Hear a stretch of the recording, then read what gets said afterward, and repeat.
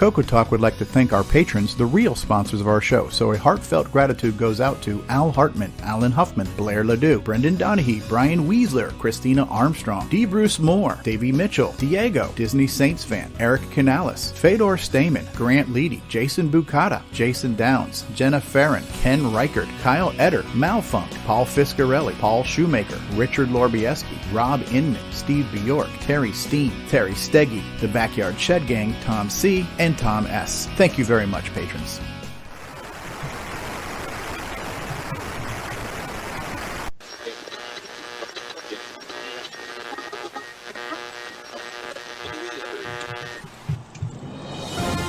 This is CoCoTALK, the nation's leading live talk show featuring the Tandy color computer.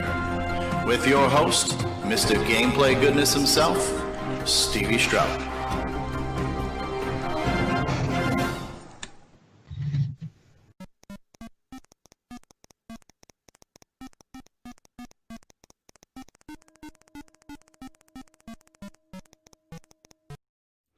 All right, good afternoon, everybody. Welcome to a very special episode of CoCoTALK. What's so special about it? Well, because we're here, we're live, and it's CoCoTALK. This happens to be one of the few times in history that CoCoTALK actually occurs on a leap year. So one of our host discussions will be favorite leap year memories today. I'm sure there are hundreds of those. You have your leap year trees up yet? Yeah, so prepare for a riveting 8-hour episode of... It's the night before leap year and all through the house. It's all right. We'll be okay. We'll have people handing us cups of water throughout the marathon show. That is it. We are here. We are live. We are going to start the train wreck. The train has left the station. We've got live people in the live chat already. Let's say hi to who's in the live chat. Curtis Boyle and Rob Inman and Nimble and Ken Reichert of Can Make It, and Robert Murphy and David and Sharon are out there. Nick Baroda, Tom C saying, what's going on around here? All right, Rob Inman. All right, so thank you guys for being here already in the live stream. And on our panel today, we have a bevy of beauties. I'm going to start counterclockwise with the man who has made my head explode, but is no longer the primary reason why I rage quit this show. Please welcome everybody, Mr. James Diffendaffer.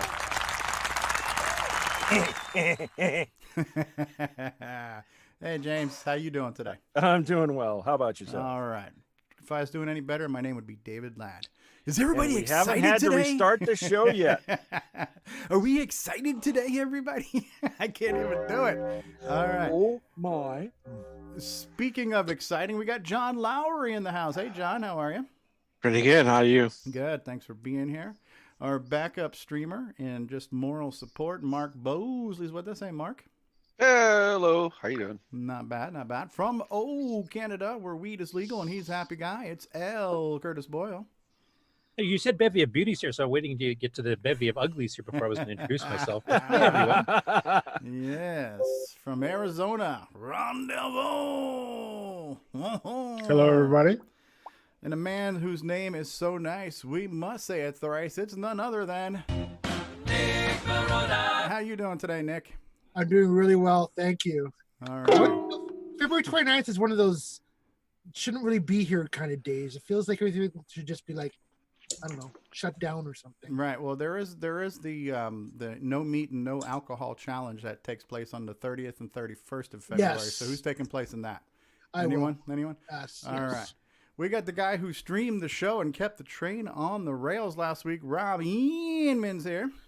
Good morning, everybody. Hey, Also from Arizona. From Arizona. Ron Delvo's neighbor. Like Nick Morentis has got neighbors. Ron Delvo's got Rob Inman and Paul T. Barton in the house, right? From down under, the guy who says, "Oh, crikey!" It's Nick Morentis. Hi, everyone. Hello. Good day, and welcome to the show, Nick. Good day. Good day. He was here last week. He's not with us all the time, but we're glad he's here today. You're going to have to unmute yourself to respond to me, but Gary Wilkerson is here. Hey, Gary. How are you, Gary? Going once, going twice? I'm doing good. How are you doing? We're doing great. We're doing great. We got a guy who is most famously known for saying, Stop right there. It's Jason Reichert. Yes, and many other poorly voice acted lines Voiceover actor. available now. That's right. Get your copy of Coco Forever today. Yeah, Rob Inman's there saying, are there any Facebookers out there? Testies. If you're on the Book of Face, if you're on Bookie McFacebook, then shout out and say hello. We got Brian, the Music Man Shoebring with us. Hello, Brian.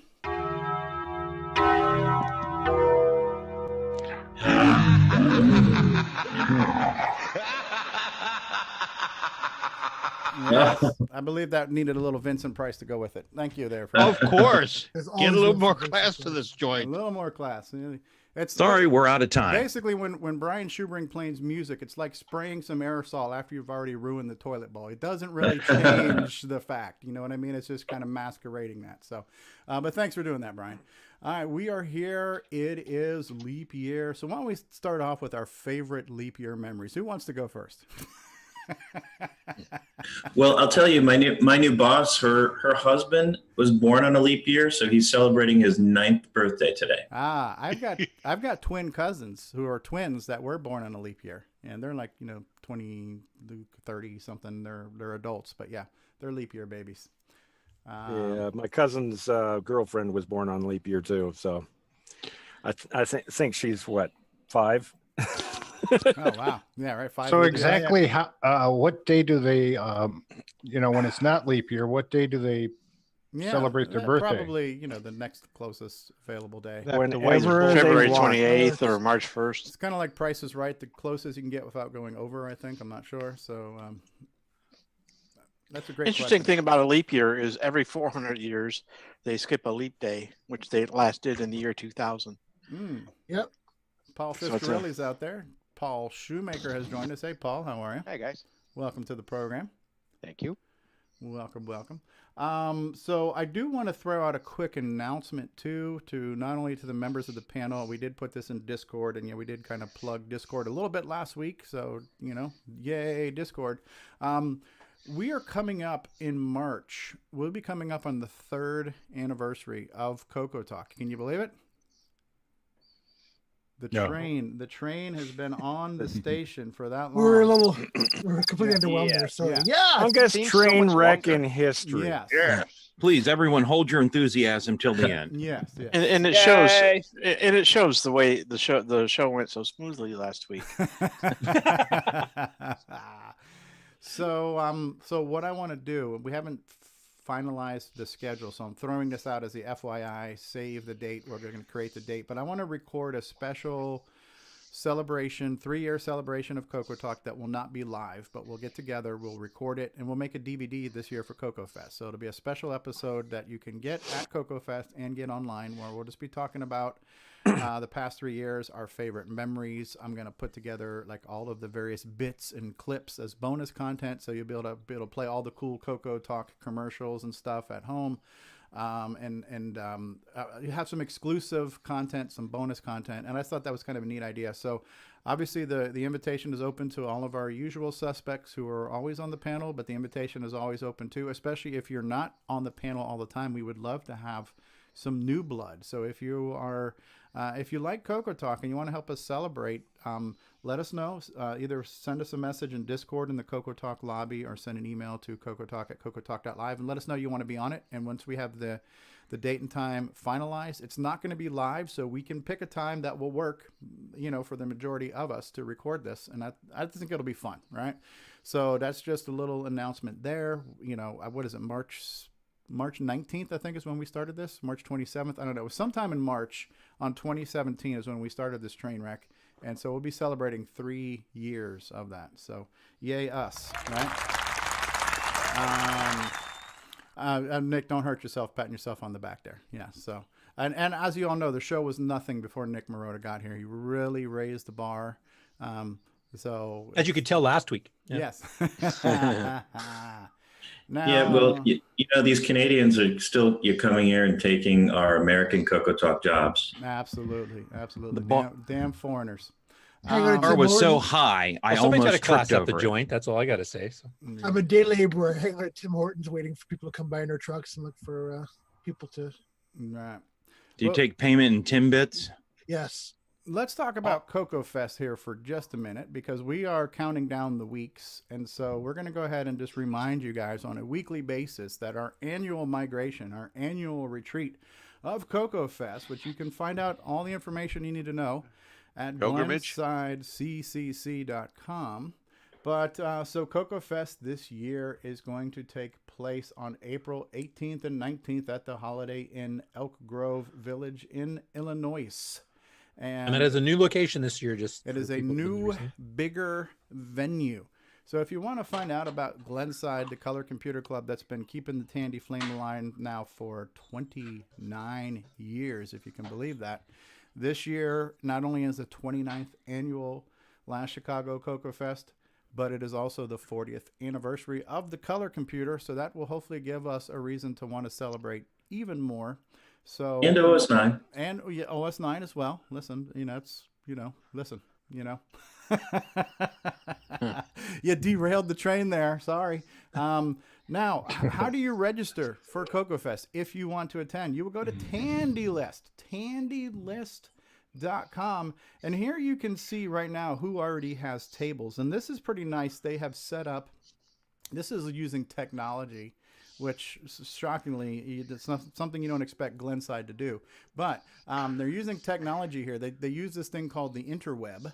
And this Tandy List website, this is the exhibit area, which is more huger than it's been in the past 4 or 5 years that I've been there. So we've got something like 62 exhibitor tables.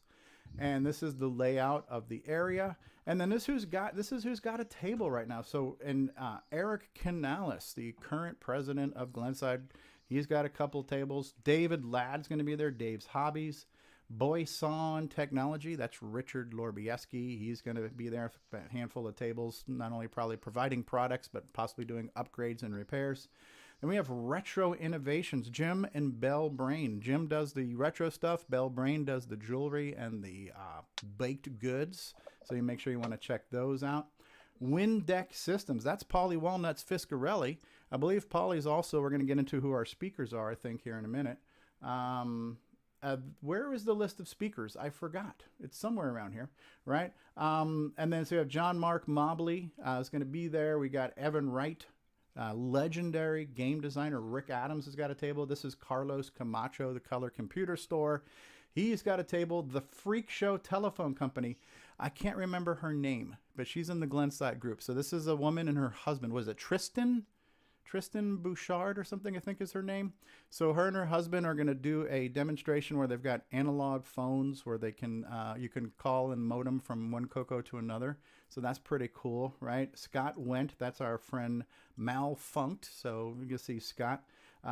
Mark Marlette of Cloud9 Technologies will be here, and Mark has all kinds of cool things for sale, and he does repairs and upgrades, and he's got parts like memory boards and all kinds of goodies, so you want to check that out. Retro Tinker, that's John Linville. John will most likely have some of his game cartridges, and who knows what else he'll be teasing. Ron Klein and Brett Gordon will be sharing a table. So Brett Gordon's the guy behind Fuzix and Yados. Ron Klein's the guy behind Cocoa Pie. MDO, that is our own Apple guy, Mark D. Overholzer Consulting. So Mark will be providing real-time consultations at CoCoFest. Whatever you need, Mark will provide that for you. Does he ever offer mental health services for the CoCoTALK people too? He might. That is greatly needed. Speaking of retro innovations, so wait a second. Hey, it's that Commodore guy. Somebody call security. Yeah, so Jim Brain has joined us in the panel. So Pi Drivewire, that's our friend Mikey. Michael Furman's going to be there. For those of you who really want to slow down your CoCo, you might want to check out the Nitrous 9 EOU booth. And this is Terry Steggy and the Tandy Shack's going to be there. CoCoTALK, I've reserved 4 tables. I don't need 4 tables, so these are going to be, in case. That's of to hold your emergency. ego. Hold my ego. Yeah. We'll get a life-size air balloon of Nick Marota's head. That'll take up all that space. So, DeBruce Moore is going to be there. I think DeBruce Moore has got a new project he's going to tease or unveil to us this week. Ron Klein and Brett Gordon, I mentioned them. Did I mention them twice? Are they somewhere else? They are. They're 55 and 56. So they got 2 tables. R&B Computers. I'm not sure who that is. Lost Wizard Enterprises, that's William Astle. Coco VGA, that's Brendan Donahue. I'm not sure who NCS Inc. is or Zytec, but they're going to be there. The Coco Brothers, that is Paul Thayer and Tim Thayer. They were there last year too. Coco Man and Ken Reichard will be there. Bargeman Research. Strongwear, that's our good friend John Strong. Terry Steen, author of Balloon Fire, Gray Lady, and the inspiration behind Nightmare Highway, will be there. BDS Software. Brian, you only have one table, Brian? You gonna be able to fit all of your mountains of music in one spot? It's a larger table to begin with. Okay. So Brian, the music man. Okay, this is most likely Boise. Coco Call for Papers. Here's 2 more tables for Cloud9 and 1 more table for Retro Tinker. So the way these numbers are don't quite match that. So Cloud9, I was thinking, man, Cloud9's only got 2 tables. That's kind of tight.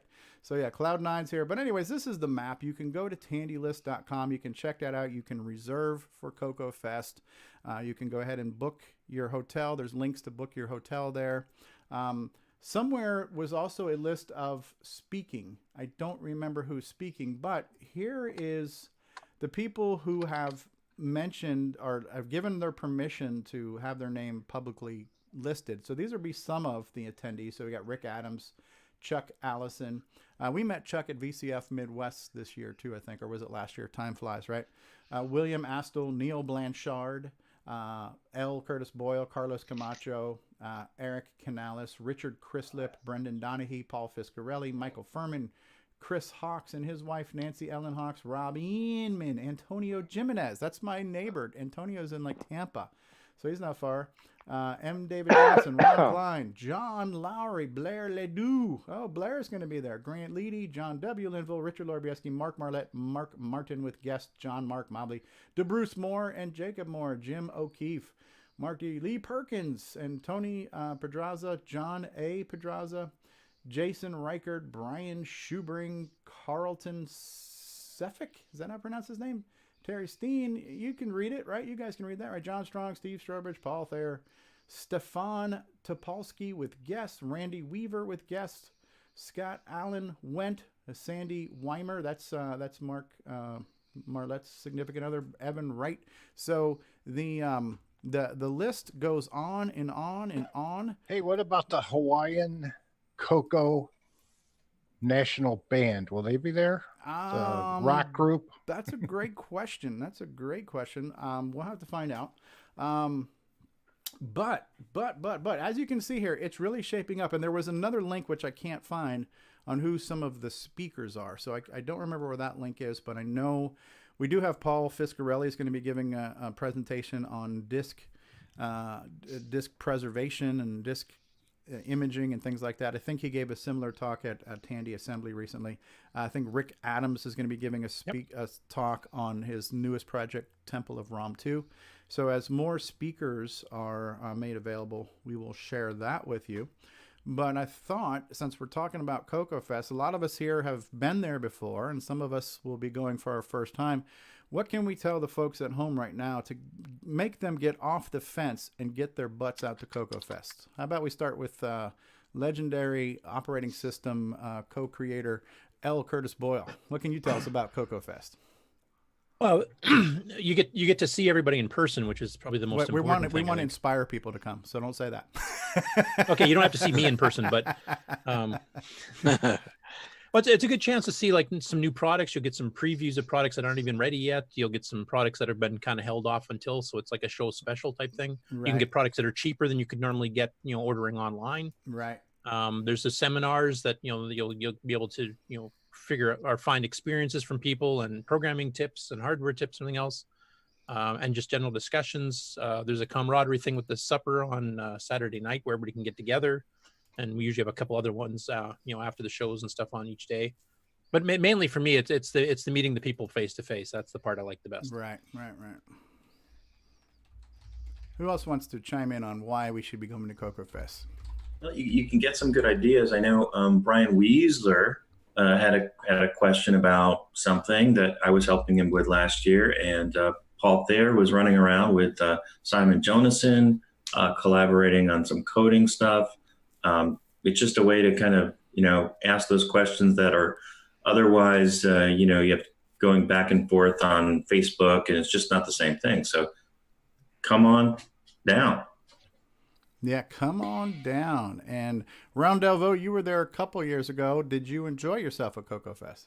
I was there last year and the year year before. Yeah. It was great. Yeah.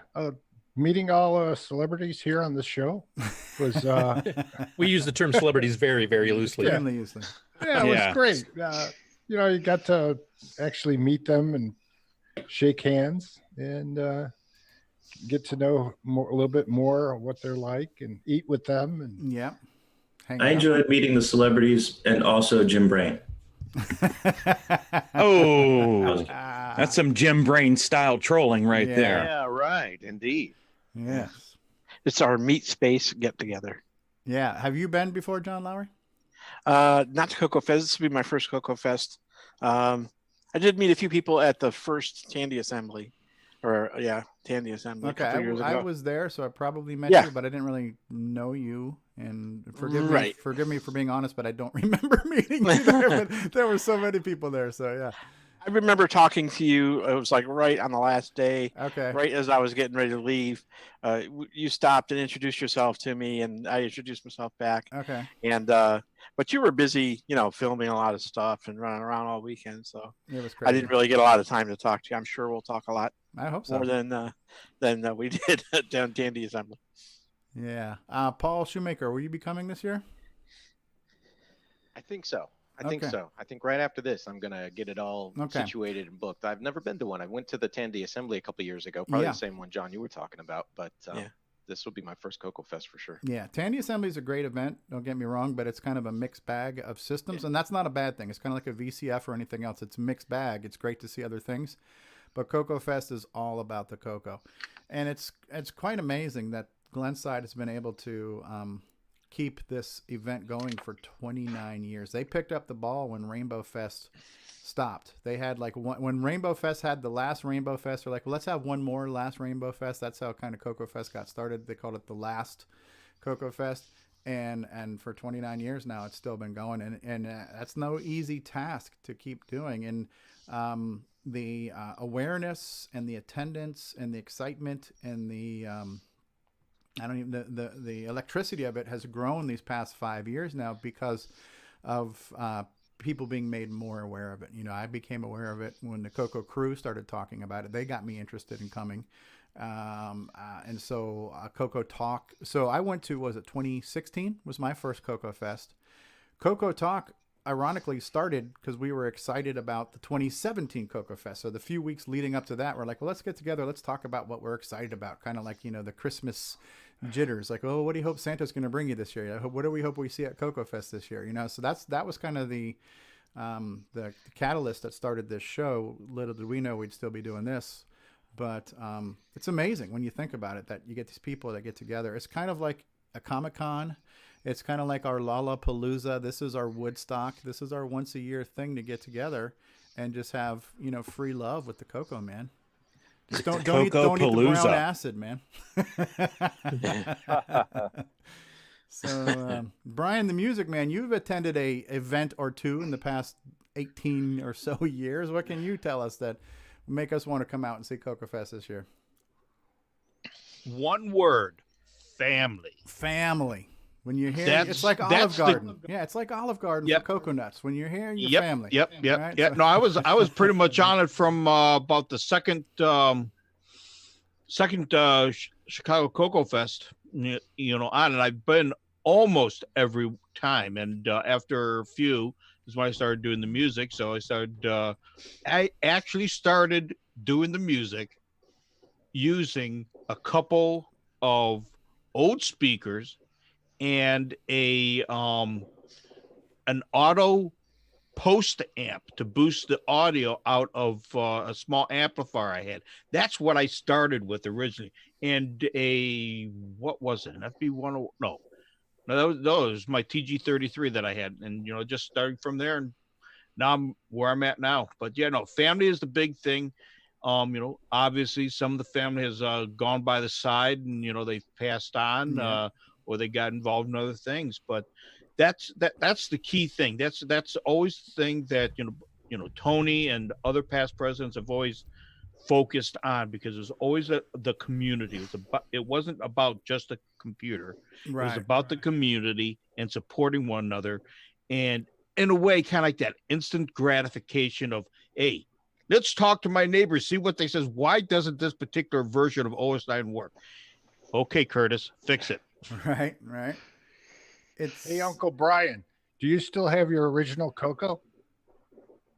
The repacked Coco is still in the case, but it's not working. I do have my original Coco 2 right here in front of me. I actually cracked the case for the first time last night because I'm getting the Coco VGA for it, and I just ordered another Coco SDC so I can have my Coco 2 also instant down, shall we say, and hooked up to VGA monitor rather than a regular TV. Nice. Well, John Strong. That's all you'll need. John Strong has been to probably a Rainbow Fest or CoCoFEST or two in his limited days. He's still a spring chicken, but in his short time on this planet, John's probably been to a fest or two, right, John? Oh yeah, I've been to quite a few. Missed a few more than I wanted to, but life gets in the way. Yeah. If I'm getting ready to go to the show on the day of the show, run a fever, and say I'm not going to take this to my friends, sure. and staying home, I've had that happen. Well, speaking of John Strong and coming to CoCoFest, this is the cool custom joystick I got from you last year, so that's one reason to come out, right? To get custom hardware, prototypes, and products that are not always readily available, right? And so you talked about this on our show last year. You brought some out to the fest, just like David brought some of his prototype PS2 mouse adapters and stuff. So when people are working on stuff, so you get to see it in person. We got to see the Gimme X last year, although you had to look really hard to find it accidentally. But the Gimme X was there last year. It was really cool, right? John Strong has games too. John Strong has games, right? So the Strongware library software will hopefully be available. Yeah, there'll be some software available. There will most likely be at least a demo of a game that you guys haven't seen yet. Ooh. Okay, it may not be completed. I've been working on it, but I shared to a few select persons some of the graphics. Curtis is one of them, and so I think he may recognize what it is a duplicate of. Okay. Yep. I did ask him to keep quiet because, Well, that was your first mistake. Yeah, well. You know what Curtis said to me just the other day? You want to grab some food before we head back and look at that Alt Reality OS9 module? The guy just can't shut up. Can you tell Stevie has a new toy? It hasn't blue screened yet. I'll give him credit for that. Right. So, yeah, but it was a pleasure meeting you, John, because I had not really known you that well prior to that. There are certain people you got to know a little bit through Facebook or the mailing list. So I remember my first CoCoFest was really, I wouldn't say overwhelming. I didn't know what to expect. It wasn't like I didn't have a panic attack or anxiety, but I didn't know what to expect, right? I didn't know how to behave. So I didn't go out of my way to be overtly social, but I did get to meet people regardless. And so it was cool. Definitely cool to meet Curtis, because at that time, Curtis and I only knew each other through Skype and collaborating on a few things. So I got to meet Curtis for the first time, and everybody that I know you've regretted it ever since, but it was nice the first time. So.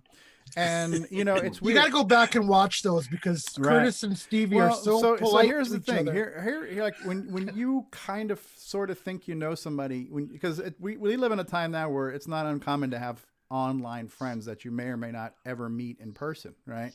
I've got gaming buddies that I play with games on and stuff, and so you got it's a weird time now where we have real friends that are just somewhere else that we may never meet in person. When you do meet them, what is the expectation versus reality? I know most of you are probably disappointed when you met me, but when you meet somebody in person, was there ever anything like I remember when I was at the first Tandy assembly, Jason Lee Cyril or Jay Cyril, who's working on that project now, and he's a pretty big guy too.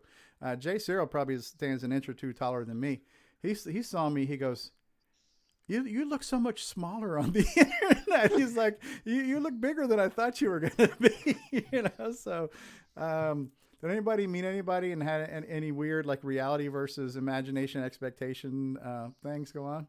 The first time I met Chris Hawks, and that was back in Rainbow Fest days, he was quite taller than I was expecting. Yeah.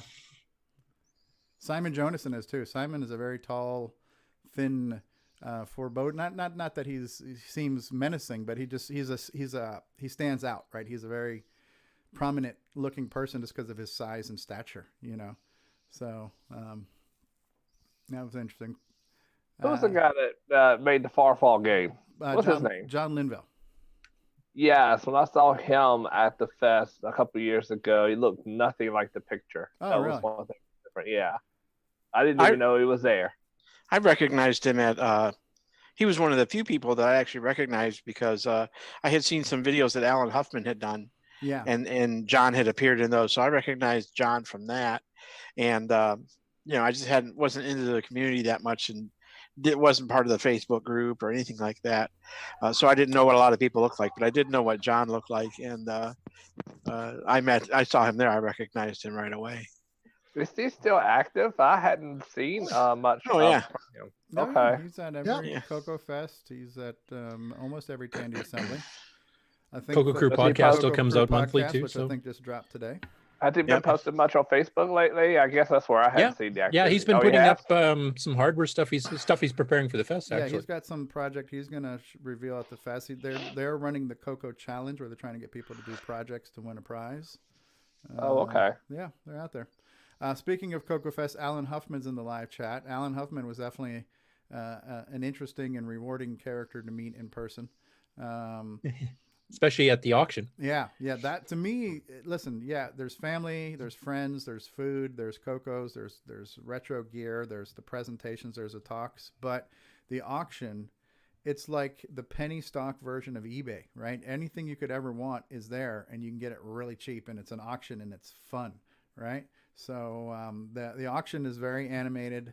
It's a lively time, and but if you fly in and you bought a CM8, you might have a challenge getting it home, right, on the plane. So plan accordingly, right? But you can get some really cool stuff at that auction for really cheap, right? So that's another cool event, just to see cool, rare things. Was it last year that I drove?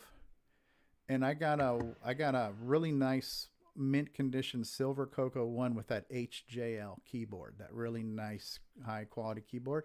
And I think I got it for like $65 in the auction, which was ridiculously cheap for what all that stuff would have gone for, right? Now, didn't somebody going to this CoCoFest last year pick up a piece of furniture? That I believe Terry Steen did, yes. And by the way, when we take our first commercial break, it hasn't been 45 minutes, so we're used to a 45-minute introduction to the show. But when we take our first commercial break, we have a brand new Coco Thoughts for you this week, and we have a brand new special premiere CoCoFest edition of Nightmare Highway commercial that will be dropping today as well. Jim Brain, go ahead, Nick Marotta. That couch last year was a door crasher special. Yeah, that definitely was. Jim Brain from Retro Innovations. Hey, it's that Commodore guy. Somebody call security. You've been to a CoCoFest or two. Is there anything you want to share with your memories, good, bad, or indifferent? Oh, I think one of the things that's nice for me is to see the resurgence in the hobby. So first few that I came to was it was interesting to see the familial perspective there, but in the last few shows, definitely seeing the increased number of, attendees, vendors, exhibitors, and so forth. And then, of course, the projects have become much more plentiful and whatnot. So that's always nice. And of course, this year we're at a larger venue, which is always a good sign. So I think it's nice to see that progression of people rediscovering the platform. Absolutely. And progression of growth. Yeah. I did want to mention too, like one other person that was a little bit different in person than I was expecting was Nick Marentes, because we met at PenFest 2000 when he flew in, and he didn't look much different than I was expecting. But I found out in person I could barely understand a word he was saying. So.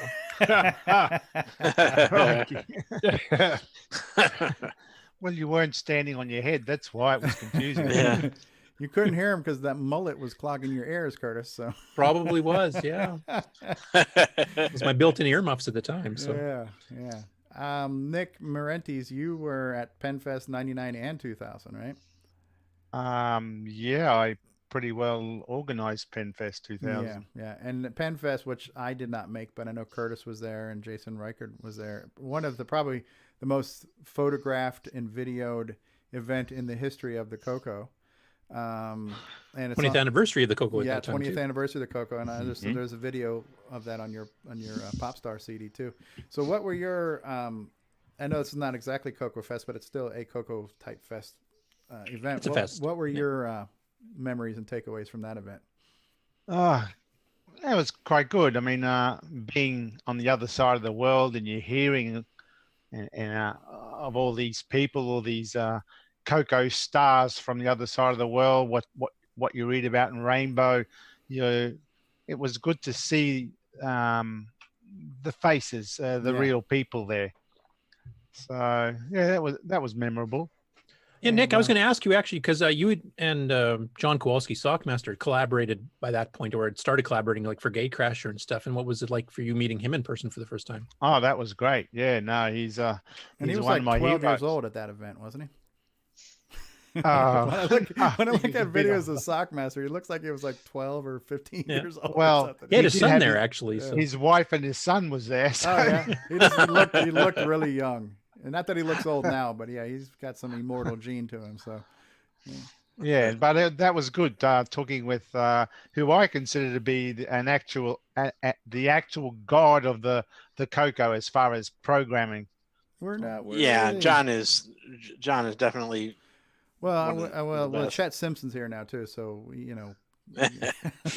I went to the '84 Rainbow Fest, and I met Lonnie Falk. Oh wow! And I was wondering who else has gone to an early Rainbow Fest earlier than maybe I did. I have. I met Lonnie Falk too. Actually, we were supposed to be doing an article for him, but we never completed it, unfortunately, because of work commitments. Yeah, I've met Lonnie. I met Del Puckett and a bunch of the crew of people there. Marty Goodman. In fact, my games were first released in probably about the last CoCoFEST. Okay, and my publisher was afraid to let me give some of my software to them that they were selling. He says, no, Marty will like it. And so I took and gave him the copies.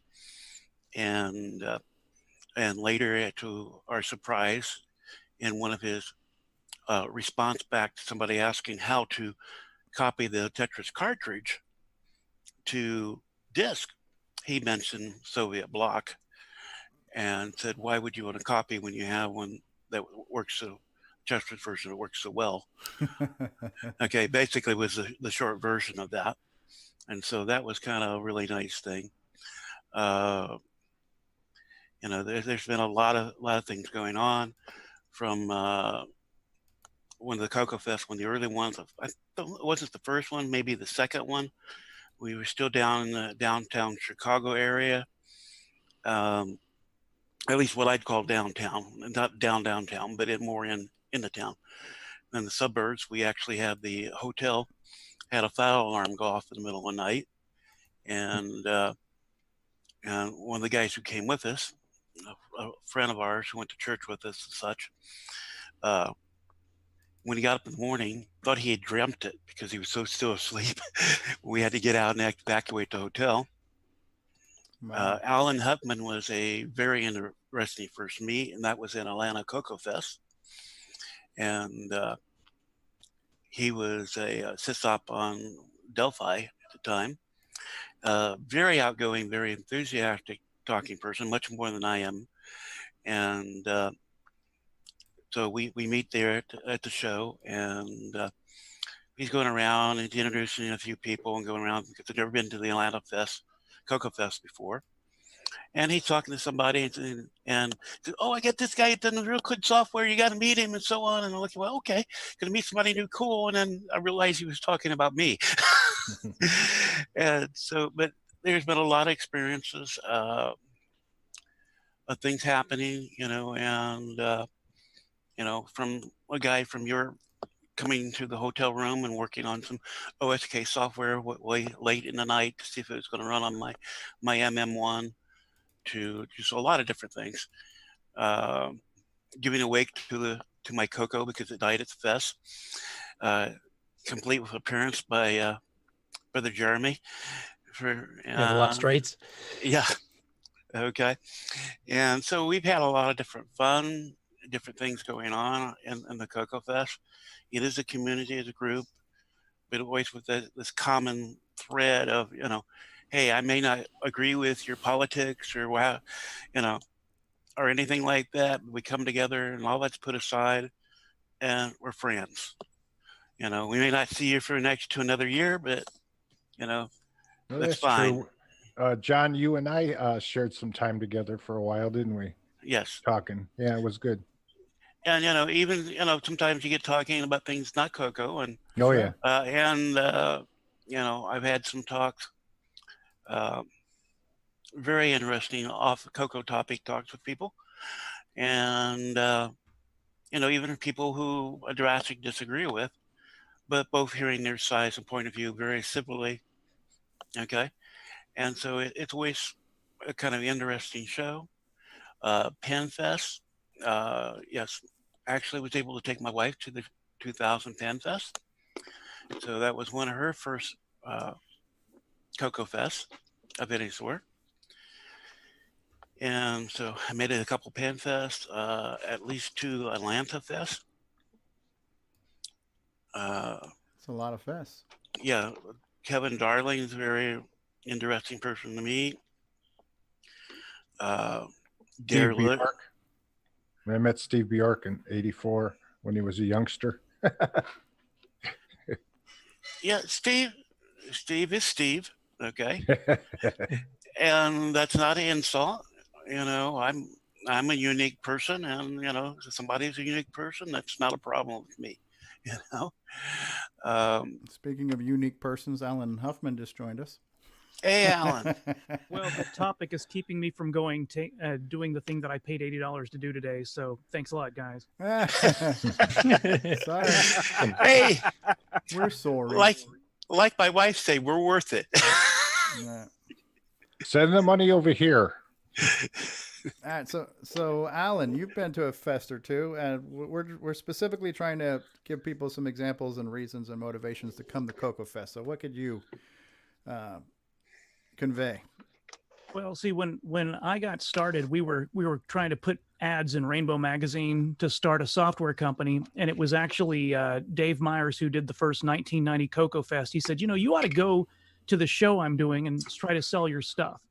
And I'd read about Rainbow Fests every year in the Rainbow Magazine, so I was always very envious of the fact that you could go there and you could meet these people that you saw on the title screens, and you'd get to see stuff that sometimes didn't even get released. There was always stories and articles and people and things. And so it was a wonderful thing. I got very hooked and went to pretty much all of them. It was only in the later years that I started missing events, but I went to them, and there was one in Iowa, there was Pennsylvania, there was Atlanta, there was Chicago. I was going to all of them. Nowadays, it's the only place you can go to really hang out with people that know what the heck you're talking about. Yeah. Back then, we still had Radio Shacks. You could walk into a Radio Shack and maybe somebody there knew about it. There might be a few more people in town. But the thing that I like about the continuing of them these days is it's the one place where I can go and I can just see all this stuff that actually relates to an interest I have.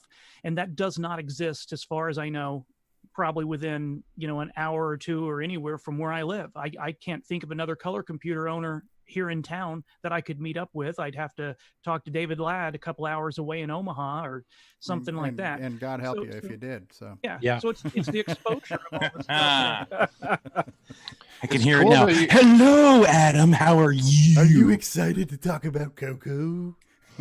Hey, Alan, it's cool that you have that romper room circle thing there in front of you. Oh yeah. The mirror, magic mirror. I see not the Kenny, rubber stoppers. Those are the things you walked I see on. Curtis, and I see John and Paul. She never saw me. I was disappointed. But Alan and some of the others did some facial things. It was always kind of seeing, well, is Alan's going to show up with his towel? Is Chris Hawk's going to be in his bathrobe? Yep, in the bathrobe. And Chris Hawk's in his lab coat. Yeah. And in all his vest, badges hanging down it to, more than you want to count. Oh, yeah. Mm-hmm. And I think Alan and I felt honored the year that they put us on the official T-shirt for the show. Oh, wow. Okay, and I still kind of prize that. Still feel honored that they chose to include the vendors on the official shirt. And Hawksoft was on it. I know Sabitha Stronger was on it. That's what's cool when you go to CoCoFEST. You walk in the room, and not only are there hundreds, it seems like, of Cocos laid out everywhere, but there's actual signs on the wall that say OS9 or various vendors, and there's people walking around it really talking about Cocos. It legitimizes the crazy obsession we have with being in this hobby. Well, I'm kind of disappointed I wasn't able to give a booth by the wall so I could put some stuff up this year. So in the live chat, Jeremy Landry says, I tried to go to CoCoFest, but ended up at a convention that was centered around hot cocoa. I think I made the wrong turn at Albuquerque. It's a left you take at Albuquerque. Yeah. And then it could have been that other convention about the Disney movie. Yes. And then Robert Murphy Somebody told me, you go left and let's split up. I'll go left. Yeah. I actually have a story related to that. I was at a Rainbow Fest, and somebody showed at the door at that time, what was it, the Compact, called one of their computers from Rainbow? Somebody. Oh, okay. Yeah, and they were looking for that and was very disappointed and quite vocal at the Rainbow Fest that it was not for that particular computer. Well, some lady. Here's why you're wrong, and come enjoy the cocoa. Yeah. Mm-hmm. And then Robert Murphy says, the place you can go where people understand what you're talking about. That's about the best ad for why to go to CoCoFest, right? That's your takeaway right there, right? Absolutely. Like being at an event like PenFest, that was the first back in '99. That was the first type of event like that I had been to, and like, wow, there's all these other people that have the cocoa. That was brand new for me. And got to meet Nick and Alan and Curtis. Can't forget Curtis and all that fun. Well, I can, but who can forget that mullet, really? And I was really, I went 99 and 2000. It was really practically in my backyard. It was really close because I hadn't been able to make it to an Atlanta Fest. I wasn't able to make it out to Penn Fest when it was out in Harrisburg. But when it came to Pittsburgh, I was like, I got to go to this. And then I was hooked. And then I was so disappointed when it ended after 2000. And just 2 years ago made it out to CoCoFest, and it was you have to recapture some of that magic, and it's been a lot of fun, and I'm really looking forward to making the trek out to Chicago and regretting why I didn't do it sooner. So that's right. That I feel very fortunate. It's not that far. It's like an 8-hour drive. That's really not that far compared to other folks like Curtis that drive William Astle does 30 some odd hours straight. Yeah, it's just 22 for me. Okay. So wow, yeah. Still, that's a crazy amount of time to drive for me anyway. But and it is a lot of fun. And just remember, maybe this may be encouragement or discouragement for some people, but meeting David Ladd, there's a moment. David Ladd. What a fella. I mean, meet David Ladd. We have some unique characters in the Coco community. I will say that. Yeah, absolutely. We know what David said to me when I first met him. Oh, I'm much happier breaking stuff. And, I'm planning on bringing David some Diet Dr. Pepper, and he always... with or without water?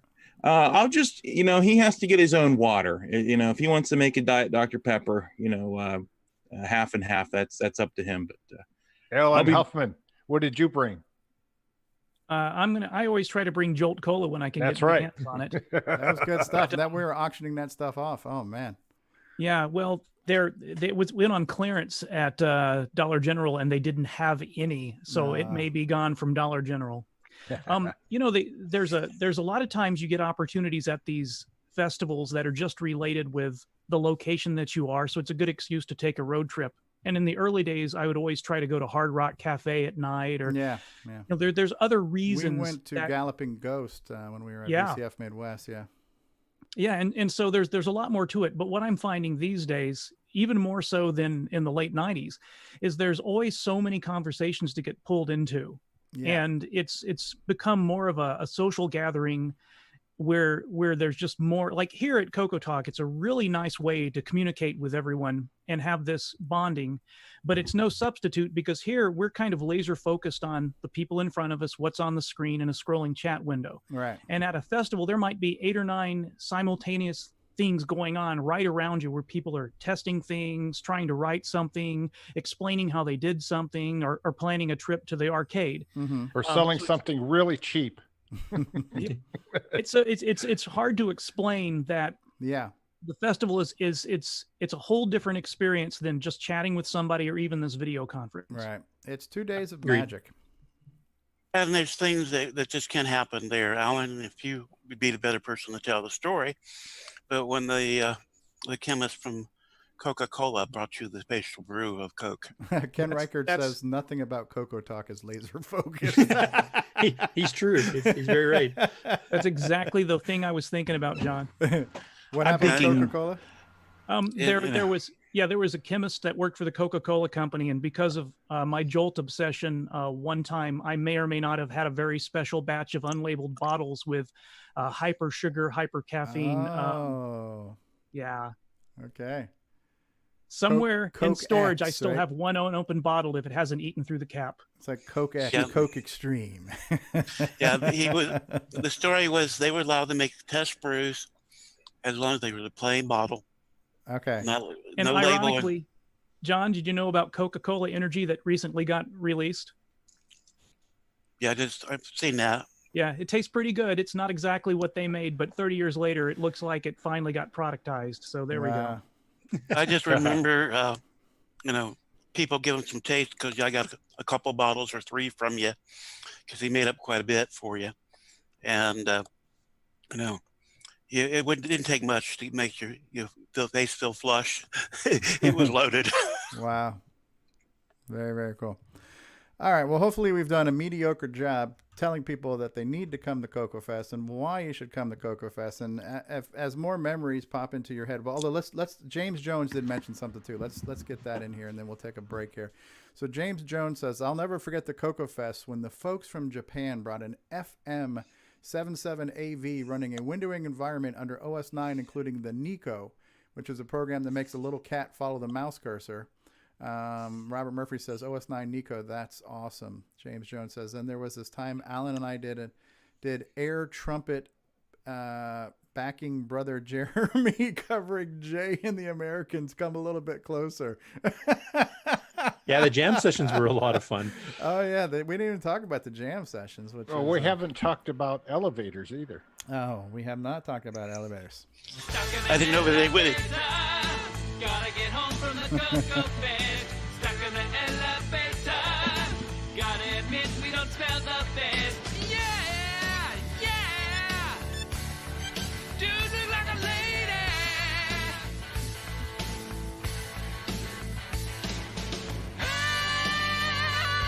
Oh yeah. Sorry about that. Couldn't resist. And don't forget the time we went to the pizza place that the hotel recommended that had no seating. Yes, that was good times. That was good times. I gotta ask, Yeah. is there any elevators at this new building? No. There is, but it's not needed because everything we need to do is on the first floor. Okay. They've put us in a safe space. Yeah. We have a rep. Yes. So the music jam was fun too. So I remember seeing the video from PennFest with Brother Jeremy playing the guitar, singing to Kevin Darlin once Darling, we set yeah. the update free. And my Let first me ask you, Yeah. Is it impossible to find this Jeremy guy and get him on the show? He's in the UK. That's my job. So what? I mean, Well, Ron, telephones work. Go over there and have lunch with them. Yeah, go have fish and chips with them. We'll talk about the bio. Yes. So Ben Drakes has joined us. Hey, Ben, from across the pond. So I'm glad I got to meet Brother Jeremy at my first CoCoFest. He was a really interesting character. So to hang out with him all weekend, and then free advice too. If you're going to come, make sure your travel plans include not going home until Monday. Plan on being there all day Saturday. Plan on being there all day Sunday, because Sunday night when the fest closes down, there's usually a dinner somewhere where everybody gets together. And for the past couple of years, it was going to Fuddruckers or somewhere else. There was one year that we kind of branched off. Alan Huffman, John Strong, myself, I think Curtis was there, a few of us, Brian Schubring, and we went to a German restaurant. And I had never had German food before. That was an experience. So I'm like, you know what? I've had Fuddruckers. We had Fuddruckers last year. Yeah, let's do this German thing. And that was kind of cool. So there's these little breakout sessions too, either with big groups or smaller groups where you'll get together. You go have lunch at Portella's, dinner at Fuddruckers Sunday night. There's the dinner in-house Saturday, the catered dinner that's going to be there. So lots of things to do. And but if you can only go for one day, that's better than not going at all. Yes, And I did that the first time. Just don't plan on sleeping. One other thing that I'd mention about CoCoFest is walking around to where the cookies were by Jim Brain's booth, and getting a couple of cookies, and then walking over and seeing all the red boards he had laid out that did all kinds of different things that you never knew anybody thought of doing. Yep. It's pretty awesome. And we're going to hear from Jim Brain after the news with some updates from him, hopefully. So maybe get a tease. I'm in. I want to know if there's going to be pre-orders for baked goods this year. It definitely is. Excellent. Woo! All right. Okay, how about we do this? We're going to take a break. We are going to start off. Well, I'm going to go ahead and we're going to see a brand new commercial for Nightmare Highway CoCoFest edition. Then we're going to hear a brand new Samuel Gimes CoCoTALK, and then we'll be back, and then we'll start working our way into news of Curtis Boyle, Game On, you name it. So this was quite unexpected and possibly longer than we planned on, but it was probably worthwhile to spend some really good quality time trying to make sure people realize CoCoFest is where you need to be. You think we did a decent job today, guys? Oh, sure we did. Yeah. Meh. All right. So here we go. Here's a. So we're not going to be able to have a potty break because we have to watch the commercial, right? This is why we can't have nice things. Right, that's right. Go ahead and we'll talk amongst ourselves while Ron takes a potty break. So This is the pre-commercial break. Well, hey, Brian Schubing, you want to play some music for us while Ron? And we have some elevator music. Do do do do do do do do do do do. Ronnie's gonna go and pee. He's gotta let it all out. Oh yeah. All right. So This show just keeps getting better and better. What's that song from that Disney movie, Let It Go? This is great music to tinkle to, don't you think? We can ask Grant. Can I request Beer Barrel Polka? They don't call him the Music Man for nothing. Well, one thing I wanted to bring up, it was interesting, is actually Peter Dibble. Just talk over the music, John. We can hear you.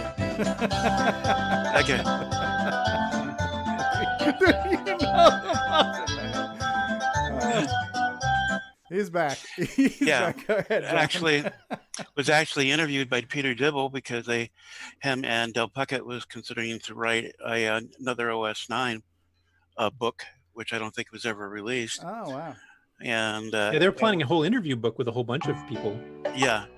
I don't know what all they were planning, but I was interviewed, by Peter for a possibility of things about it. Cut the music, Brian. Adults are talking now. Up goes the weasel. Thank you for the interlude. Hey, Ken wants to know if everything came out okay, Ron. Yeah, thumbs up. Okay. So sorry, John, you were saying you were getting interviewed? Yeah, he came to a room and a hotel room and interviewed. That was an interesting fest. I also went to the room where some of the OSI guys, I know James Jones was there. I think Kent Myers, Peter Dibble, and I had showing Peter my icon editor for the Coco 3, and and all of a sudden, he looks at it, and everybody says, "Hey, looks at this," and got everybody's in the hotel room attention. Which previously I've been trying to talk to some of the guys, and it's like they were so busy, probably talking about the upgrade, that they kind of excluded everybody that wasn't out in their group that knew about the planned Coco OS9 3 upgrade. And but I got their attention with that. Okay. So there's some things that helps, and are telling the people for the MM1 who was asking what software you wanted on it, and looked at the lady they'd hired to do that, and then when I said I wanted mine on it, and I did release MM1 software, and so it's a lot of interesting things going on. Meet a lot of different people, and okay. Let's see this commercial. Commercial. CoCoFEST. Sorry about that, but I'm anxious to see this commercial. Sure. We're holding on No for problem. Ron to tinkle. We'll be back after these words. This is breaking coverage, the latest Nightmare Highway CoCoFEST edition commercial. And we'll be back with more CoCoFEST talk on CoCoTALK after this. We will return after these messages. CoCoTALK is brought to you in part by Placeblex Dietary Supplement. Placeblex. We think it works, so will you. It's a Radio Shack Merry Christmas. Well, I remember that Christmas. Dad gave me my first shortwave radio from Radio Shack. What memories. This Christmas, we got our son's Color Computer 3 from Radio Shack. It hooks right up to our TV and was on sale for less than $130. The Color Computer 3 makes learning fun. Jimmy even lets me use it for word process when he isn't playing computer games. Lucky I still got my shortwave. Save $70 on the sale-priced Color Computer 3, only at Radio Shack.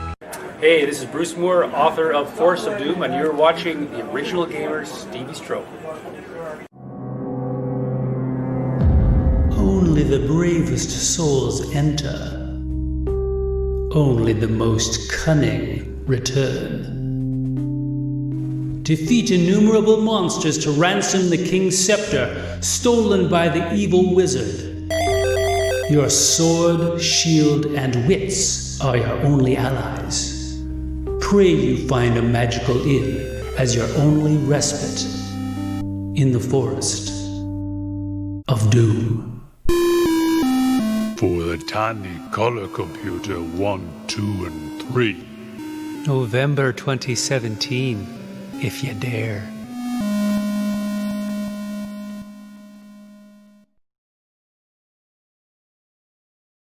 This is Ken Reichard, author of Nightmare Highway. Nightmare Highway. And you're experiencing CoCoTALK?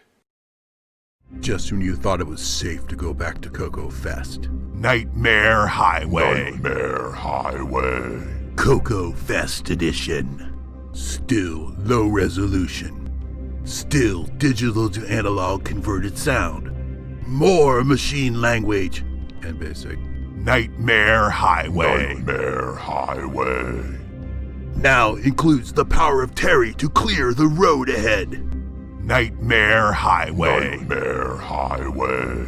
Limited physical editions available for purchase at CoCoFEST. Nightmare Highway. Nightmare Highway. All of my games are included as an alleged bonus, including my failed 4th Rainbow Adventure Contest entry, previously unreleased, for a reason. Nightmare Highway. Nightmare Highway. Now you've really paid too much.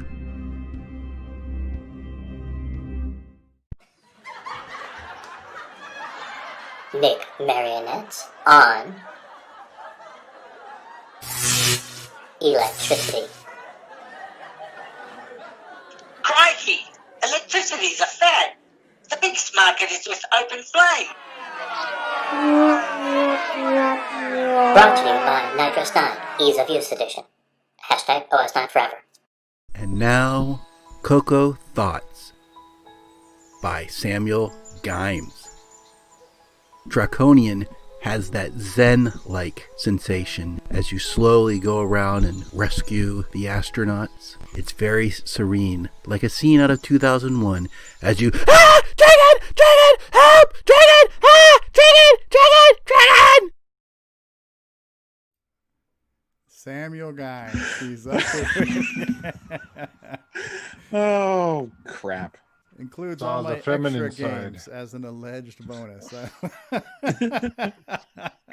the good unreleased reason. fourth adventure contest for a reason. For yeah. good reason.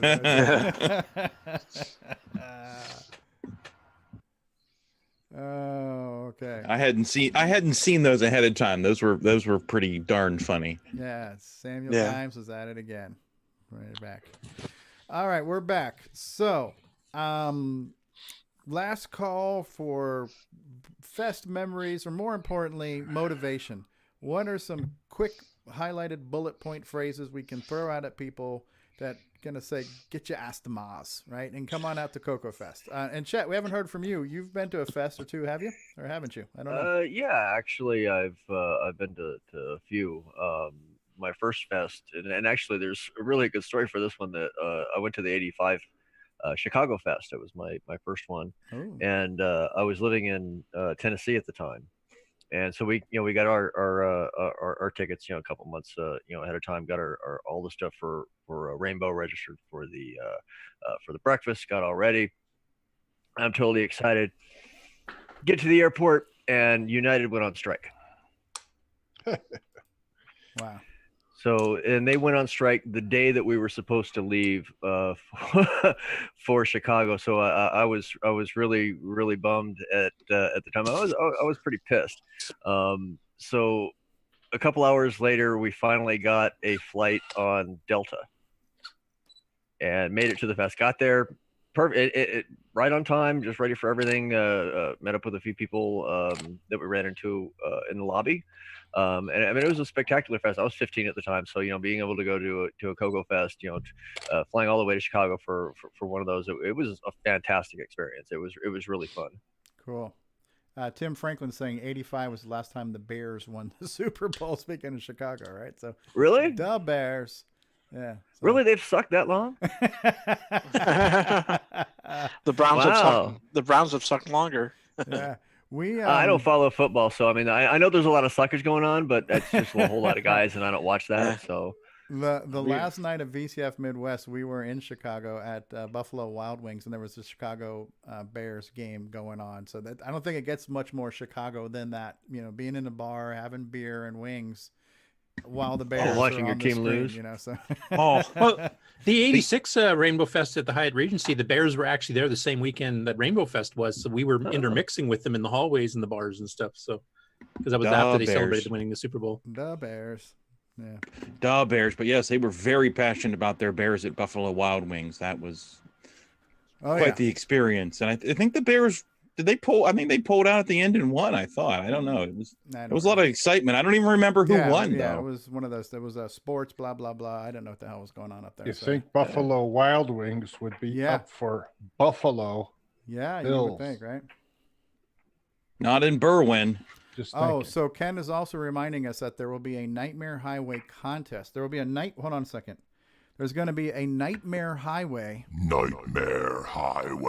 contest to win a one-of-a-kind Nightmare Highway mug, which he says is a totally stolen idea, right? So there will be. I don't know where he got the idea. I have no idea whatsoever where he got that idea. Yeah. So you can play Nightmare Highway.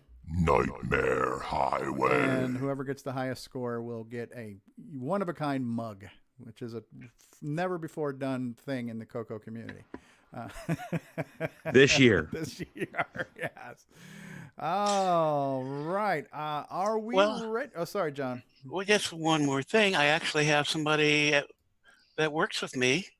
I work mobile, but this guy is from the Chicago area. And I invited him to the CoCoFEST, and he said he's going to let me know as it gets close to time where he's going to make it, he says, "Hey," and I had to laugh when you sent that to me. He says, I totally know that hotel very well. And so we may have somebody from a coworker showing up. Neat.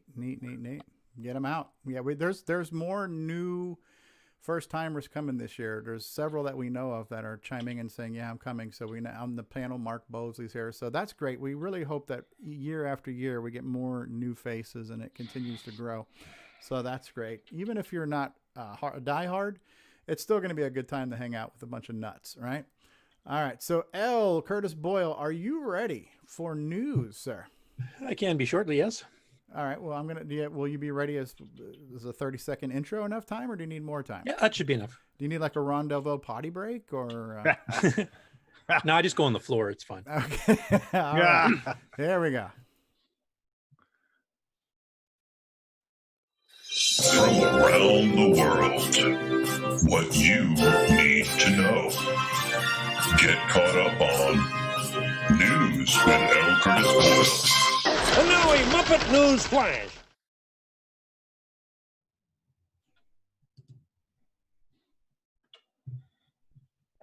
Okie dokie.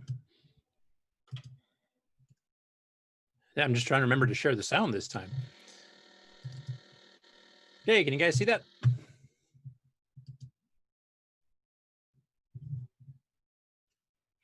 Hey, so the first news item here, Jim Gary, who writes this blog, there's that 10-liner programming contest that we mentioned last week. And so he's got a kind of a blog entry on just general programming for the MC10 and also some of the Coco stuff and Dragon. He's talking about the 10-line basic awards, also the Asimov awards, which will be at CoCoFEST. So there's another reason to go. You can, pick up your prize if you win that one. And he kind of goes through what his entries are for the Asimov awards, which I think is Diego the one who's sponsoring that. So he goes through and he goes like, here's the one solo chess game that we demonstrated within the last couple of weeks here, and actually the board game that it's based on, which I didn't realize was a real thing. So it's kind of got the limited size play field for it. And then he's got a quiz night that was inspired by something one of the Dragon people did at one of the Dragon Fests in England recently. And Space Mouse and his Alien Invaders. His version of Outhouse, which is on the bottom video there, and then he's also got what inspired it, doing low res version of it, which was by Erico that we showed. Now he said he couldn't put all the fancy graphics that Erico did because this is his entry for the 10-liner contest. So his miniature version of Outhouse is only 10 lines of basic code, which is pretty impressive. Anyway, he's got a whole blog entry on that, and there'll be some more Jim Gary coming up on the Game On segment too. But just wanted to show his little blog where he kind of explains what he's doing and why, etc. So that's pretty cool.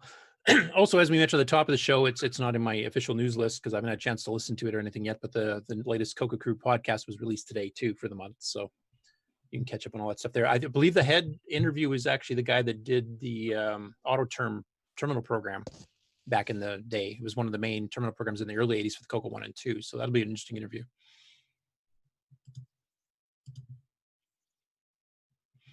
And speaking of John Linville at the Coco Crew, this is a pre-CoCoFest distraction, as he puts it.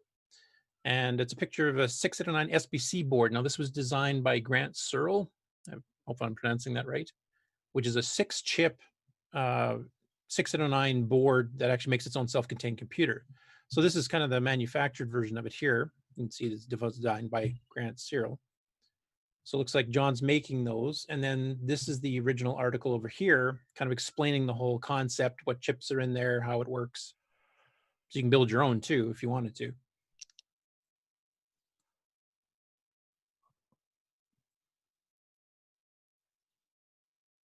Yeah, this is more using the old technology. Like it's using a 6809 and period appropriate chips, whereas I believe Dave's is using more modern FPGAs and stuff to simulate the older chips. So when you turn this one on, does it have a green screen like our Coco does? I believe it has a VDG, so it might. Actually, no, this one might be terminal. This one may be terminal only. I can't remember. It's a terminal by the looks of it. Yeah.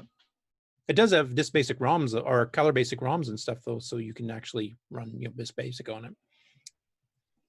That's a pretty interesting project. If I'm gathering by John's hint here, you might have some of those boards for sale. So if anybody wants to tinker with a single board computer, you can just plug it into an RS-232 on a Mac or PC to log into it and actually use it as a terminal to log into the system. Then you can fiddle with it. Yeah, it's based on Coco 2 extended basics. So yeah.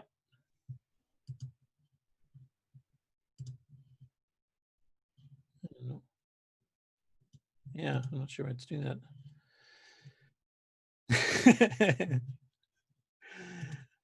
Okay, next up, Richard Kelly. He's posted a disk image on the Facebook group for his 22-frame text animation demo, which unfortunately I don't have an actual video of it, but there's a little screenshot of it here.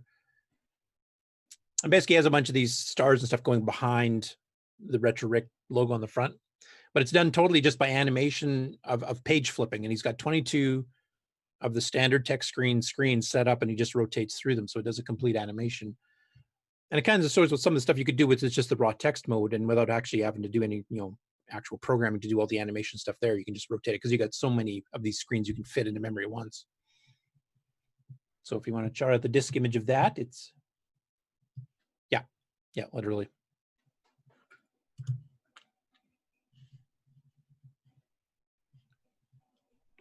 Okay, he's also released a disk image on the Coco Facebook group as well that gathers up T&D software. Now, that was one of those cassette-based magazines from back in the 80s, kind of like Chromaset. Actually, we've done some of the games that have been on T&D before, but they had an ML tutorial series that ran through a bunch, and he's actually gathered them all up from the various tapes that originally were on and has made a disk image with the entire ML tutorial. So if you've done the Steve Bjork ML tutorial that we did here on CoCoTALK, here's another one. You can also get the Dennis Kitts audio cassette version. He did an ML tutorial for 6809 there as well, but now he's gathered up the T&D ones here that basically will give you that entire course. So anybody wants to learn machine language for the 6809, we've got 3 or 4 publicly available methods of learning it, besides just going through manuals, etc.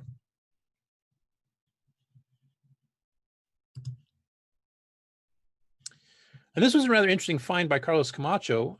He found a book called Fundamentals of Microcomputer Programming, which features the 6809, but not only that, it features the Coco as the main computer that they're using for it. And it's not like a Rainbow made book or anything. This was actually independent. So he's got an EdTASM cartridge.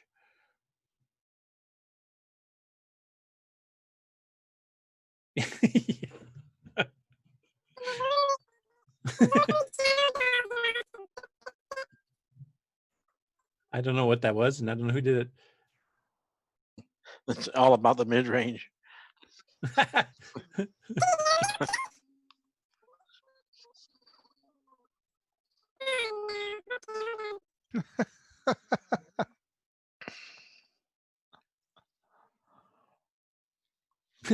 You might have to reconnect, Nick, because when we switch to GameON here, I don't want you sounding like that.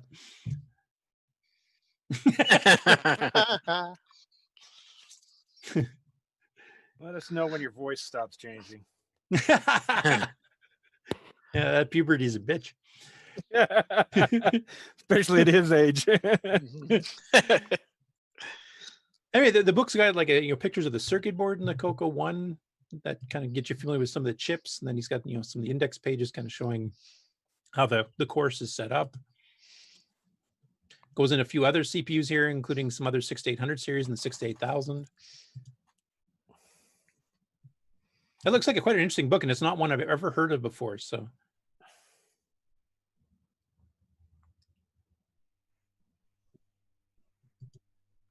I don't think he's done it yet. He just acquired the book. Oh, did he?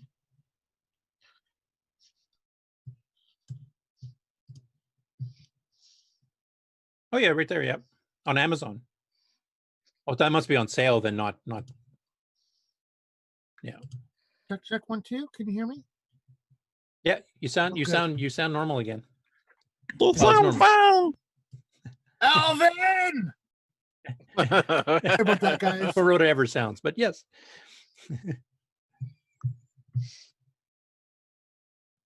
Yeah, and I'd never heard of this one before. I don't know if anybody else in the panel has, but that's a totally new one on me. And featuring the Coco, yet you figure we would have heard of it. And this one here, Matt K on the Dragon group has been posting some possible label designs to replace for the Dragon 64 Plus. So it's basically just variations on the size of the plus symbol itself and kind of.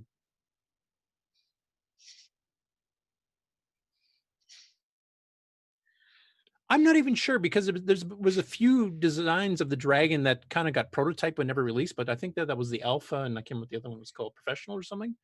So yeah, I'm not sure what the Plus is. Professional with like 2 processors, I think. And have you heard of the Plus, James? I don't know what the Plus exactly I is. hadn't seen a Plus before. So I don't know if that's some. Maybe it's something that they're working on.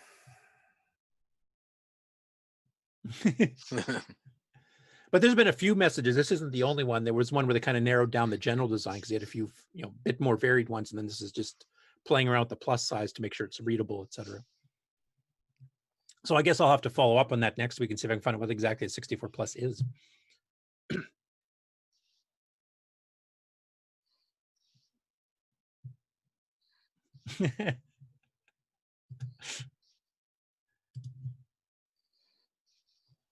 And next here, since we've actually got the person that authored this on here, I'll let him get into some of the details here. But Chet's been working on a board he's calling the CoTendo. And Chet, if you want to speak up here, I'll show the schematic that you did, and then you can explain what it does and purpose, etc. Yeah, one of the things that I wanted to do back around 1988 when I was prototyping some games was to take some of the hardware out of the original Nintendo and drop it in a cartridge and put it on a CoCo. Well, of course, I had really no idea how to do it. And then, of course, I really don't have much of an idea how to do it right now either. So I went out and I started looking, I found some information on it and I was able to, glean through it pretty easily. And it looked, relatively easy to actually get it set up and working on a Coco 3. So I ordered one off of eBay. In fact, I have it right here. You can see I've made a tremendous amount of progress on this project. So, I've got it in the board. Took me a whole week to get this. So, and it's right. It is in there right this time for those of you who were watching Discord yesterday.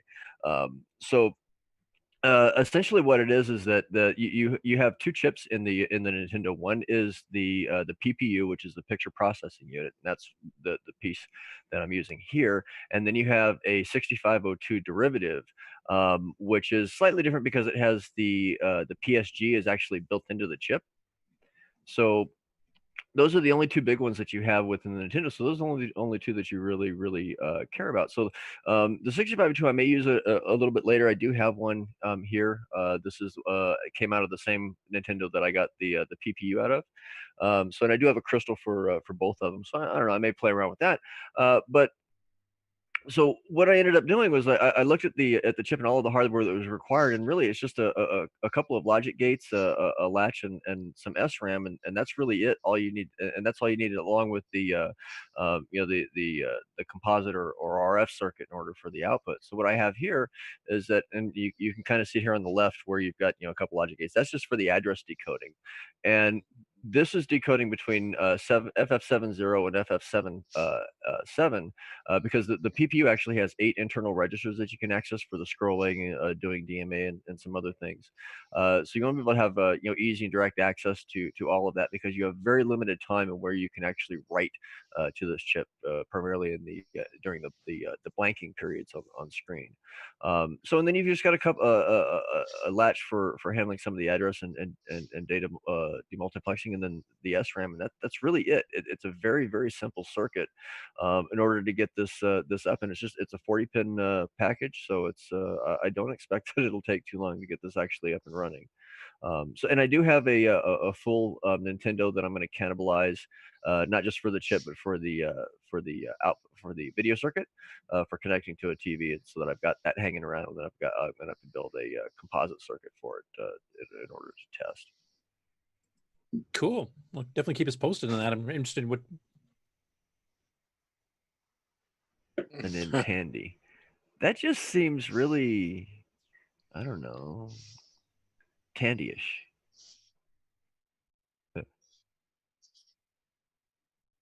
Yes. Yeah. the chip itself supports up to 64 sprites with 8 per scan line as a max.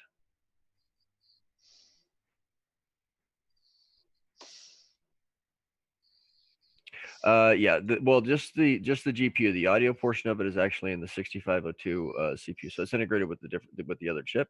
I may slap that on there. I don't know. I don't know how difficult it is going to be to add the because you'll need a ROM, some RAM for it, crystal and all of that, and to communicate with it as well. Will there be any processor envy while you put these two together? Probably. Probably. The one thing that's missing, I think the one advantage that this particular iteration of the 6502 has over the 69 is it actually has built-in DMA. So you write to a particular location and it will copy 256 bytes to a particular location. In this case, up to the PPU, and that's kind of important because you have a very limited amount of time in order to do it. And the 6502 variant will do that in, I think it's 562 CPU cycles, versus it would take us with a 6309 at least 756 to transfer that over. Well, didn't we just learn from Retro Innovations that the 6809 will do DMA too? Right, but you don't have that connection in the cartridge port, so you'd have to add that internal, probably piggyback off of the connections that are going into the gimme. And even though I don't even know if those were even connected.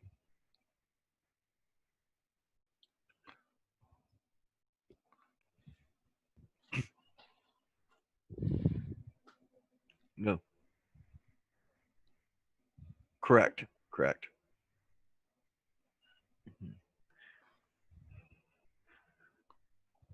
Right, but at the same time, there's nothing stopping anybody really from taking this designer doing their own and incorporating and including that. I mean, the circuitry for the Nintendo is actually pretty minimal.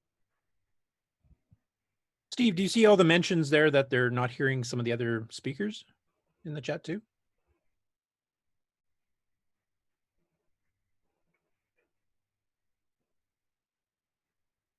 Check. Can you hear me? Yeah, because I keep saying stuff like, "Who is Chet talking to?" and if they thought I was having an inner monologue. So that I think my microphone was not in the scene from before when I cannibalized this for a different show. Sorry, I'm just having a conversation with the voices in my head, man. It's a jamming time. We always agree on the same things. It's so cool. Right. So I'm just going to reiterate what I just said to Chet, is that I was asking Wayne Campbell's question: is this a cartridge you plug into the Coco to plug a Nintendo cartridge into? And Chet answered the question. It's no. This is a cartridge you plug into the Coco that gives you Nintendo-like features for new software to take advantage of. And I'm assuming it has its own output at this point too, because it's not going to go back out through the VDG or anything, right? Correct, and unfortunately, the PPU that's used in the home console Nintendo only has composite out. It's a shifted video signal. So, but the one that comes out of the PlayChoice 10 has RGB out. So there is the possibility of getting a hold of some of those. Those would have been much more abundant or available back in the day to get than they are now. I mean, it'll actually cost you probably about $100 to get a hold of one of those chips, at least as far as the prices I can tell right now. So they're not exactly available as much as this one is. So they would have RGB output. I don't know if I'm not really sure if it's analog. I'm assuming that is, given the time that the chip was created. There are a couple of other variations of the chip which do include RGB as well. But for this, it would be composite out or RF with a much larger circuit to handle that. Because I know the one that's in the Nintendo is pretty huge. Now, would your target for this be Coco 3 specific, or would this work on a Coco 1 and 2 also? This should work on a Coco 1, 2, and 3. Okay. In fact, I would actually say you could probably modify this a little bit and plug it into an MC10. Wow. Cool. Yeah, so and actually, now that I think about it, that's something that I might actually consider, because for the MC10 that would actually be pretty cool. Yeah, make it, because it's got an expansion port in the back that you could tap into. Right. So if this does graphics and stuff, will Coco joysticks and stuff work with it? Sure. Sure, you'd use them out of the same port. I haven't added any circuitry in here to read the Nintendo joysticks, but that's actually pretty easy. I just need to add the extra decoding to access the registers that stuff the data in. Cool. We'll definitely keep us posted on that. It's a pretty interesting project. Yeah, it's one of those things that I wanted to do back in the day. There's a handful of them that I'm getting to now, and I'm getting ramped up for it right now. I haven't really done a whole lot, obviously. I mean, if this is as far as I've gotten this week, so I am going to be working on it as soon as I finish up Digger. So this will be coming. I'll have some prototypes hopefully sometime this summer. Now, speaking of Digger, you're not going to be at CoCoFEST this year, or no, okay. I won't be at CoCoFEST. Will Digger 3 be ready by CoCoFEST? Yes. Okay, so I'll have a table. I could put some on if there was something that needed to be displayed. Yeah, anybody who wants to demo it, I mean, they're certainly free to pop that up. I'm gonna have, and if you get with me and within time, I can actually add graphics into the attract scene. To maybe have like a little billboard if you've got a project that you want featured or something. As long as I can get the artwork and it's small enough and easy enough to add in, I can do a custom version in about a half hour, 45 minutes for you that you can drop on your table that kind of highlights your projects. Yeah, and you can have, and I could probably add some stuff in there to cycle. I mean, it's something I'll look at maybe have two different ones that. But yeah, if anybody's interested in having something like that on their table, catch me on either Facebook or much more preferably Discord. And we'll see what we can work out. Yeah, I can see that being used at some of the VCF shows that some of us attend too. So yeah, I think with a very small palette hack, you can make the Gomers look like David Ladd, so it could be the David Ladd edition. I'm going to talk to you about the Grease Weasel. Yeah, then I'd feel obligated to add a Grease Weasel, and I could just have way too much fun with that. My idea of what a Grease Weasel is and his idea of what a Grease Weasel is way two different things. Cool. I definitely look forward to seeing more on this. Yeah. So, and interestingly enough, in conjunction with one of the other hardware projects that I'm working on is that split screen assist circuit. Something very, very similar to that will actually have to go into something like this in order to get the same thing. In fact, it's generally additional circuitry that's included on the game cartridge itself. But yeah, so in this case, that particular circuit is actually going to be using this as well. So it's something that's definitely going to be available pretty soon. How about Nin Coco for the name of the cartridge? Yeah, that's cool. I like Nin Coco better than Nintandy. He suggested Cotendo in his Cotendo. That post. sounds pretty good. Nintendo. Nintendo. Yeah. See, what I'm going to do is I'm just going to put it in a blank cartridge. Yeah, and just let y'all. y'all. You want. Here's a Sharpie. Exactly. I'm going to include a Sharpie with it, and you can write your own thing on it. When it fades, you'll know that it's old. Coco Ness. No, knowing Nintendo, you might want to call it co-lawsuit or something. I don't know. Yeah, I thought about that, whether or not I'd be able to get away with this back in the day, and then I was like, yeah, because I was a dick back then too. I'd go ahead and do it anyway. Can you tell each of us that our selection for name is the best, whether it is or not? Oh no, I'm going to tell you your choice is the terrible, worst thing in the world. Okay. Cotendo is what. Cotendo. I could have been a Cotendo. All right. So.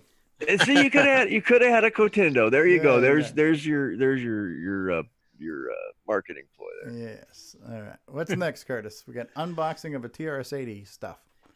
Yeah, this is from a guy calling himself Canadian Retro Things on YouTube. So he does a couple of different things. He's got a cooking channel and a few other things too. But he's actually he started with the CoCo2 16K back when he was young, and he's just starting to kind of get back into it. He mentions CoCoTALK on this video, so he's watching our show too. He's got good taste in programming. Yeah. Or brain damage, one of the two. Yeah. Actually, if you're listening right now, please give us a shout. We would like to have you on the show. But absolutely.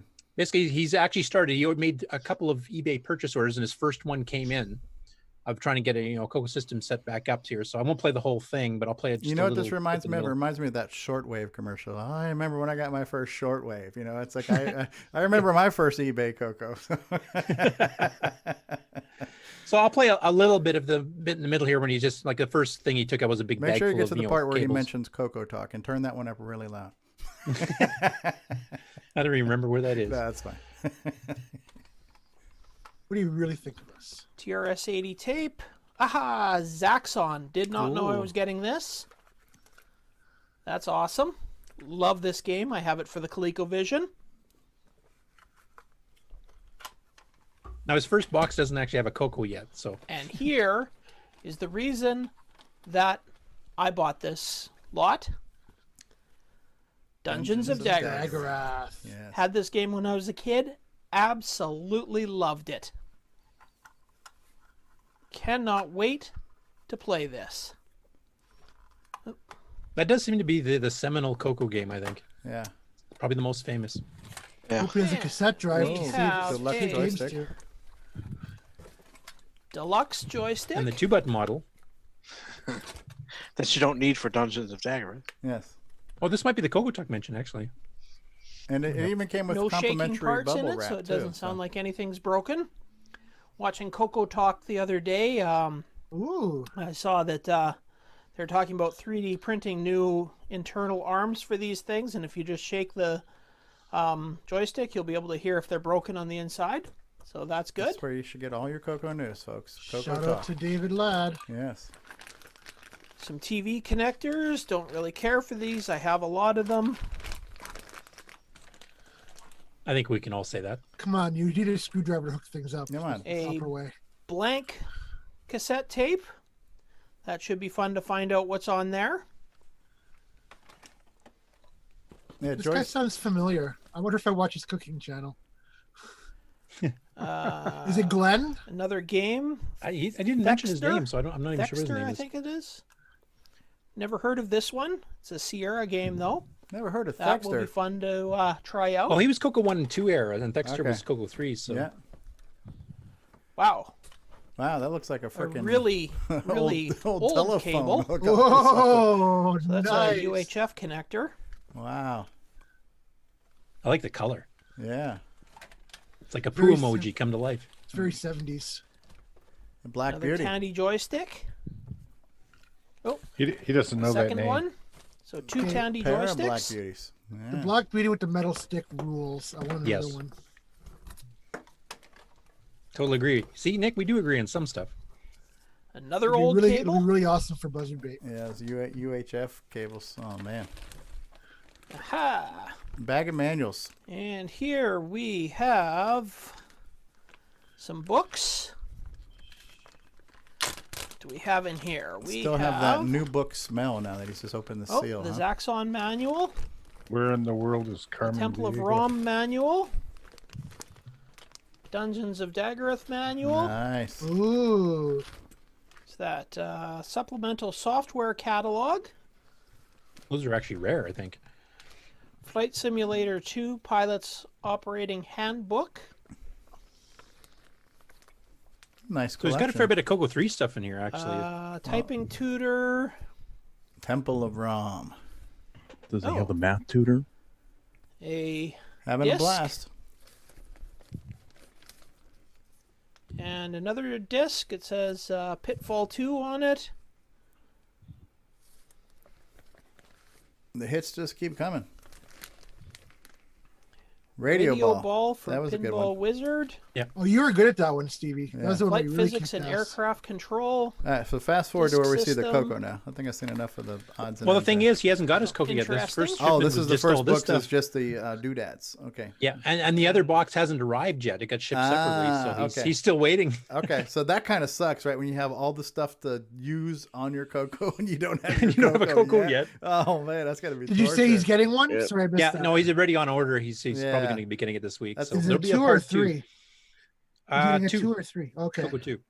Yeah, that is. And the funny speech thing is, sound some of his cartridge software for there over a requires a year. Coco 3, so he's going to have to upgrade soon. Sorry, what was that, Chet? I had a speech and sound cartridge for over a year before I even got a Coco again. Jeez. Staring That's at you. yeah, I was a little hesitant, late on the ball and getting that one going. Anyway, there's more to the video there, and he kind of explains his channel and stuff That's too, and neat. then Did we mentions put that he's the- got another shipment coming. Okay, That's was cool. a link posted to this video?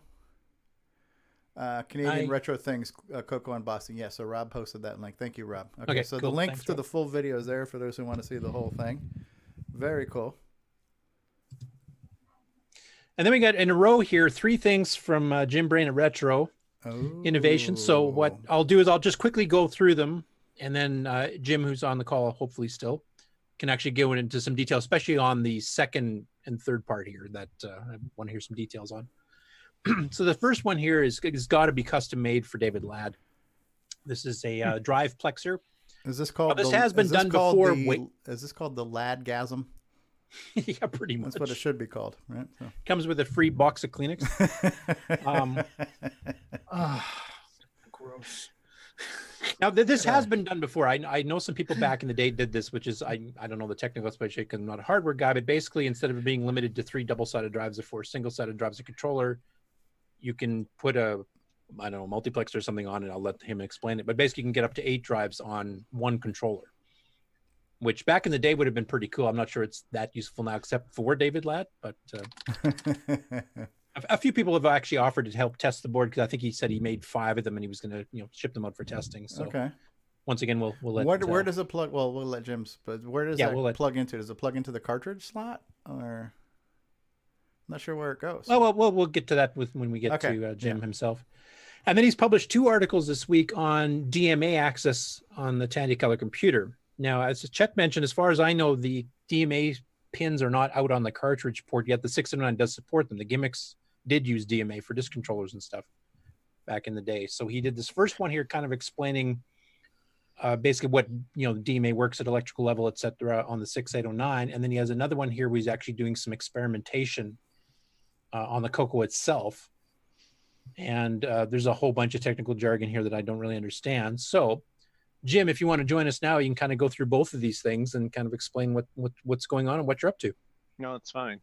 Well, let's go back to the plexer and I'll answer the questions since you guys kind of moved beyond. So this works in conjunction with a floppy drive controller. So you have like an FD501 or 502 or whatever, and then on the connection right on the left-hand side, you would plug that into the controller. So that's like normally would be where you would plug the drive. So you don't plug a drive into the other end of the cable, you plug this board into the other end of the cable on the left-hand side. Okay. And then you've got 1, 2, 3, 4 to the right of there. You got 4 connectors that look exactly like that. And you would take a cable, like a floppy drive cable, and you would plug a floppy drive cable on there. And then you would plug 2 drives that you would normally have in one of those cases or something. Yeah. That's right. You would just plug those 2 drives on the end of that cable, but you'd have 4 of them, right? You have 4 boxes of 2 drives each, and one cable going to every 2 drives. And then the unit is set up so that drive 01 and 2 are the same as they were previously. So the floppy drive controllers will support, they technically support 4 individual drives, but that's single-sided drives. A double-sided drive uses, to the controller, a double-sided drive is seen as 2 single-sided drive sides. And so it looks like floppy drive controller, DOS drivers or whatever, use the drive 4 signal to say switch to the back side of the disk or whatever. Yeah, side select is basically how you got your 4th drive. That's right. So that puts the number of drives down to 3, right? And then what this board does is it says, instead of thinking of those 3 individual wires or signals as mutually exclusive, like you can flip the first one low or the second one low or the third one low, and that's your only options, it treats them as a binary number. So you could have 000, 001, 010, and so on. And then that will give you, it will give you either 7 or 8 drives, depending on one thing that we have to test, which is normally a drive not being selected means that the drive signal to that drive is held at a logic 1 situation. And so I'm hoping, and the little jumper that's over on the left-hand side, I'm hoping that the way it works is that when the drive is not being used, the motor signal is also not being used. And so I can use the motor signal to say, oh, you're ready to use a drive? Okay, let me select one for you. So anyway, that's just the board. It's not that much complicated. And as Curtis said, I'm sure they did this in the day. The big thing that's required for this is in order to use those drives more than 3, so drive 4, 5, 6, and 7, or an 8, you need to change the DOS to think of those signals as being a binary number, not individual select signals. So I figured somebody who's got some time and inclination can do that, and if it works, then great, and if it doesn't, then I'll fix it so it does. Well, Chet mentioned it, just a few pokes and you can change disk on it, especially on the Coco 3 where it's copied into RAM and you can modify it. But it shouldn't be that difficult. And I do know some people had done this back in the late 80s. So anyway, I've got a couple folks who are interested in the unit. It plugs into that little white connector in the bottom. Is just one of those standard old style drive connectors. So you just plug it in there to get your 5 volts and give it a whirl. Has Paul Barton talked to you yet? Has Paul Barton talked to me? Yeah. No, he hasn't. He has multiple drives hooked up to his stuff. Oh, okay. He would like that. What's that okay. What's that compliance symbol on the bottom or bottom middle next to the power connector? That's the what am I going to say? That's the logo for the open source hardware consortium. So I release all my hardware under open source, and so in fact, I think this is already up on GitHub, but if not, I'll put it up there in a couple hours so people can play around with it and change it or whatever. It's got a open source hardware license. Yeah. Okay. I knew I saw that somewhere. Yep.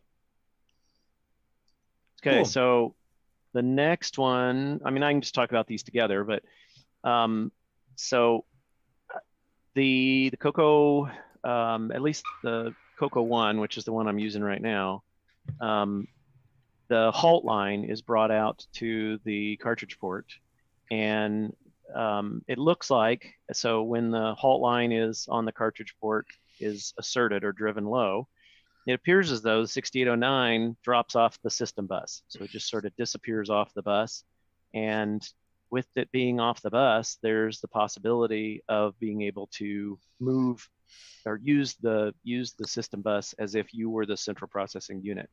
And so this first article just goes through some of the ideas on how to accomplish that, and at least what my theory is, and some of the timing requirements, because if you go down to the part that's got the timing diagram, and it's hard to see in this picture here, obviously, but the key is that the halt signal has some additional requirements on it. Most people think of things happening at the end of a clock cycle, and the clock cycle is defined by, in the computer, it's defined as the E clock. And so the cycle starts with the E clock being low for half of the time period, and then the E clock goes high for half the time period, and then it goes low again, and that defines one CPU cycle of work. The 6847 and the video takes the first half of that cycle, and the CPU gets the back half of the cycle when the E clock is high. So that's great, and that's what people think of as the way this works. But the 6809 asks for some additional criteria. If you want to use the halt line, it asks for you to let it know ahead of time that you want to turn the CPU off at the end of this cycle. So you kind of have to know some things in advance. And so there's some restrictions on what the timing is. And so that was just part of this article. And then the second article is for those people who, kind of want to follow along. So like I said, there's about 250 nanoseconds for each one of the 4 clock phases. You've got 2 clocks and they're quadrature. So they're offset by 90 degrees. So that's the 2 options, or that's the 4 variations on the clock signals. And then the rest of this article basically just talks about how we might set up some logic to drive 1 byte of information into the computer by taking the CPU off the bus, letting this clock run a little bit of logic on the cartridge port, and then pushing a byte of data into the RAM as if you were the CPU. A lot of this right here is Verilog. So like Curtis says, people who are not used to it may not understand it, but it looks a lot like C. And maybe I can go through detail, but I think that's a little bit too detailed for this. But suffice it to say that the early results are promising. I was able to set up a program that told the system, hey, try to transfer a byte of data into the computer. Here's the byte of data I want to transfer. The cartridge that I'm using to test with was able to successfully take the CPU off the bus, was able to successfully transfer the data into the memory of the CoCo1, and then return control back to the CPU. Right after the CPU gets control again, and I'm looking at it right, I've actually, while I've been listening to CoCoTALK, I've been looking at on Logic Analyzer. It does return control back to the CPU, and the CPU goes along for a little while, and then all of a sudden just goes off the rails. So I got to figure out there's probably some additional timing I need to deal with. So more It might be related to CoCoTALK because we go off the rails all the time too. So. It might be. So I'm happy to answer questions, but that's, the goal obviously is to provide DMA capability through the cartridge port. Now, what kind of speeds would you get with the DMA doing that? Like, let's say you wanted to transfer, like scroll a screen or something like that.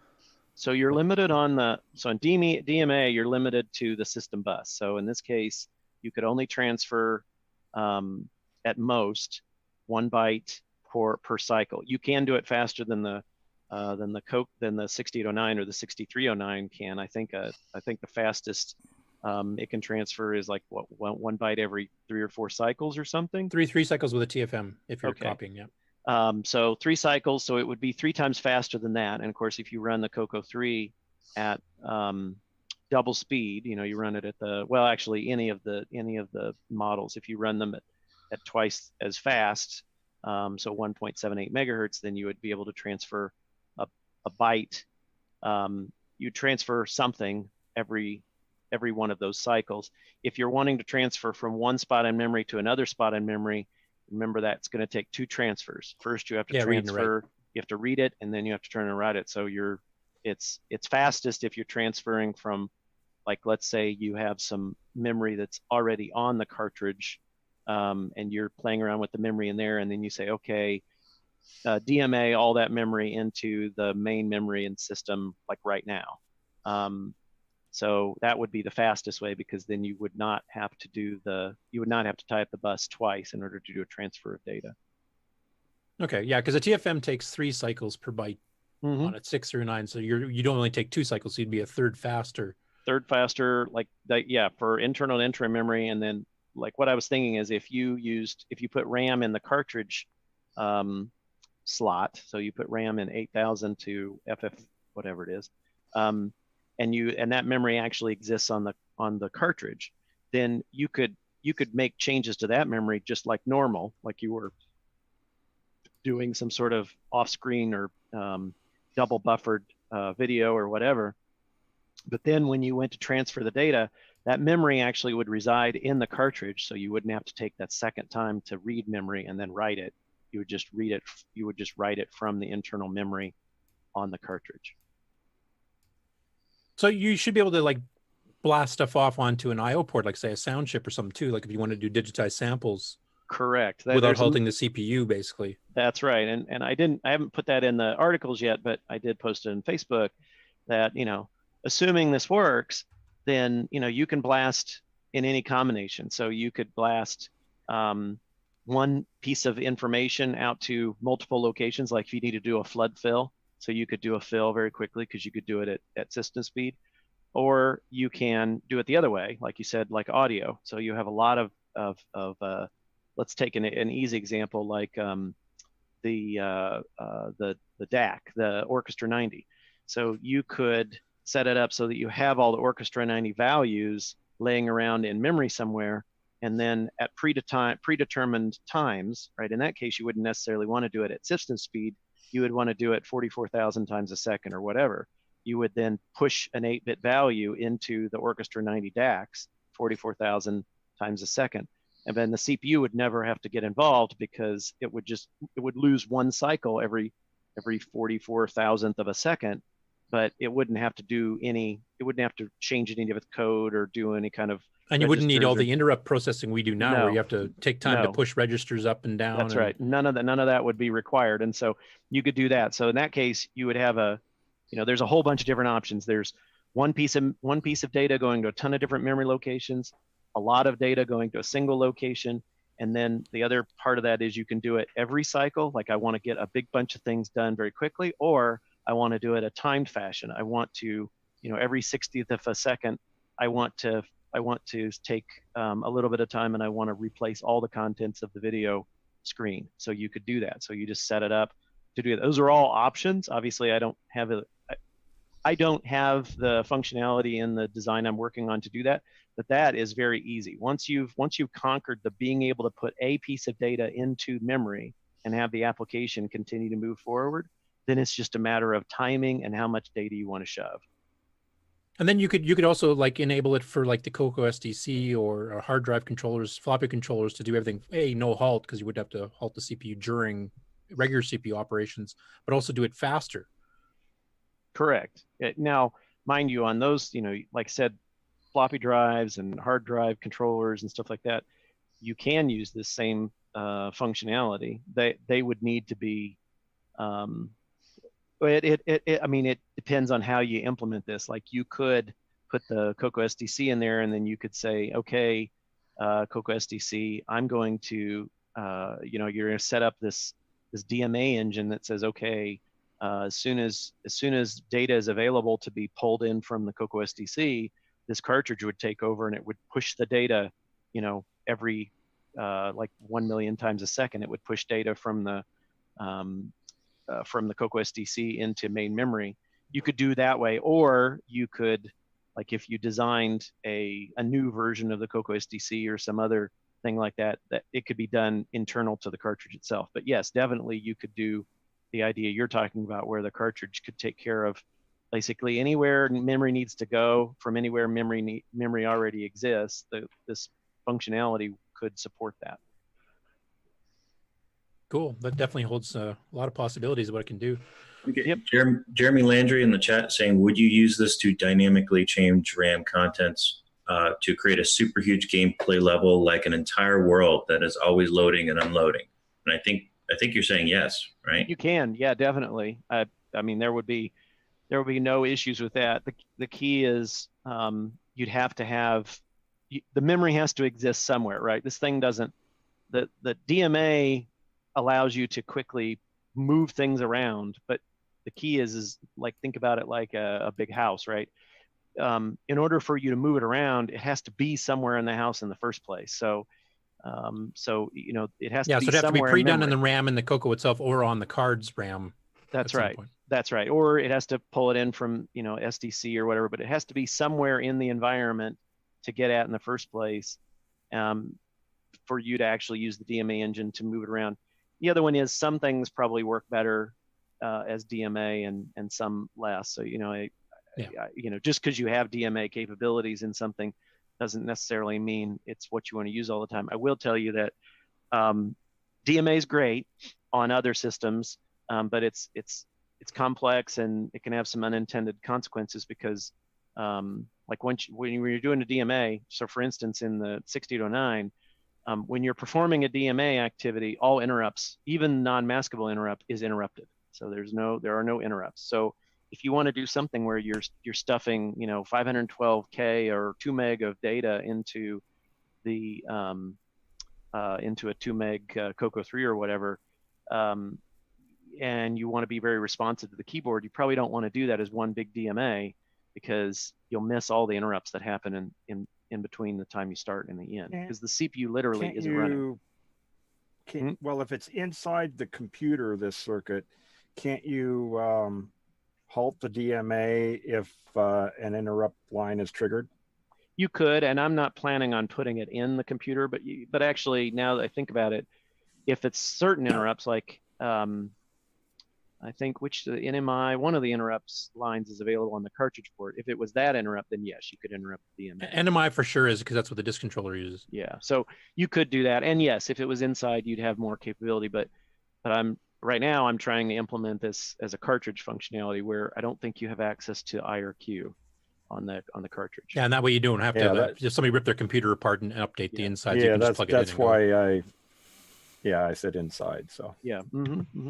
But I could see, like, for example, in OS 9, where if you want to create movable windows or whatever, or scrolling sideways or some other oddball thing, you could actually just tell this thing to do it, and the CPU wouldn't have to become involved at all and get all that time back to do other things. That's right. Absolutely. And I mean, James is right. Once, if I can figure this out and get it to work, successfully, then creating an opportunity to do it inside the computer is just an exercise of moving the functionality inside where there's even more signals available. So I figured having a cartridge would be the most constraining opportunity, and it would be the easiest for people to try out. So we try it out there, and then if it works, then yeah, you could put it underneath the CPU, especially now that everybody seems to have their CPU socketed, or you could put it, somewhere else. You could probably build it into the Gimme or Gimme X.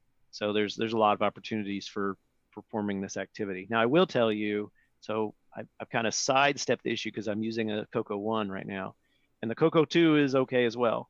The Coco 3, for some reason on the Coco 3, Tandy decided, which is strange because I thought the whole idea of a Coco 3 was to save money.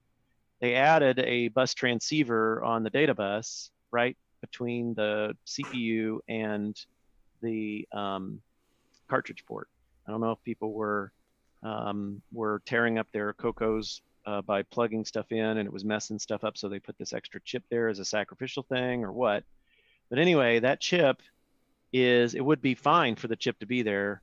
However, I don't know if they ran out of gates or what, but that chip is always driving the bus on a write. So when the CPU does a write, this chip is always driving the bus, and it's tied to the read-write line.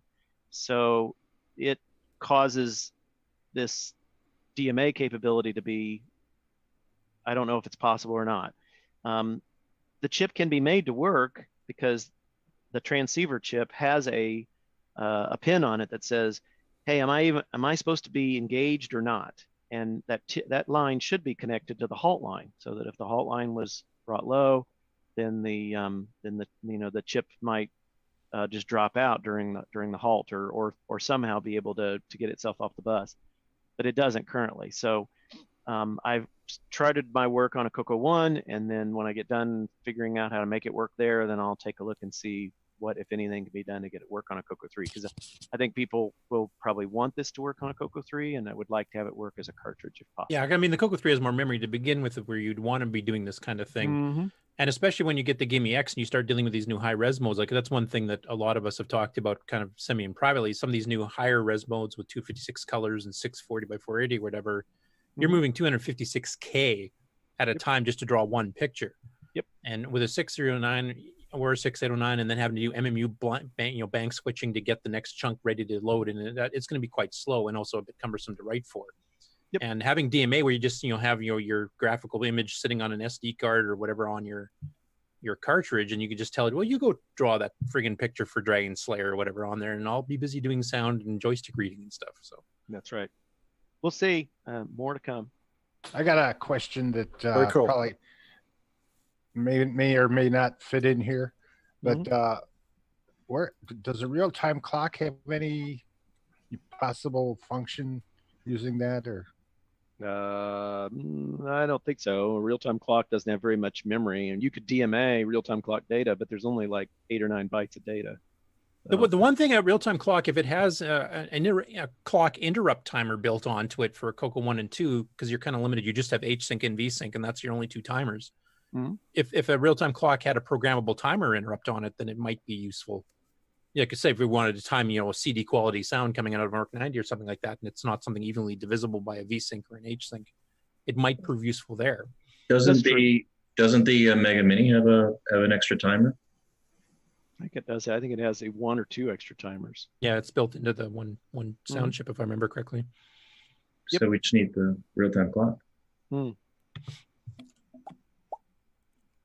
Very cool. Hey, it's a really cool project. I know the gimmicks used it extensively, used the DMA functions on the 609 because it was built right on the board, but they used it for no-halt floppy and hard drives. They used it. They had a RS-232 that buffered 256 bytes itself in hardware. Yep. And they used to use that to blast stuff across. So, I mean, a Gimmicks 2 megahertz ran so much faster than a Coco 3 does because it doesn't have all this overhead and it has all this extra hardware. And Right. DMA was a big part of that. And I know it ran just beautifully. So I'm looking forward to what can be done here. Like, just the windowing system itself there, telling it to move a 32 gig graphics screen and shift it up and down or left and right. 32 gig graphics screen? That's pretty impressive. Okay. Yeah. Giga mini bits is what I meant, Yeah, but clear your expectations. So what's the Coco gonna look like in about 20 years? I mean, are we gonna be pushing? Well, I have a really kinds of important, things? the important question to ask before one should even proceed with a project is this period correct?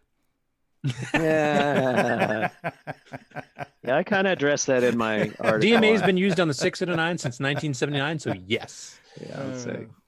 Okay, sorry. You may proceed with your project now, Jim. No, it's okay. In fact, you can combine this with his drive plexer too there, so you can DMA off the floppy. So David's just frothing at the mouth now. That's right. Did you say he's flopping at the mouth? But Verilog didn't exist back then, so I don't know, man. I know. I have no doubt that maybe you can use Palisam. That's no. I don't have enough hours in the day to do that. So for right now, I think that is one of the nice things about, regardless of how you feel about period correct hardware, is one of the nice things about these programmable devices is it allows you to play around with a bunch of different options without having to rewire everything. Oh, absolutely. I think people secretly don't mind non-period correct hardware anyway, because the Coco SDC is not using period correct hardware. It's simulating period correct hardware, but if you want to get stringent about it, skip using your SDC. Yeah. And I had, it was kind of took away from the main part of the article, so I wrote it and then I deleted it. But a number of years ago, that was the reason why I moved into this space with programmable hardware, is I was doing everything with period correct chips. And the problem is the cost. It was getting to add kind of the functionality that people wanted in some of the designs was getting to be a substantial portion of the cost of the product was just the chips and whatnot. And every time you add another chip, it's more costly to get it assembled, and you got to source the chip and and then it's more things to go wrong, and there's just a whole bunch of follow-on knock-on effects.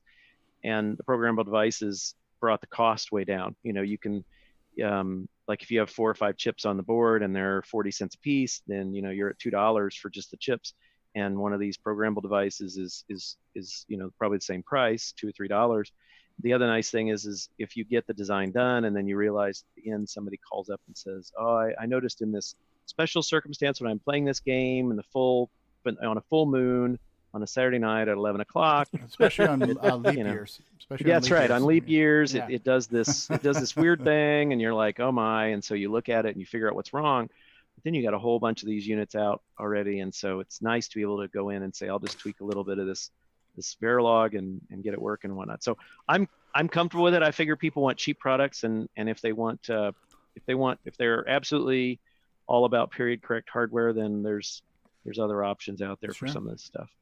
So in the future, we're gonna fire up our Coco. It's gonna come up with the green screen, but it's gonna be the controller of many other chips functions, which will make a fast graphic screen with sound and wonderful things happening, even though it starts up as a 22K.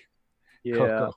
I did point. I mean, it did come to my mind the other day to kind of where you're getting at is, everybody has to draw their line somewhere, right? Because I know a lot of people use the FPGA Coco derivatives, and I don't do a lot with them here because I kind of like having the real hardware there. But at what point does the real hardware become such an insignificant part of whatever it is that you call the Coco? And I'm sure there's myriad of answers, and everybody draws their line differently or whatever. But I think that's going to we're going to see probably more of that, where people are going to say, "Well, I'm not interested in this piece of hardware because it pushes that line too far or whatnot." And so I don't really have a great answer for that. My thing here was mainly of, can it be done at all? And I haven't quite even figured that out yet, so I'm still working on that. But once you've decided it can be done, then the question is, how should it be implemented for the Coco? And I think there's going to be people, unless you do stuff that only existed in the 80s, you're going to have some folks who are going to say that's kind of cheating, or I don't know that I want to pollute my nice Coco setup with that. Don't have the answer for that, but right now the nice thing is I just have to figure out whether it can be done. Right. Yeah. To me, it is period correct, because we did have DMA. I mean, the 609 was designed with DMA in mind, and it was used by the Gimmicks and the Smoke Signal Chieftain and a bunch of systems back in the day. So that's True. And That's all period correct. And I don't have any heartache over that. It's just the implementation. I think people have maybe a concern about it. This to me is a way of showing that if Tandy didn't, miserly save every cent and penny they possibly could have, what could the Coco have been with DMA built in, like PCs and stuff had? Yeah. What could you have done with it? Yeah, having a DMA controller on the unit would definitely have. And I think everybody I've heard talking about 6809 assembly, it's always stack blasting and all these other things that were implemented to try and save time in getting data moved around because you don't have a lot of the custom chips to do that work for you. DMA would have been a great custom chip or custom functionality to have on board from the very beginning. And James Jones in chat says, I don't consider making up for the Coco's deficiencies cheating. I have to totally agree with him on that. And then Jeremy Landry says, just be careful. Some people wanted to know if we could put pineapple on pizza, and the world has gone to hell ever since. There's nothing wrong with pineapple on pizza. And as far as this line goes, we're talking about, when I draw the line, I use one of those giant kindergarten crayons. All right. We had somebody join us from the Land of the Dragon earlier, too. I didn't want to interrupt Jim because he was on such a good roll here. His name is Evan Mooney. He said, hello from a wet and windy Wales. That's the home of the dragon. Wales. Wheaton. Yeah, from a wet and windy Wales. So hello, Evan Mooney, to you. Earlier when you were talking about the pulses, I think Jeremy said... You can check the Coco's pulse by putting your finger on its chip or something like that. Yeah, good stuff. So every now and then we get into some actual serious discussions here on this show, completely unplanned. And it's always nice to mix things up with some relevant content. Are you going to be displaying any of this on CoCoFEST, or is this too soon to possibly have a tangible demonstration? I'm hoping to have this working at CoCoFEST. I'm not sure. The problem with DMA is it's not a lot to show, right? So the real trick in DMA is to get something, that can be, like I move data around, but I need to find somebody that's kind of a graphics person or whatever to have some graphics to move around or some sound to do that. So I would talk to maybe Ed or John Linville, because they've done their movie players that they've done before, and you could do this so much faster. You could bump up the frame rate, bump up the res. Yeah, you're right. That'd be a perfect demo. But how about a real-time clock with the milliseconds at the end? Yeah, you could do a spinning Earth like they did on the Commodore. That's true. So I think I do hope to have. We're kind of assuming facts not yet in evidence. So assuming it does work, then I'll have something at CoCoFEST to show its operation. As far as how cool it'll look, that's up yet to figure out. Right. Now you say that the 6502 has DMA, or they've done it with it. So the 6502 does have a way to stop the CPU. However, unlike the 6809, the 6502 does not take itself off the bus, and so that was an issue with the 6502, which is why the VIC-20, for instance, and the PET and all the drives and whatnot, they had to go through a lot of work, because every one of the 80s home computers, including the CoCo, used a shared bus concept, right? Half the time is used by the video and half the time is used by the CPU. Well, that's a lot easier when your CPU gets itself off the bus for half the cycle. So the 6502 didn't do that, and so all the machines that had a shared bus like that, they had to do some extra work on that. The Commodore 64 uses a newer version of that chip. Of course, when you're MOS Technologies and you're owned by Commodore, you can make your own chips to do whatever you want to do. So they built that bus functionality like that's in the 6809. They put that inside the chip, and so that's the reason DMA is possible on the Commodore 64 and the 128, but not on the VIC-20 or the PET. The PET doesn't have a expansion port like this, but the VIC-20 kind of does, and it's still not possible on the VIC. Atari, I don't know. Have not much knowledge about the Atari, and I don't believe that the TI can do it. So Apple, Mark would have to answer the question for the Apple. I think Apple does have DMA capability. Very cool. Very, very cool. Any other product news for CoCoFest? I recall I put my name down on a list last year for Yep. something. I mean, obviously trying to get things ready. It is coming up kind of quick though. So I mean, you guys were mentioning that whatever it is, the 21st or of April, and it's March tomorrow. So I gotta buckle down and get stuff ready. We have a So- David Ladd sighting in live chat. David Ladd. All right, so Yeah, just read his comment out loud in David Ladd's voice in your head. right. Yeah, That's he right. types like he sounds. Hello, everyone. Grease Weasel. Brian Weasler has joined us. Hey, Brian. Well, thanks for sharing that with us, Jim. And that's cool stuff on the horizon there. Did you have more news, Curtis? Curtis? No, I specifically saved Jim up so we could go on as long as you needed to. Right. And that's the end of the news.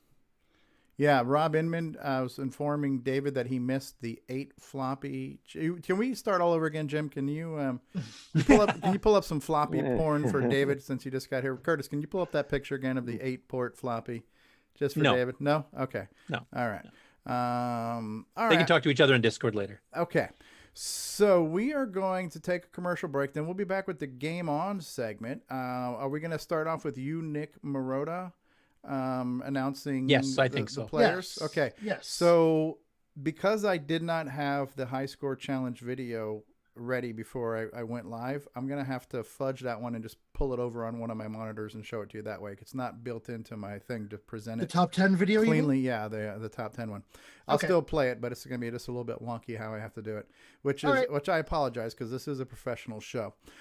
Since when? Yeah. It's not going to blue screen us, is it? I hope not. All right, so we got lots of different commercial breaks here. I spent all morning today reorganizing our commercial, so I'm gonna let you guys pick what commercial we want to see next. We could do the American version of the Coco 2. We could do the Breaking Up with 512K, Coco Forever. We could do Family Coco-Do. Pleaser. The Family Pleaser back to back with the Joey joystick controller and TV games. We How could about do the French should that do? one. Fletcher. We Just can do, surprise us. CoCoDo. Yeah. That's always a winner. Yeah, you can't go wrong with CoCoDo. So we're going to do that. We're going to play a little CoCoDo here for you. We're going to play us out. Is that with the the matching Coco Thoughts? You're just going to have to wait and see here, Nick. Oh, okay. Ooh. Let me go ahead and share system sound again so you guys can hear it. And here we go. We're going to take a commercial break, and then we'll be back with Game On. All right? All right. CoCoTALK will return after these messages. CoCo2, c'est le coq champion, des micros et donne le pion. Pour le jeu, il est pas battable, les études, c'est pas disable. L'expansion, il a ça, les commandes, tu vas voir ça. Notre Coco est pas valable, pour tes cours, c'est bien serviable. CoCo2 de Radio Shack, ton affaire est dans le sac. Un ordinateur couleur qui a de la personnalité. Le CoCo2 de Radio Shack. En solde pour Noël à partir de 149,95. CoCo2 de Radio Shack, ton affaire est dans le sac. C'est toi et CoCo2. And now, Coco Thoughts by Samuel Gimes.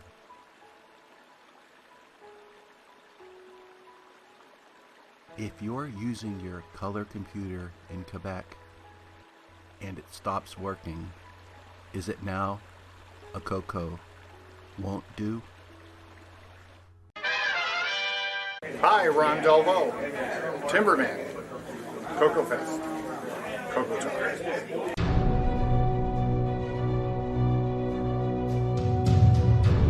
In a world where RGB produces black and white video,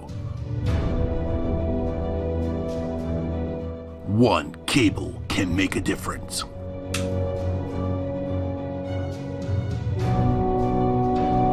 Switcheroo. CoCo3ScartCable.com. Hey, have you got your Coco 3 yet? Hi, this is Rick Adams, author of Temple of Ram and Shanghai, and you've tuned into CoCoTALK, the nation's leading live talk show featuring the Tandy color computer. What's going on, everybody? Original Gamer Stevie Stroh here, and if you're a fan of vintage computing and retro gaming, then you're going to love our retro swag shop at 8bit256.com. There you will find custom designs by Instagram artist Joel M. Adams. You can get I'm a Coconut, CoCoTALK, and other cool video game images on a t-shirt, coffee mug, or mouse pad. So if you love retro, then head on over to the retro swag shop at 8bit256.com today. Tell them the Original Gamer Stevie Stroh sent you.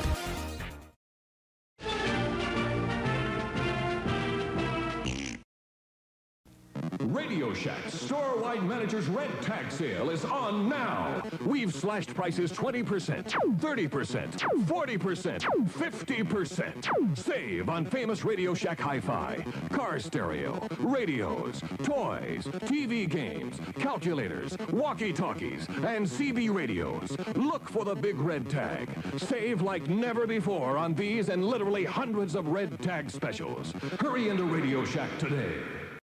Hi, this is Randy Kindig of the Floppy Days podcast. I just love me some Coco, and nobody covers it better than Steve Strobridge. You're listening to CoCoTALK. All right, everybody, get ready for Game On.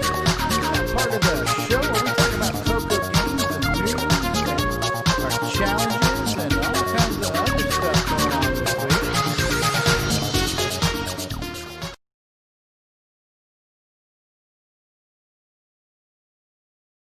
Yeah.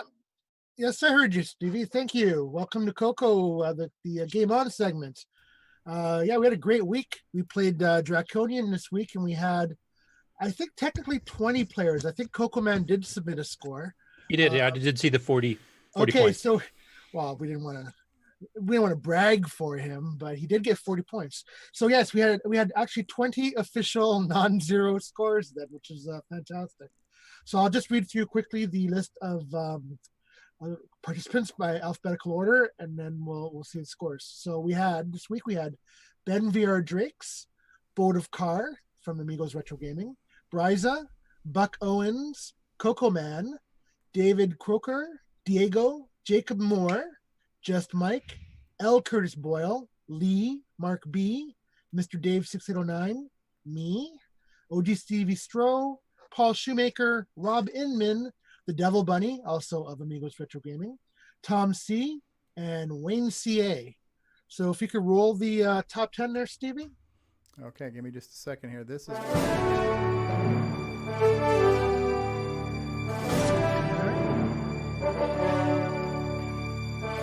these are $100,000 100,000 point scores and up, man.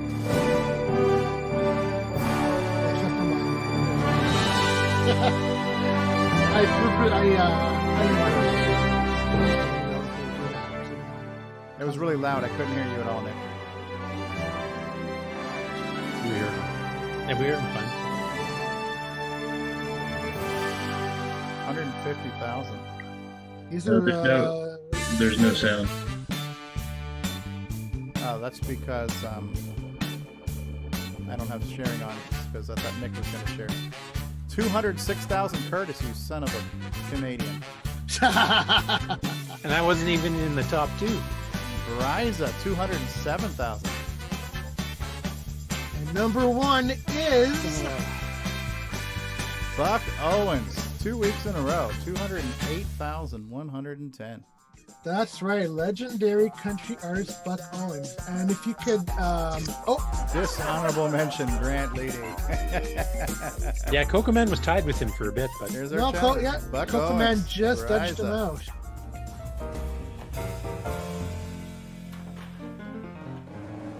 Nick, you're not at the bottom. Well, it was what about number 10. Coco Man's 40 points? Why is that not on there? Yeah, it was a late entry. It was a late submission. No one noticed. Yeah. Thanks, Rob, for the video. Special mention, Coco Man. I'm sorry, what's this? That was Rob's video. Rob barged in, so his video is the game playing. Okay. So I guess go ahead. So I do have a highlight I would like to show. Somebody sent in. Actually, it was legendary country artist Buck Owens. sent in a video highlight of one of his games. Okay. It was not a high score run, but it's a pretty cool highlight. So I'm going to go ahead and show that. You have the ability to share. All right, share sound. Okay, and here we go. You guys see that? Not yet. Now we do. Yes. Okay, here we go. Oh, bleep. Okay, so the alert's happening. Sector 4 is a pain. I think that's as high as I ever got.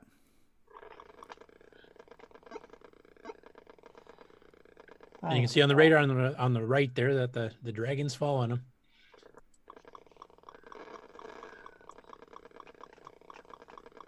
I want to play to the end because I like what he says at the end. I probably shouldn't have got those guys. But he did get them. Oh, check this out. This is way cool. It's freezing up. Here we go. There it is. Ah, dragon, help, dragon. Fire was going up his nostrils. Oh, man. He has a couple. Oh, crap. I like this part. Listen, hold on.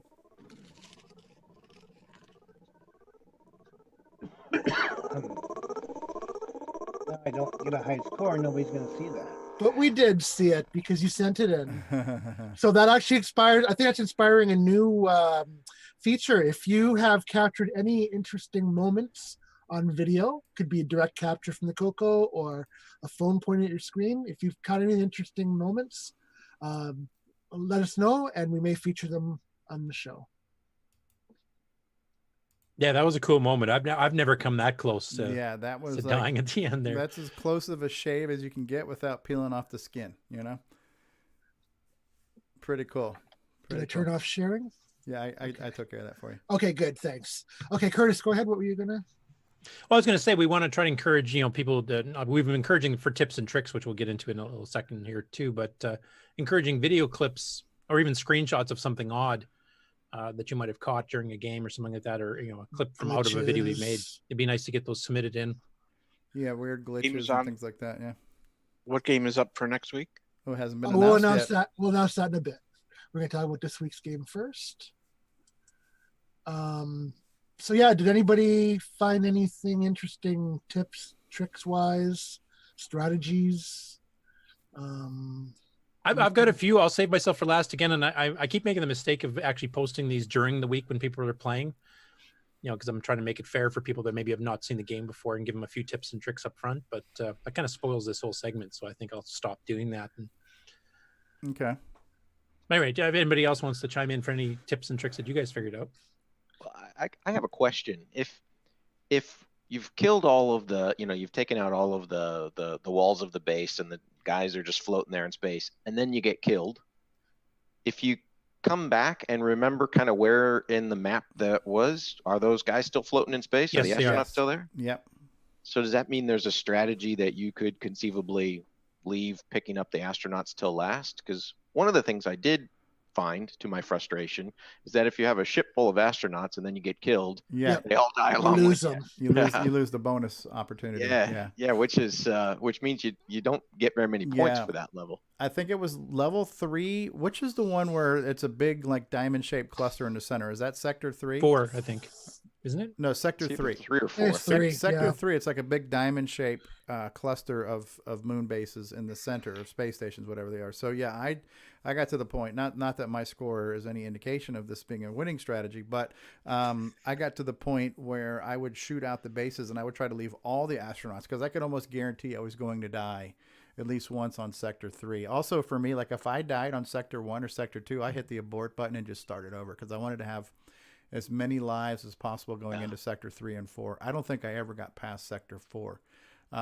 But because I died a lot on sector 3, I did use that strategy. I tried not to pick up the spacemen until I got all the bases. And since they were so close together, it was pretty easy to kind of circle around and get them. It also seems like the dragon timer gets reset when you die. It does. Yeah. So at that point, you have a lot of time to kind of go around and scoop up some spacemen. So I did try to do that, but my score doesn't really indicate that it was. Now you had to get to spacemen in order for the chute to open. Is that correct? No, you just have to Nope. destroy all the space You just have to destroy stations. the gun turrets. Once you destroy all the stations, the Interesting. hatch opens, and then the spacemen are just really bonuses. You know. Okay. So it's the Stevie Stroh dying strategy. Yes, absolutely. What is Wayne Campbell saying? I see that there is a time limit before the big dragon appears. You may not have enough time to pick them all up before he shows up. Yeah. On later levels, you're guaranteed not to have enough time to pick them all up. And that's why I think the general strategy is to try to get through, kind of like what you were saying, Steve, try to get through the first 4 levels without losing a ship, so you can get into the later levels with a maximum number of extra ships. Because for me, once I got to like level 6, I was losing a ship. What joystick were guaranteed. you using, Paul? Were you using a deluxe joystick? I started with the deluxe joystick and actually started to hurt after a while. So Okay. I switched over to the Black Beauty for the last score that I posted, and I thought that worked pretty well. Yeah, I like the Black Beauty with this one too. Yeah. Especially with the metal stick. Oh, I love it. Well, because you do a lot of looping around, right? Yeah. To Yeah. avoid the little dragons coming, and the Black Beauty just does that perfectly. Yeah, it almost I seems did like not this like- game was written for the Black Beauty. You know. Yeah. I did not like a control pad with it. I tried using my Sega pad with it and did not like it at all. So Now, who else has got tips? Rob Inman says the Sega Genesis gamepad worked best for him and helps See, with I didn't the like it, but diagonal. that's Okay, to yeah. each their own. Everybody's got their own preference for sure. Well, I have one tip. If you only shoot one thing that's not like the space station or the spacemen over there, then you can achieve a low high score of 40 points.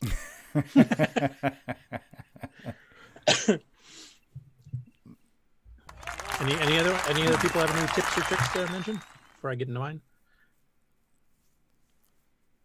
Sounds like a big no. I think the first tip should be is to only play when you've got about 5 minutes while you're making supper. That seems to work for Curtis. Yeah. Yeah. Okay, well, I'll give you some of my tips. Try to sweep the turrets, which are the things that are surrounding the base, which later fire on you starting on level 2. Try to do them when you're firing diagonally. I like some of the game pads I've seen were basically only, or even when you're playing keyboard, like Wayne Campbell was experiencing, it only lets you really shoot up, down, left, right. It doesn't do the diagonals. You absolutely need the diagonals to get to the later levels, and then you can kind of get into a thing like they were mentioning earlier here, where you can kind of sweep, and then if you time it right, you can actually shoot 3 turrets on those later ones with 5 of them. You can sweep shooting and actually take 3 of them out in like 1 second and completely clear the one side off. So once you get used to that, you can actually clear them pretty quick.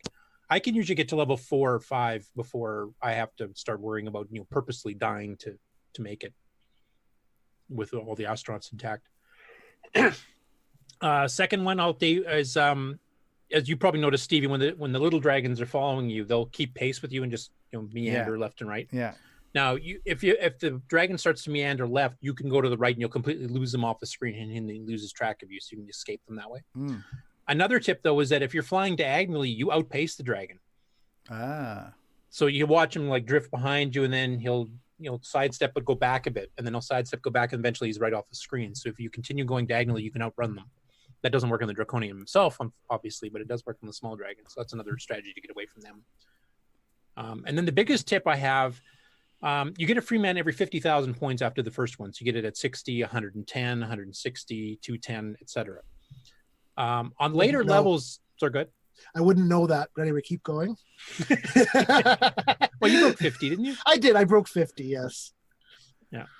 So basically, on the later levels, when you start getting more and more astronauts that are available to you, you get 1,000 bonus points for each one, and you get 500 points for picking them up.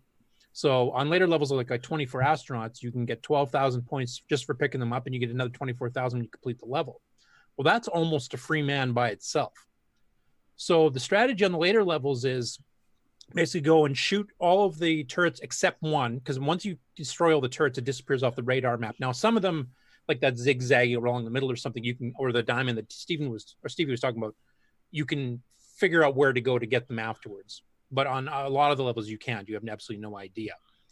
So what I usually did was I would shoot all the turrets except one. That way it stays on the radar, but when you purposely die later on and then try to, go and get all the men for the level on your second try through your second man, is that it would leave them on the radar. You can find them, but it's very quick destroy the turret. Yeah, You just that have to shoot becomes the a one hit for each one. Yeah.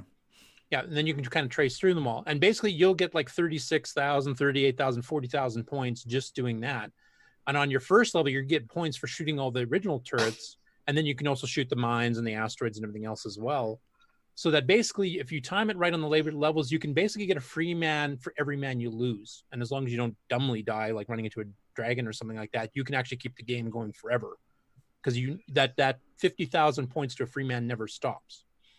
So if you shoot a lot of the other things, and you can shoot all the turrets except the one, so you can keep track of them, you'll get enough points that when you die, you can then go back with your second guy, pick up every single human, kill the rest of the turrets off, get all your bonus points, and get your free man back. So basically, you haven't lost a man, and you can just keep going ad infinitum that way.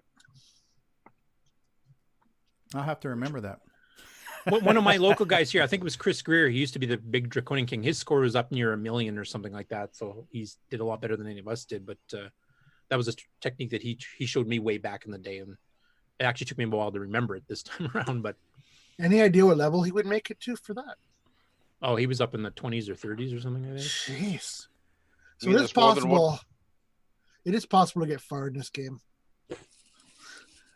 Yeah, I think I made sector 9 or 8 or something on the last one I did, and I was literally like 3,000 points away from getting another free man, and I had it all keyed up. I was actually doing the secondary shooting of the turrets, and I was just about to the free man, and then I just stupidly ran into something.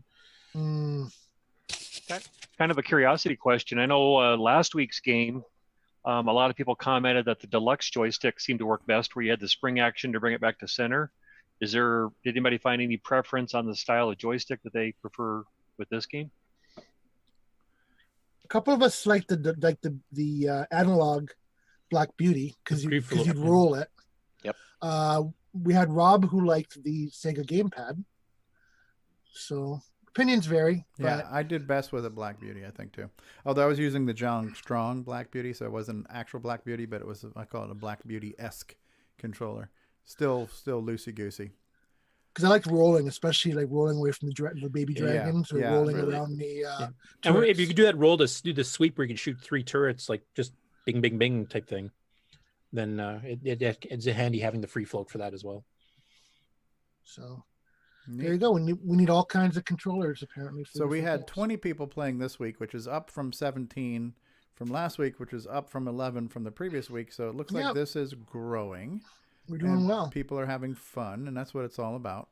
That's that hokey is pokey right there. So that is, and I mean, we're doing our best picking games, and even if it's a game you're not, just participate and just you have fun, and you never know. So yeah, and we're also trying to introduce people to games they may never have tried back in the day. I mean, these have been fairly popular ones so far, but we'll be picking some oddball ones. Actually, by we I mean Nick. We'll be picking some oddball ones that maybe weren't as common back in the day that some people have not played. So it'll be interesting to see how that goes. Yeah. So have we have we beat that one to death? Have we beat one? Yes. Yeah, maybe it's time for you to announce the next week's game. Okay, so due to popular request, we're doing a Coco 3 game, and we will pepper Coco 3 games through as well, because unlike the reputation I have, I do like the Coco 3. So next week our game will be what will it be? Gasp. Oh, Malcolm Mortar. Now this will be interesting. I could never figure out this game, so now I'm gonna have to make it happen. We will post the instructions in Discord, and this does use the 2 buttons of a deluxe joystick if you have such a beast. And it's much easier to play with 2 buttons than trying to play mixed with Amazing World keyboard. of Malcolm Mortar, cracked by Patch Eye, licensed to Tandy. Pay no attention to that line. Yes. Pay no attention to the software piracy. Now, I will say, actually, Curtis, the games that we choose, you have gotten permission, right? From Patch Eye? We've been trying. Yeah, I mean, obviously this is. Why does it say created by Mark W. Easter? This is a Greg Zumwalt game. Mark Easter worked with Greg on designing some of the games. He worked on one GFL Championship Football 2. He worked on Malcolm Mortar. Okay. But he wasn't a programmer. He was more of a design guy. Okay, gotcha. The point is not where you got the game. It's how high your score is. That's it. Yes. Some of us have the original cartridges. Yeah. So I mean, just do what you gotta do. Yeah. But quite a few of the games, all the games we've been covering so far, and I don't know if we'll stick to this, but I've gotten permission from like 3 dozen authors that they're fine with their games being copied around. And that includes some stuff from Tandy, that includes stuff from third party. And in fact, there's a list of emails from some of them on my page. And then there was some that used to be on a website called Clear, which had some other releases from other people. Unfortunately, that website has since gone down, but I had a list of the people that actually had already authorized it on there. So there's quite a few games they're free. We got hundreds literally to go through before we'd run out of ones. Yeah, I did a video on this one. I figured out how to play it, and it's interesting. The idea is to block in all of the bad guys and trap them by putting brick walls. We're kind of like the game Quicks, where you have to like trap things into sections. So you got to trap the bad guys, and then you have to pick up gold blocks and other bricks and stuff. And then at some point in time, the exit opens, and you can leave the room to a new room. Yeah, once basically you've blocked everything off from the main walkway that takes you to the exit, then you'll get this yellow brick road you have to follow to go out. There you go. And the thing with the bricks is there's 2 versions of the brick. There's a temporary brick, which when you first throw it, that's what it is. But the drillers can come and pop them out. You can blow them up yourself with dynamite if you put it in the wrong spot and you're going to trap yourself. And once you put a brick down, you want it to stay there. Let's say you've got the monster locked off from the main path. Then you have to hit the other button, I think, or the one of the key in the keyboard to force it into a permanent brick. And then that will stay there. And you have to pick up bricks to recharge your bricks, because as you use them, of course, you have less and less to use. So. Yeah, it's an interesting game. It's an original game, and it's pretty neat. Yeah. That's good. Once you get the hang of it, it's a lot of fun, actually. Like Rob was mentioning, if you don't have the directions or you haven't had a chance to really play with it, it's probably pretty frustrating because you can't figure out what the heck am I supposed to be doing. But once you get the hang of it, it's actually a very fun game. The levels get more challenging and larger as you go through. There's bonus levels too, where you actually face Malcolm Order himself. Yeah, this is a Tandy cartridge. I believe the manuals for all the Tandy cartridges are on the Color Computer Archive. Yeah, and it is. We verified. I'll put it in Discord as well in the high score. Okay, I'll put a link to it, or put it. Oh, well, this should be fun. So why is this cracked? What did it do to make it better? Or... I think we're gonna move on from that. Yeah, we're not going to talk about. We're not going to have piracy discussions on the air. Yeah. Well, why are we seeing it then? Because that's just what he has to show off, because he's showing it off in VCC. So I'm running in VCC. He had to find a rogue copy that he could show in VCC. Yes. For illustrative purposes. Yes. Okay. Yes. All right. Good job there, Nick Marotta. So everybody get your game on and start practicing now on the amazing world of Malcolm Mortar. And again, I just want to say, if you have any videos or any images or anything that you want to share, or any games you want to consider for future consideration, just hit us up in the Discord or CoCoTALK at CoCoTALK.live. There you go. Great. And thank you guys for participating. This has been really fun. Great way to. I do want to make one other mention before we go on to the regular game on segment. On the Discord for the Amigos, I mean, obviously Boat and Aaron have been involved playing games. We did get a first person that actually tried playing Draconian on MAME, I think it was, but he only got to try it this morning, and he didn't feel comfortable doing a score to it. But he did mention that he did try it, and that he's planning on possibly joining our official scores in the future. Okay, so that brings the tally up to 21 there, Nick Marotta. Oh, come on. Coco Man submitted his score at 40. Yeah. Nobody should be ashamed. Yeah. Was Coco Man part of the 20, or is he? He was part of the 20, yes. Okay. I don't think he made the official top. He submitted 2 scores. He had 0 and 40, so he's...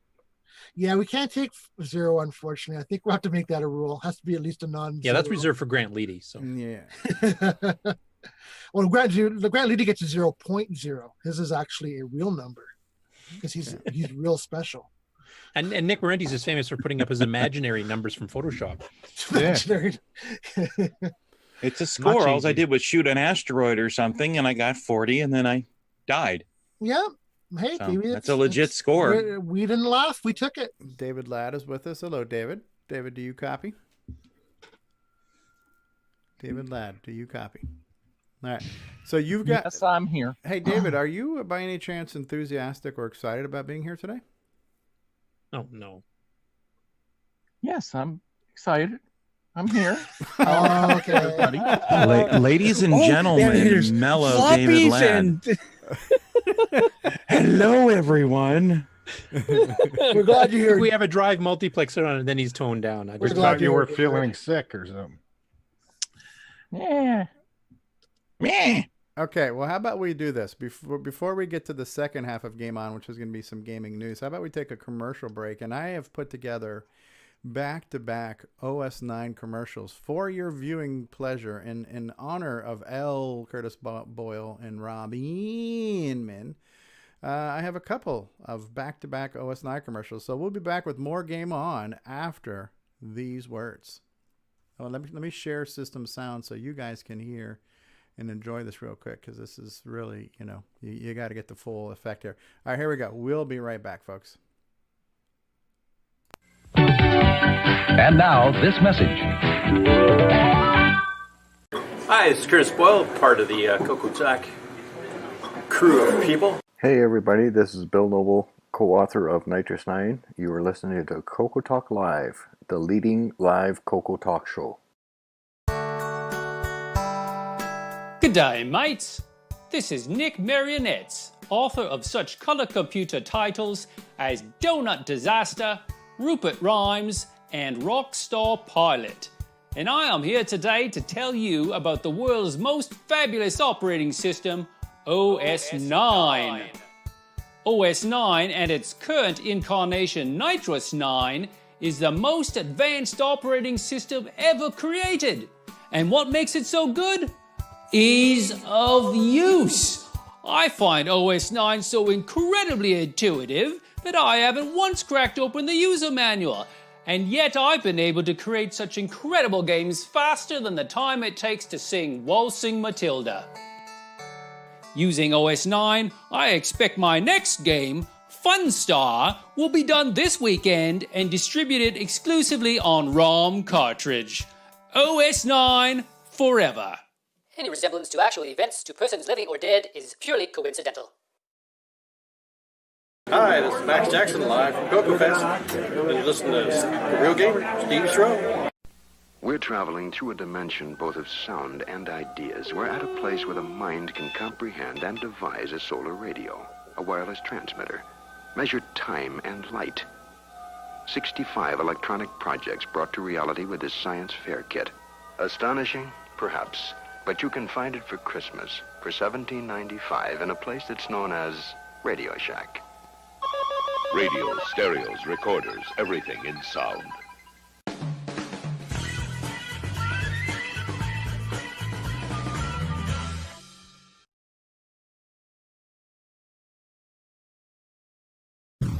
A whole new approach.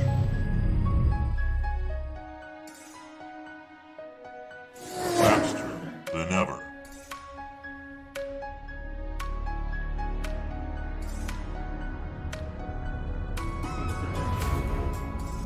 A window to a world of possibilities. Clear your expectations.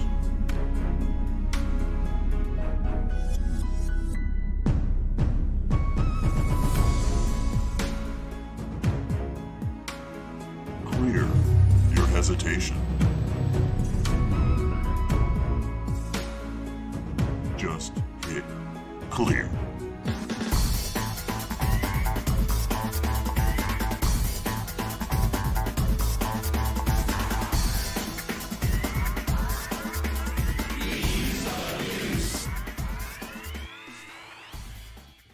Download EOU today at lcurtisboyle.com. Hi, this is Sean Wheatley, and you're listening to CoCoTALK with the original gamer, Stevie Stroh. All right, and we're back for more Game On.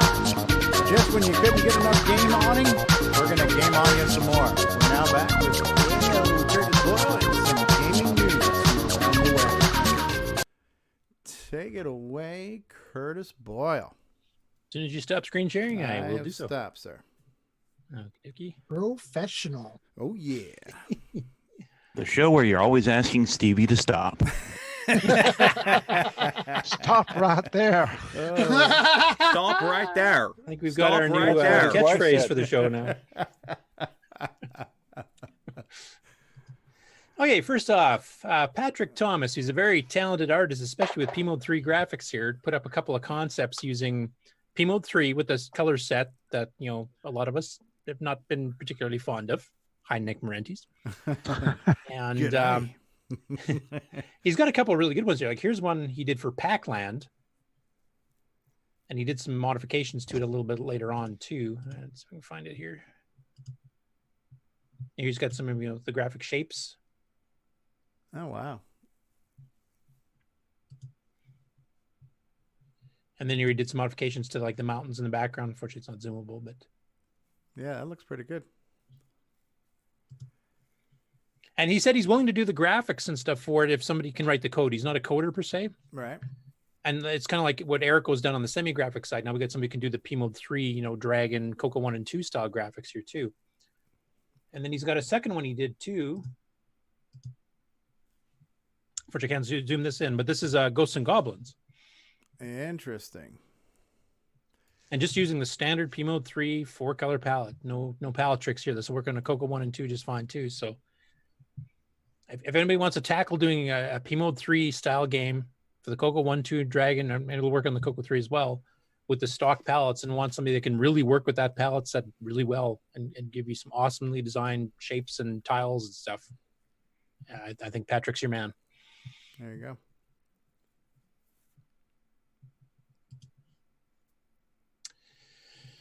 Okay, and here Jay Cyril has uploaded his 4th vlog for his Farmville type game for the Coco 3. I won't play the whole thing, but you can see it's got some stuff like he's got yeah, I like that. Timers and stuff. I like that angle. Update number 4 for my isometric farm. I don't know if you guys can hear his voice. Make it a little louder. And just want to start by giving an update on where I'm at with it and what's changed since the last video. So first thing I did after the last video was I did a bunch of code cleanup and organization. It's still not 100%, but it's more to where I'll fast forward a little bit here. That's different. So he's got timers working in there now. You can kind of see it's running. It's hard to say. So it's counting through like real world time. So days will pass and crops will grow over time. Yeah, he also, I think he renamed some of the crops a little bit. And, tomato, melon, pumpkin, and wheat. Wheaten. 5 seconds later when it updates. Wheel wheaten. Cursor. That looks good. I like the way it looks. Plow this ground. Here you're planting. I also have it set up so that if you plow and don't put anything there, the next grow tick, you'll see that it will start growing grass. So that's the first grass texture. Oh, neat. And if we let this run, you'll see that that will grow in eventually to look just like the rest of these. So let's go over here and put some crops in so you can see what that looks like as they're cycling. So I'll put one of each crop here, assuming that I can get it done before my timer clicks over on me. We'll see. So there's some tomatoes. Something for the there's genius. A melon. There's a What's huge of wheat? Pumpkin. This is just making me hungry, and but there's some wheat. So we can sit and watch those grow. I'll take. And does he have any seeds for baby back ribs? I'm waiting for bacon seeds myself. Yeah, bacon seeds. Are we going to watch grass grow? We literally are. Took about Just for you, Ron. 5 or 10 seconds to do it because, like I said, it's working. They're all growing off. Playing some Is the weed, sequel? man. Is the sequel game about watching paint dry? Yeah. No, the sequel one. The sequel one is where you actually make a salad. If we keep to watching this, you'll Or see toss the one. Chet, you naughty boy. Life stage number 2 right Peeling now. red paint. It's coming along pretty good, and he's got these little animations of the things growing, and he's got the timers working and stuff. So for getting a Farmville style game on the Coco, he's come along a long way since last week. Yep, it's impressive. And, I like it. We wait another. And I believe this is his 5 first seconds here. real game project like this, so that's a pretty good start. Change this number Can you to a play lower this with number, your but agricultural Coco? be good enough for now, I guess. You know, the old video text terminal? Probably not. This is the CoCo 3 only. Vision, right? Oh, sorry. Play this on the Ag Vision. That'd be perfect, right? So. Also, another You have to thing I log in at noticed is 300 you baud get- and you're watch it getting that way. some white dots Yeah. again. Robert Murphy in the chat says, this is the prequel to Burger Time. It's growing the I'll lettuce. have to probably go dive in the code and figure Yeah. that out.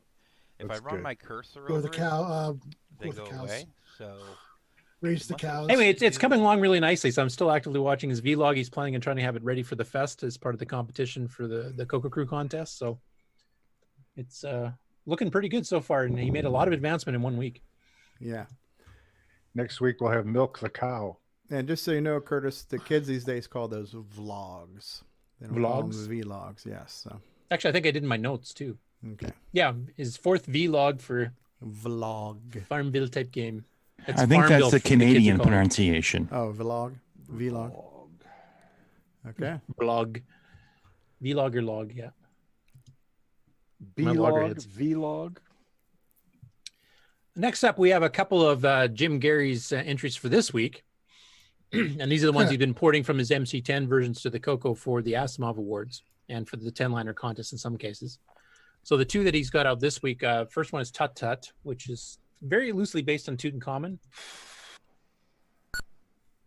And of course, you know, old semi-graphics 4 type stuff. So I'll just skip ahead here. There's your score table.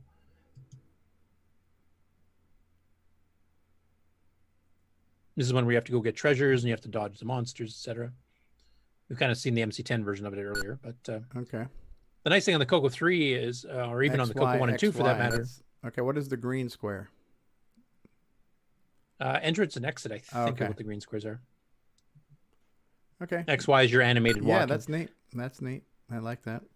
Now, Now, I think he's still running these at single speed. And then one advantage we have over the MC10 is obviously we can do double speed pokes both in the Coco 1 and 2 for the ROMs and Coco 3 for the RAM and the ROM. So you could speed up some of these games and maybe get a bit more elaborate. I don't know if he's planning on doing that or not, but so the is that the possibility's definitely key there. to unlock the door to get out, possibly? Yeah, I think it might be. He's got some details on the instructions and stuff. Okay, later. yeah. So now it says under keys, it's showing up there, right? So now there's a key. Okay, so maybe the picture of the door should change once it's been unlocked, you know. No, this is neat though. This is definitely in the style. He did one a while ago that was also like a Tutankhamun game. I remember playing that one a while ago. So this is a different one, but it's got. Oh, so now these guys are going up. Before they were only going side to side. Yeah. Now the bad guys are getting a little smarter. And now you got doors too. You got blue doors and red doors, and you have to get the same colored key to unlock them. So. Oh, that's evil. So you just picked up the red keys. So now and you I can unlock. see, okay, so even though the picture of the door doesn't change, you can at least see what color key you possess. So that's helpful. Okay. Oh, I guess it's a movable moving the block, yeah. block. Oh, that's actually helpful. Uh-oh. Oh. Oh, I was going to say, would that work? But no, they're actually getting pretty smart. It's a cool game. I wouldn't mind seeing a high res version of this done later on because actually the game concept's pretty good. It like it said, it's loosely based on Tutankhamun in a way though mazes and stuff work, but there's a lot of different gameplay elements that Tutankhamun does not have. So unfortunately, you have to expose yourself to danger to get some of these keys too. I'm sure glad you added the words to danger there. Yeah. Instead of just exposing yourself, huh? Okay. Yeah, exactly. So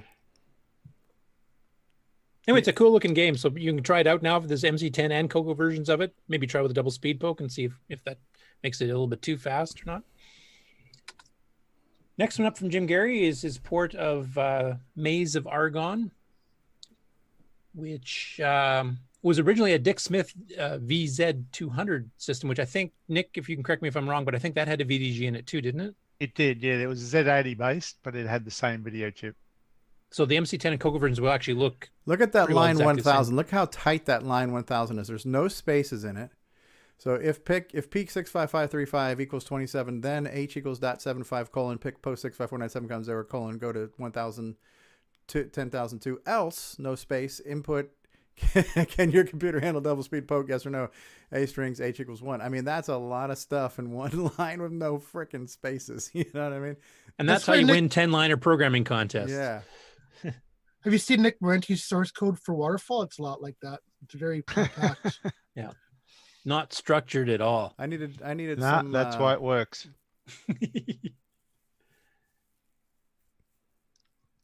Can you escape the maze in time? I'm not saying it's bad, Nick. You're using the space very efficiently. Oh, nice 3D. I love these 3D perspectives, especially in SG4. You know, I mean, that's saying something when you can do that in that low of a resolution. Wow. The nice thing is too, it's a multi-level dungeon and stuff. This is like Phantom Slayer. Kinda. Yeah. Nearest box is 7 blocks south, huh? Oh, so it's giving you clues. Oh, here's your WASD, and then yeah. Here we go. Yes. That'll be our next. That'll be our next segment. We do have a haiku for that. Oh, that's right. Yeah, so. Yeah, we can put that on right after I've done the game on segments. There's not a ton today, so. But it's a pretty interesting game, a nice 3D perspective, and then multi-levels, and it's got new energy packs you have to get, and sonar so you can detect things and stuff. So it's not just your standard escape type game. Yeah. Now here the Amigos release their next episode, which is Super Pitfall. I will let you guys watch the video itself to find out what they thought of Super Pitfall. But I will play, like last week we mentioned that a viewer of theirs in Hawaii had sent them that one where they took the Radio Shack catalog and kind of made a wall hanging out of it. Yeah. This is part 2 of that, because actually they got sent 2 things by that same person. So I'll just play that little clip and then and let me know if the volume's okay on this. With it, but yeah, that was something I wanted to put on the list, that's for sure. Now, before we dive into Super Pitfall, you've been tangling something about for like hours. This is the all-time most difficult package to open on the air of all time. But I've been watching while talking. It's been pretty funny. I have cut the final parts of the tape. Okay. And we are ready for. This is something. Maybe we should start dressing up like John there, Stevie, and look more professional. Yeah, I don't own a coat with patches on the elbows there. We unwrapped a picture of I love these guys' the banter. ad that was blown up. It was real nice, yeah. And here we have actually blown up the patent for the Tandy color computer. Look at that, and it's got everything, all the different angles. Oh, that's so clever. The bottom grills and stuff. I would have never thought to do that. Yeah. It's got the patent stuff up through here. And this is great. This is a perfect thing because I never thought about this, but patents are all in the public domain, and so like thank you so much for taking the trouble of blowing this thing up. This is gonna now. We'll have to fight over who gets what. Well, no, you can leave it. You can. It should be displayed as one piece. You can display it up here. It looks nice. Look at that. I saw a guy on LGR do some stuff with patents. That was sort of his gimmick. Mm-hmm. But I think that's super clever. That's so nice. Yeah. That'll look great. You can put that right up there, and then you have it all in one nice display. Yeah, thank you so much, Jonas. This is super cool. Now, I would have never thought of that. You want to take a guess at when this patent was filed? 78. 1983. What's it for? Is this the Coco 2? It's the Coco 2. I bet it's got to be. No, it's not. It's a full-size Coco. Oh no, this was okay. It was filed in 80. It was granted in 83. There you go. That just shows you how slow the patent office is. Pretty neat. Pretty cool. Somebody could have made a knockoff Coco in that time. I think that's also for the case, not for the whole computer. It's just the case design. Mm. Yeah, it might have been, but they filed in 1980 when the Coco 1 came out, obviously, and it was based on the old Agrivision Videotex terminal that came out earlier. But it took 3 years for it to get granted. By the time it came out, the Coco 2 was already coming. Yeah, I know. That's wild. Which is just kind of a sad state of what the patent office is like.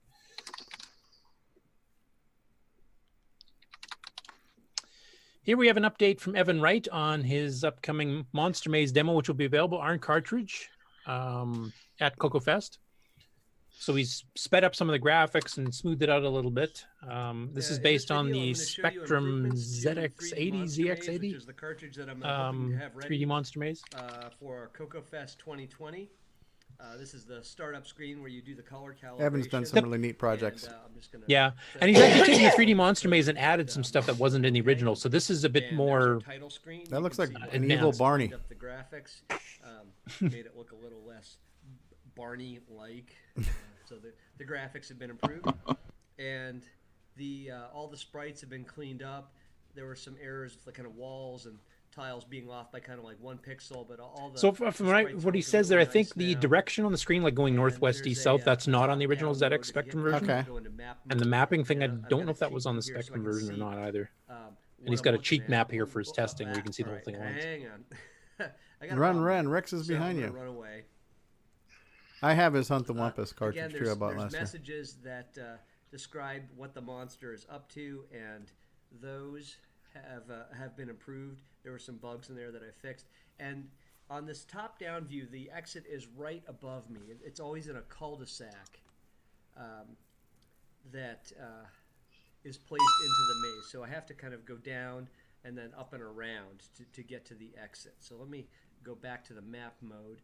And you'll notice that the Rex lies in wait. That means that the monster is stuck. However, there is a counter now that keeps track of how long the monster has been stuck for. And if the monster gets stuck for too long, then the monster will be teleported somewhere else and it'll start hunting you again.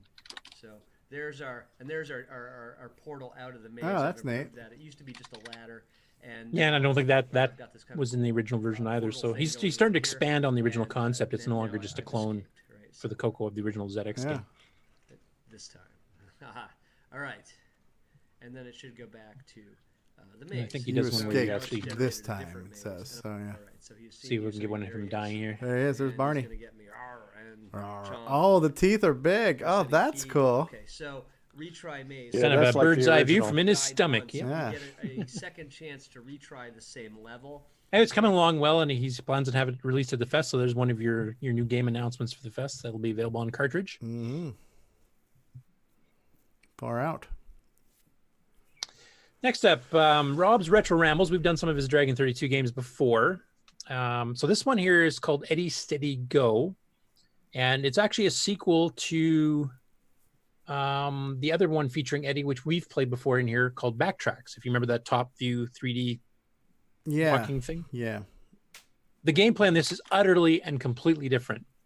And he was quite frustrated at the beginning because he couldn't get past the first level for about 10 minutes. So I'll play his little intro. Is this the lava lamp guy? Yes, it is. Okay, I like him. So I'll play the little intro and also show you the loading screen, which he hadn't really seen before. And then I'll skip ahead to where he actually kind of has figured out the game so you can get an idea of the gameplay a bit better without, watching a lot of frustration.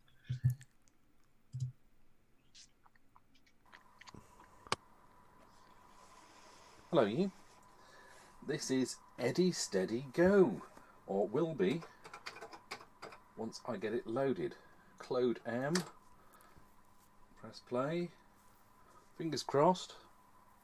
Oh, blimey, this is another big one. This is 3 minutes 37. Oh my God, what am I going to talk to you about for 3.5 minutes? Oh, I like his presentation too. Well, let's just. Is it doing something? Is it doing? I love that yes, TV. It's doing something. We're going to get a loading screen. Blimey. Crikey, oh, blimey, O'Reilly, oh, flip. See, part of it is the accent, Steady right? Go. But, Incentive software.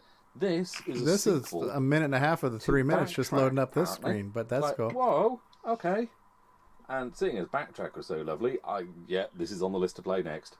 So, yeah, I've no idea. I don't want to spoil it. That 3D effect in Backtrack. So we could have absolutely sent lovely. high-res I hope I'm graphics not over the setting myself modem up for a fall, then, and really, get this coming at this baud rate, difficult right? second album. Yeah, this is terrible. 1500 baud, so if you had 2400 baud, one would be Eddie, faster than this, actually. We ain't got no body. Right, we appear to be eating apples and chucking apple cores behind us, I think that's meant to mean. Or are we jumping and we're about to headbutt an apple? There's a brick wall to go into. Looks like a mountain range. Oh, is something dropping apples? Eddie Steady Go seems to be zooming along as an apple. And is that a bird there? And it's going to be dropping apples on it? I don't know. And meteorite on the left. Avalanche maybe down the mountainside. I don't know. It's boulder of some kind. Anyway, I'll skip by his trying to learn how to play the game until we get to where you can actually kind of see it being played. What the hell is going on here with this game?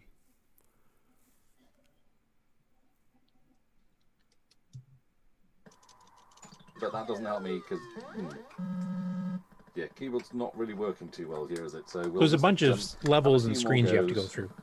Okay, so you got to jump and grab that apple. The apple's bonus points. You don't have to get those. Okay. Right, the bloody walls. Section 2. The Hunchback thinking is coming back to me, thinking of Castle Top on the. Yeah, this would frustrate the hell out of me. On the Atari, wasn't it? I gotta be dropping a few colorful metaphors on this one. Where somehow I managed to flukily make it. Isn't that most games, Stevie? Yes. Definitely getting that vibe here. Oh, nice. Right. Yeah, trying to go for that apple is just suicide. Okay. And aha! That's how you do level 2 then. How nightmarish is section 3 going to be? There's 22. Oh my goodness. It's They said there's 22 sections. Yep. So you want? And they get quite different, like this one. This is yeah, quite this different is than the kind of like previous a two. demon seed. Ooh. And that's it. Okay then. Just avoid the birds and get to the other side, huh? Okay. Okay, so what's some screens not as difficult as Oh, so hello. this is kind of Moon Patrol-ish here. Definitely getting the Wonder Boy vibe now. scene. Okay. What year Neat. did this come in? I like this. 1985. Yeah, it looks like there's a lot of varied I'll have to look gameplay at depending on the Wonder Boy level, so I game wouldn't mind trying this one out. Because that really... Okay. This is kind of like a Canyon Climber with the arrow, you know? Damn it. I've got to get it 2 then before it...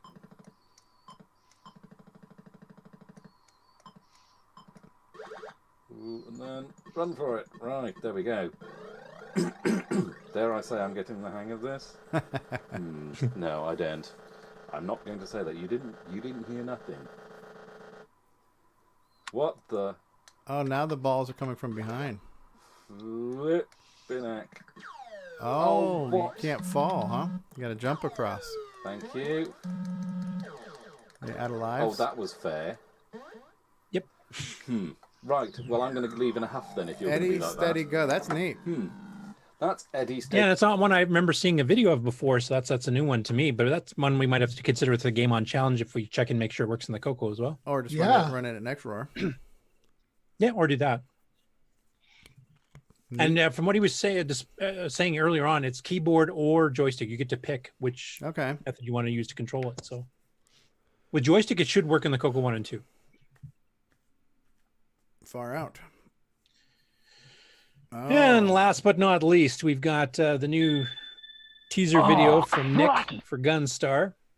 Does that mean you with have a typical to be, aged Coco player on the right there? Does this mean only old men need apply to play this game here? That's right. I liked Ron's comment. He says, his joystick cable's cut. And I replied, that's probably why he's not getting a good score. Yeah, don't tell Grandpa. This keeps it keeps him busy. It keeps him happy. That's all right. It passes the time. That'll probably help Stevie's score. Yeah. So he's still stuck on level 1. A day in the life of Stevie. Just play a track mode all day. And you can see Richard Lubieski's comment. He's rooting for the aliens. Yeah. So yeah, just another plug for Gunstar coming soon. Very nice. And actually, Nick surprised me this morning with an extra graphic. Well, teaser, yes. Okay, I'll which let you go. I will let Nick explain. I'll just switch the picture. Nick, you take it away. Well, I have now set an official date for release, being March 14th of March, and then this March at 2 p.m. on CoCoTALK. So not next week's episode, but the weeks after is when I'll open the doors. And Gunstar will be available. Open a door. Just open I like the cover art. Yeah. So I'll probably upload it to Facebook later today. But yeah, it's just to promote that show that we'll have on CoCoTALK, where basically I have a bit of a video to show that talks a bit about Gunstar, and then we can have a bit of a Q&A. You know, people can ask me questions about the game. And people will be able to order it online, right? Well, it'll be available for ordering online from that time. Yeah. Okay. Excellent. And as a digital download or a physical package, if I remember correctly. That's the plan. Yeah.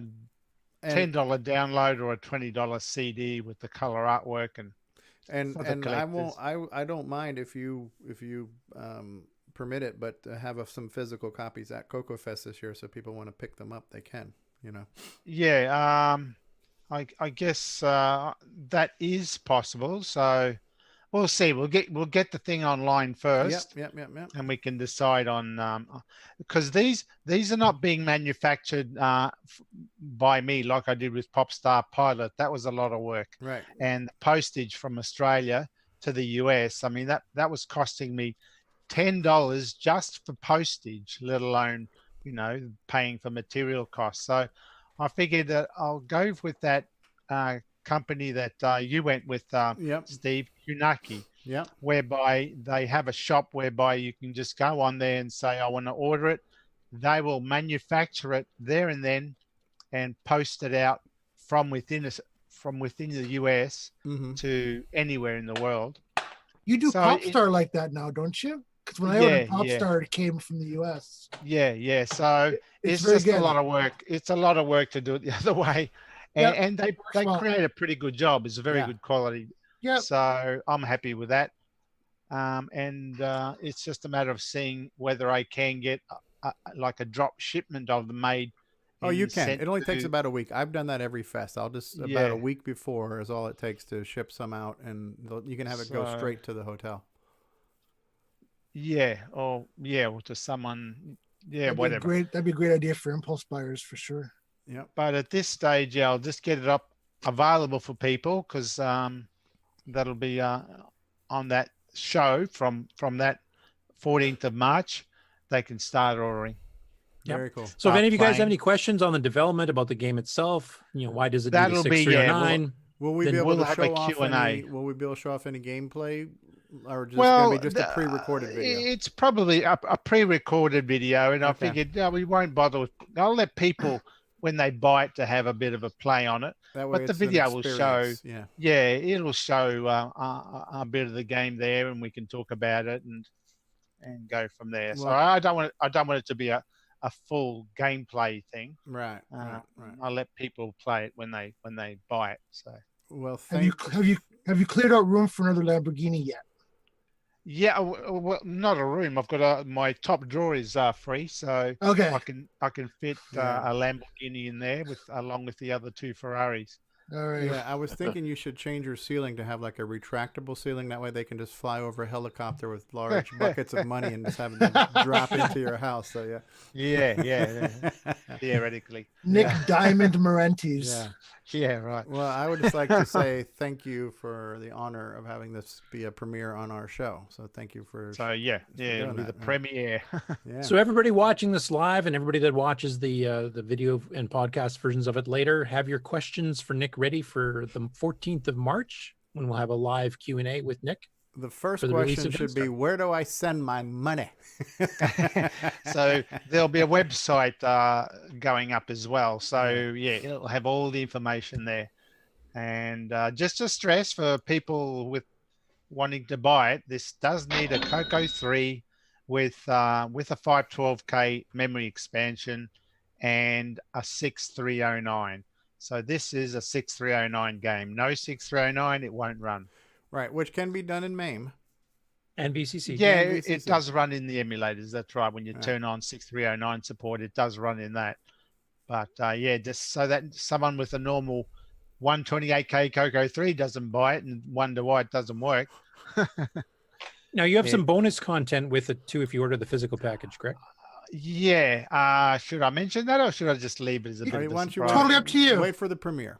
I think we'll wait for the premiere. Yeah, the premiere. We'll do it all on the premiere. So at this stage, so we'll just tease. There is bonus content. You'll hear about it on the 14th of March. This is just promoting the event so that people are aware of it. But it'll be on CoCoTALK in 2 weeks' time. Nice. Okay. I have one question I want to ask before we wait for the 14th. Some people just can't wait. Go on. I know, eh? That bit of source code listing in the lower left corner, does that have any cheat codes or anything in it I could use? No, it doesn't. It is from the game, but they're not that part there. No. Darn. Okay, that's all I have. Just type crikey, and I'm sure it'll do something. Don't tell them. If we have any viewers that normally can't participate live and listen to the recorded version of our show, if they did have a question, could they present that somewhere or email it to one of our addresses? Yeah, they can drop it in Discord or in like the CoCoTALK lobby. That's right. Yeah. Or you could email it to CoCoTalk@CoCoTalk Live. Thanks, Brian, for. Well, it'll be available on the Facebook page as well as in the link, so they can now ask questions on the Facebook page as well. And we'll queue them up for the official release. Yeah, and there should be one or more people at CoCoFest who could do an upgrade. So if you're coming to CoCoFest and you bring your Coco 3, Mark Marlette of Cloud9 should be able to do 6309 upgrades. Hopefully Richard Lorbieski of Boyson Technology will be able to do that. I'm not sure if Tom C will be there or if Jim Brain would offer that service, but there should be one or more people at CoCoFest to give you an upgrade while you're there. Does Mark Overholzer offer that service? I can't remember. I don't know if he has in the past. I think he can do it, but whether he's set up to do it on on Fest Day, I don't know. But you can almost guarantee Mark Marlette will be able to do it at bare minimum. 6309 upgrade, I highly recommend it. So it's a very low cost upgrade. The hardest part being, of course, being able to unsolder your 6809. That's the hardest thing. It doesn't cost much, but it is hard if you've never done that sort of thing before. But I do highly recommend it. And the CoCoFest is a great place to just take your Coco with you and get it done at the fest. Right, you can get memory upgrades while you're there too if you don't have 512. Yeah, well, you can get other things as well. But 512 really is a minimum these days. Yeah, 512. Now, Gunstar doesn't use all 512, but it does use more than 128. So Coco 3s generally are only 128 or 512. So when I say it's a 512 game, it doesn't mean it's actually a full 512. Right. It's around 300K actually. So, but yeah, nowadays 512K is pretty well the norm. There's lots of games, and well, Nitrous 9 2 is highly recommended for 512, but a lot of games require programs. I think Gunstar is officially the second 6309 game, or Spider Hyper was by Roger Taylor was the first. By Roger Taylor was done a while quite back. a few years ago now, I think. Yeah. Oh, wow. Yeah. So, but I think Gunstar is probably the first one to really use it, and hopefully it will show. Nice. Yep. And I will mention as well, of course, because I have to promote my own stuff, that if you get the 6309 upgrade at the fest, and then you get the 6309 version of Nitrous 9 Ease of Use, a lot of it runs a lot faster. Than the 6809 version. In fact, if you've seen some of the side-by-side videos like Stevie was mentioning on the OS9 commercial earlier, there you can see the speed difference the 639 can bring. And Nitrous 9's been in development for 20 years using the 639, so there's a lot of optimizations in there. Yeah, those updates allow Nitrous 9 to suck twice as fast. For those of you playing at home, Curtis mentioned Nitrous 9, so take a drink. Yeah, I'm already half plastered right now. So well, make OS9 take it easy, guys. I gotta fly. All right, take care. Okay. Yes, OS9 will crash twice as fast, but Nitrous 9 will run twice as fast. There you go. Well, it's pretty stable, I have to say, right now. So yeah. Let's have the CoCoTalk seal of approval. Yes. I think so. Yeah. At any rate, that was the closeout for the Game On segment. Nick and I kind of saved that last one here just for the tail end of the segment there. To the artwork is really cool. I like that. The artwork. Will it be released next year on OS9 too? And ROM cartridge, no less. Yeah. Well, once that DMA chip thing's done there and I can speed all the graphics up, we might try it. or when the Gimme X comes out. Yeah, if it has some acceleration too. Yeah. Because that's got 3 megahertz, so that could be done then. Yeah, maybe. I'll probably be doing some other project by then anyway. No time to go back to Gunstar. And I should also mention just briefly here that the screenshots that he's got here, he's got 3 of the levels shown. One of them is the third level he's got showing in the level editor. Does the game come with the level editor? No, that was showing one of the tools I was using in developing the levels. So the top right's the level editor. And the bottom left, of course, is some of the code. Now, would you recommend a digital stick with this, Nick? Yes. It depends on what you're used to. I'm used to a digital stick, but Curtis, he's got it plays with anything. Yeah, I'm old school. It works fine with the deluxe joystick, you young whippersnappers. Get off my lawn. If you can't play it on a Black Beauty, I shouldn't play it at all.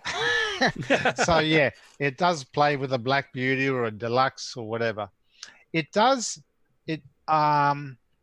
ideally need 2 buttons, but it will work using the space bar as the extra button, or if you hold the button down for a sec or so, it functions as a second button. Oh, is that your So, super shot? yeah. So Sort of smart either bomb way, type thing, yeah. whatever joystick you've got, whether you've got a deluxe or single button deluxe or a dual button, single button Black Beauty or a dual button deluxe, or no joystick at all.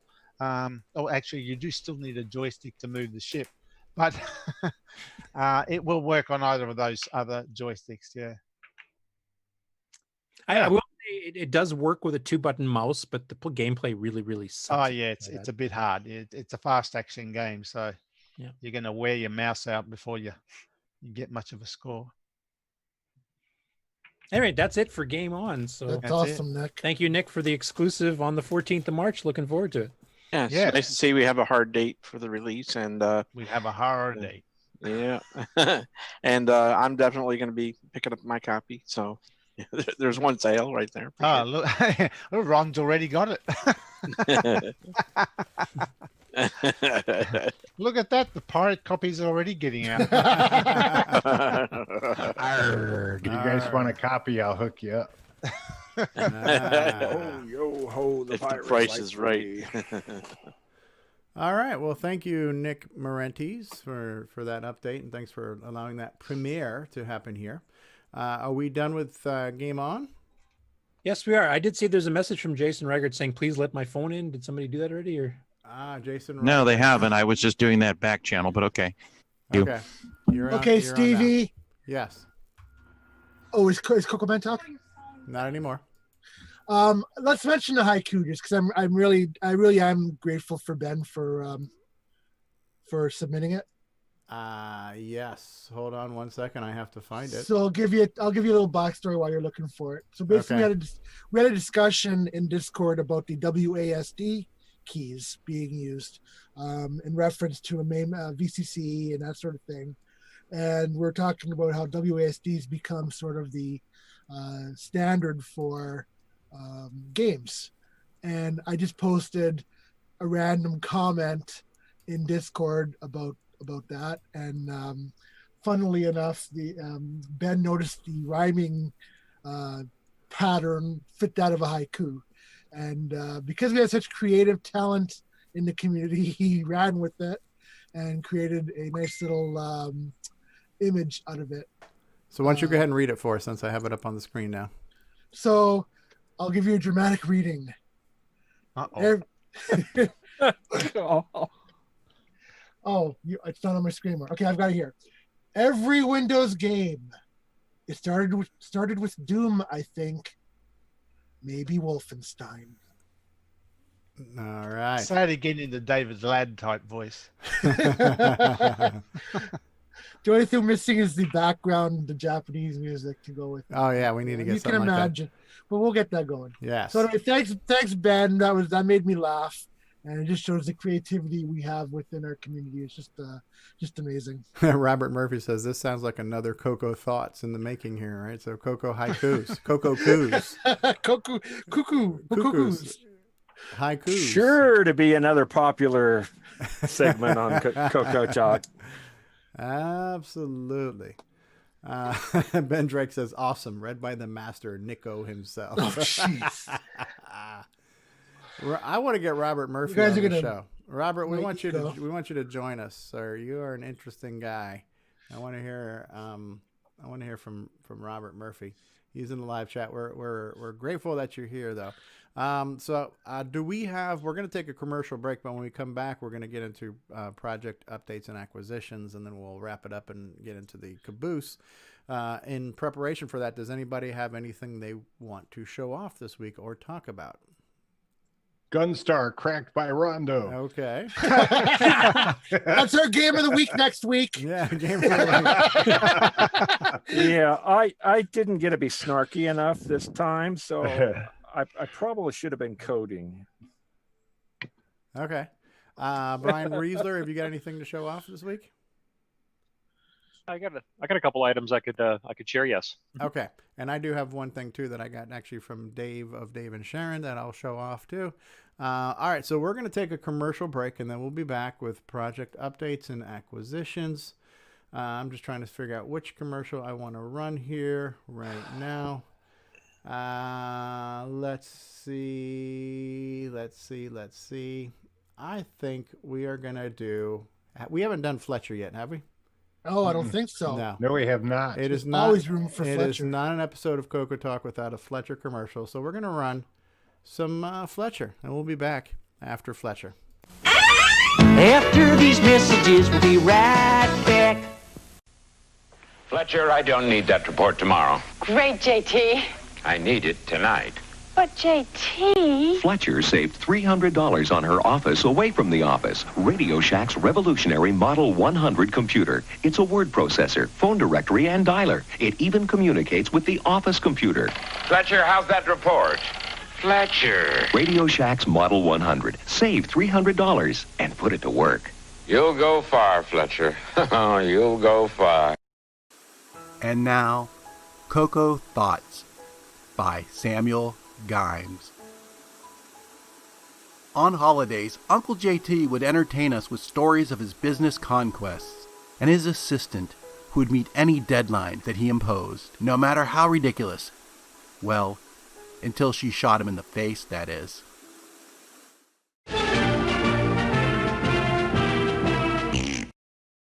Hello, I'm David Ladd. Thank you for watching CoCoTALK, the world's leading live CoCoTALK show. What's going on, guys? Stevie Stroh here, and I want to say thank you so much for being part of this adventure with us. It's been such a great experience in doing Coco Talk every week, and the support we get is just amazing.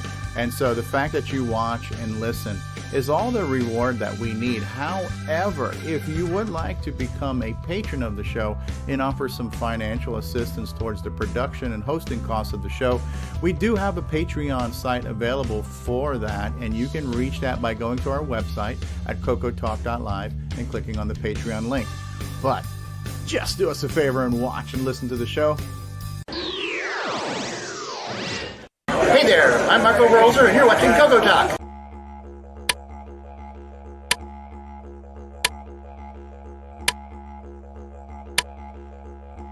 This is not the Joey cereal switch. This is the Joey cereal switch. Control up to 3 cereal devices. Order yours today at cocoman.biz.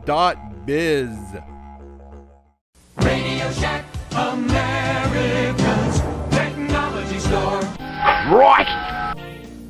This Christmas, Tandy has a very special offer. A family color computer pack to take away at a very special price.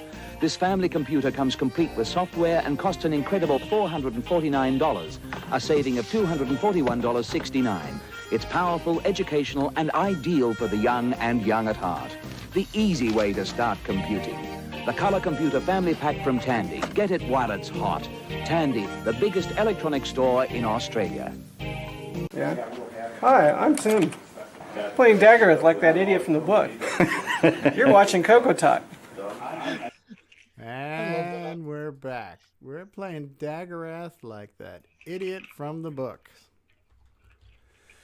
All right, so we're at that part of the show now that we call updates, if I can spell that right, updates and acquisitions. How do you spell it? Is it ACQUISITIONSEIEIEI? I like to buy a vowel, please. Correct. Yes, I'd like to buy a vowel. I'd like to solve the puzzle, please. Can you define that, please? Can you use it in a sentence? Yeah, we'll try to do that, Nico. All right. So this is the show and tell part of the show where we talk about if we worked on anything this week, if we picked up anything this week, and so on. So I believe one of the first people that said he had something to show off was Brian Weasler. There we go. Sorry, I had to unmute myself there. Kind of a little spin off from the commercial break there. I too picked up myself a Joey. Oh. Oh. So I selected the red switch there. So I do have a couple printers I want to get set up, and yeah, this will come in handy for that. So It's kind of yeah, like nice the, job. Nice job he did on it. Kind of too. like the Ed Snyder keyboard comes in your choice with certain color switches here, right? So Could you tell us the serial number on that? I do not have the premier serial numbers. I have the second running of those there. So okay. Mostly what I have is ROM cartridges. That's kind of been my focus lately. Again, trying to get a complete collection of all the different carts and stuff. So just one was kind of interesting observation. I picked up another math bingo, but then I noticed that and Steve, you kind of alluded to this and kind of got me spinning off into another one, is the different labels that are available. So you got the math bingo with kind of the angled the variations label on the labels, yeah. and then you got this one here, and then and they all say math bingo on the front. This is the third one. So it says the math bingo, but if you notice on the bottom, it's the white label, and bingo it's math. bingo math. So I thought that was kind of a little interesting. That one one puts more of an emphasis on the bingo part and less on the math part, apparently. On right? the math, yes.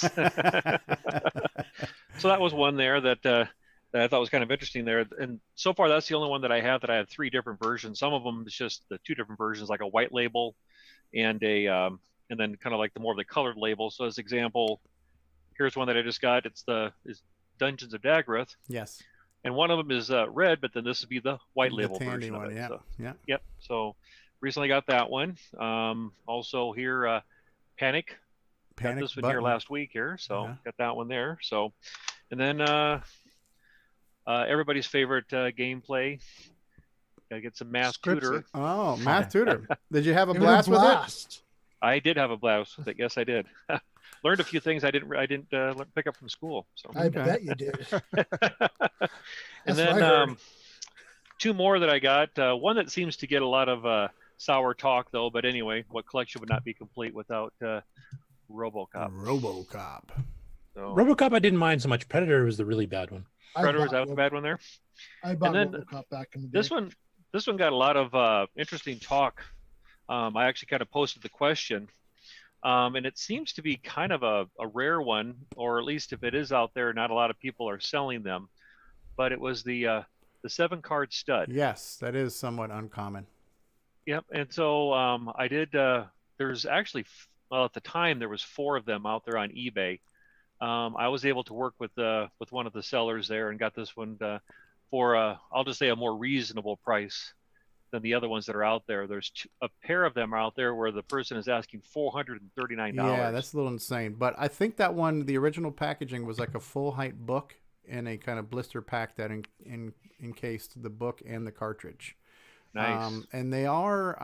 I hate to use the word rare because it's just so douchey, and everybody on eBay does it. But they are. It is a less common cartridge that you will see in the online auctions, and so. If you are a collector, like anything else, you want to try to have as many things as you can. I have seen them sell for extremely ridiculous prices. I don't think those prices are justified, but yeah, neat. I did reach out to the seller though that was selling the one for $439, and him and I had kind of a little bit of a back discussion on eBay, and I don't know where he got his information, but he said that this is one of the top 5 in demand of game cartridges, and so I'm not sure what sort of list is out there that would rank cartridges, but I don't know. That was his comment to justify his price. I think it's top 5. Here's the actual manual too, if you guys want to see what the actual so it's size not a is. full size one. I thought it was a bigger one. I thought it was a taller, like 8.5 by 11 or something. It's bigger than the later ones, as you can see here. Like here's what our featured game actually. All right. And how's the actual game? Other than it being uncommon, is it a good game, or is it kind of like Dragonfire, where it's got a lot of hype, but it kind of blows? Well, I have not played it yet, though, but I don't know. Maybe Curtis can speak to it if he's taking a swing. It's not a bad game. It's not like spectacular or anything, but if you're into the card games like that, then it's fun.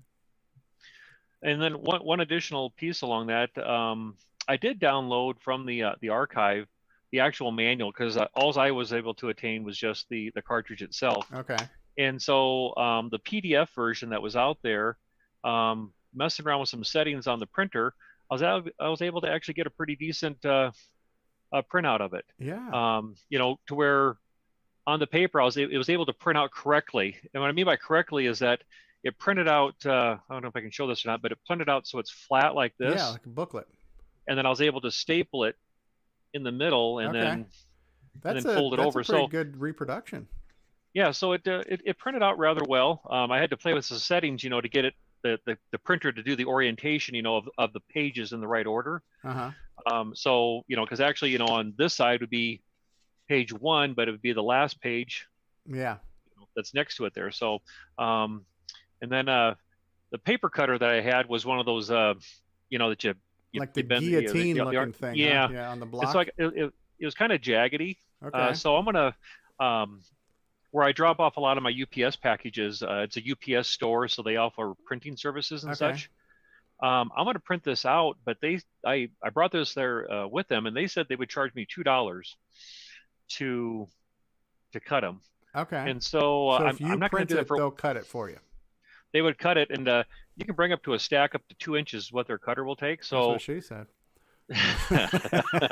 so what I was going to do for some of them that I just have not been able to attain manuals for, I may go ahead and print out a series of different manuals, take a whole stack in there in $2, have them lop it off for me, and I don't know. I mean, I don't want to spin this off into a big discussion though, but I mean, from a collecting standpoint, you'd want to have the original manuals, but for a personal use, I think it's okay to print these out and put these in, you know, put them into a box and everything, right? You know, and there are also reproduction cases too. So, you know, Tim Lindner has the silver boxes where you can.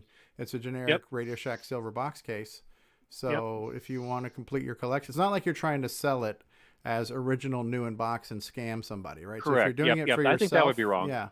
Then that's perfectly. Yeah, that's so. Cool, Yeah, man. so it's been kind of fun. There's a couple different lists out there. I'm going to try to work with some folks. I know Paul started a list. I got another list from another gentleman. I forgive me, I've drawn a blank on his name, but I want to try to combine all those into one, like an Excel of some sort, a complete list of all the Tandy cartridges. I have not been able to find a list that at least seems to be 100% complete. So including the different labels and all. Yeah, the different labels. I even thought about trying to maybe take some pictures and expand it to not only have the, you know, the title, the part number, but then maybe even a little snapshot of the end, you know. So example, kind of going back to the beginning with the math bingo, you know, and then maybe have a snapshot on the spreadsheet showing each one of the 3 labels there. Just to, I don't know, I might do that more for my own personal, but maybe you know, go ahead and share it out there. Some other people might find it helpful too. Sure. Very cool. Anyone else have an update or acquisition they would like to share? A story they'd like to share? Anyone? Well, I have a dumb one. Okay. You ready? Yeah. Are you going to share? Do I need to stop sharing so you can share something? I can't do that. Okay, go ahead, Ron. All right. And here it is right here.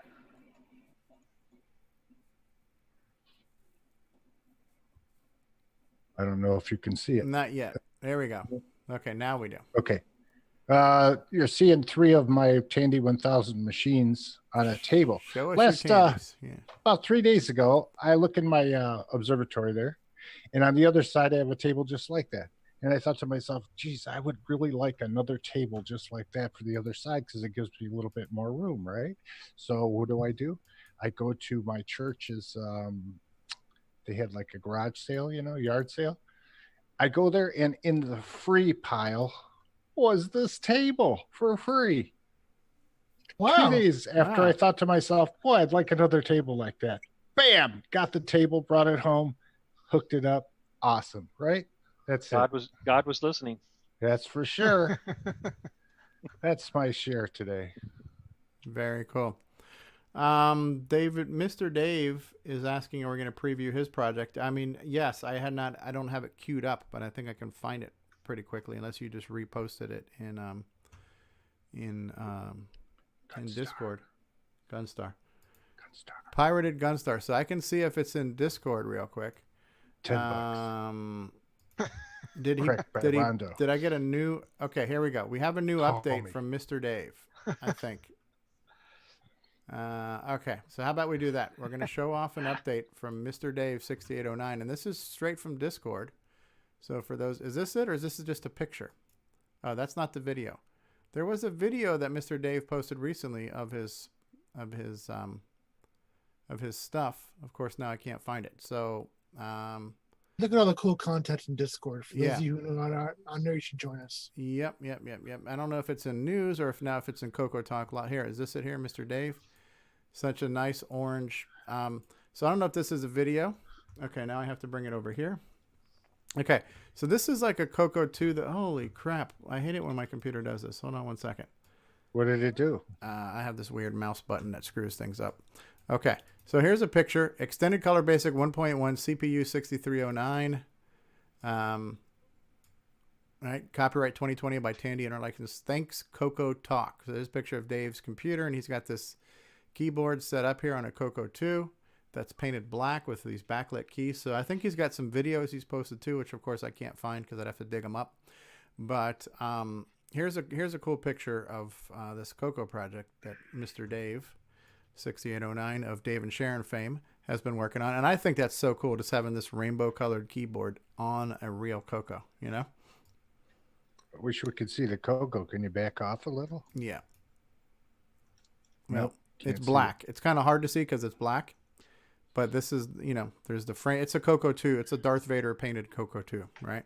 With a black keyboard. So you can kind of see the name badge here. But yeah, the lighting is not conducive to seeing the whole Coco. So I'm not sure if that's what you wanted me to show, Mr. Dave, but I think that's the best I can do on short notice right now. Good. I do have something. We need to have him on to discuss the project, actually, Yes. I think. I do have a real quick thing that I can show off, and this even includes a hand. And man, the packing on here, I'm sorry for all the noise, but so a little handwritten note from Mr. Dave. He sent me some memory, because that Coco I picked up for $15. What camera am I looking at here? So this is 64K of RAM that I can put into that. When I say I, not me, but somebody who knows how to solder and desolder. But I have new RAM to fix the $15 64K Coco 2 I got that has a bad RAM chip. And so Nice. Mr. Dave sent that to me. And so it's 2 chips that should replace all 8 of those. So in the note he writes, "Hey, Stevie, here are the RAM chips. They are 64K by 4-bit each and can replace all 8 of your old chips. Good luck. Keep up the great work on the show. Dave." All right. Thank you, Dave, for that. So Well, just bring it to the CoCoFEST with you. I'm flying. We'll fix you I'm up. flying. Speaking of that, so as far as maybe an announcement for me in CoCoFEST, I am going to try to show off an updated version of my Kabam game that I started and haven't really touched in far too long. So I work well under pressure. So I figure since it's basically we're going into March, I'll basically have a month and a half to work on it. I'm flying. I'm bringing a suitcase and an overhead bag. So I'm thinking the only thing I'm going to be able to bring is going to be my white Coco 1 Coco VGA. I'm not sure I can squeeze a Coco on one side of my suitcase and a flat panel VGA on the other. I'm not sure. I'll test that. But just in case, I'm putting out an early call for somebody who maybe is traveling to bring a spare VGA flat panel for me to plug into my Coco VGA. Got you covered, Stevie. Okay. So as a backup, Yep. Let me know whatever you need. I can bring all sorts of hardware. So like if whatever you it's need. one of those 17 FPs with the sound bar, that would be perfect because I can sit that right on top of the Coco. As far as size and weight and stuff. Actually they're kind of heavy, but yeah. Anyways, whatever you got. Beggars can't be choosers here, but. Yeah. Let's talk. I'll help you out. Okay.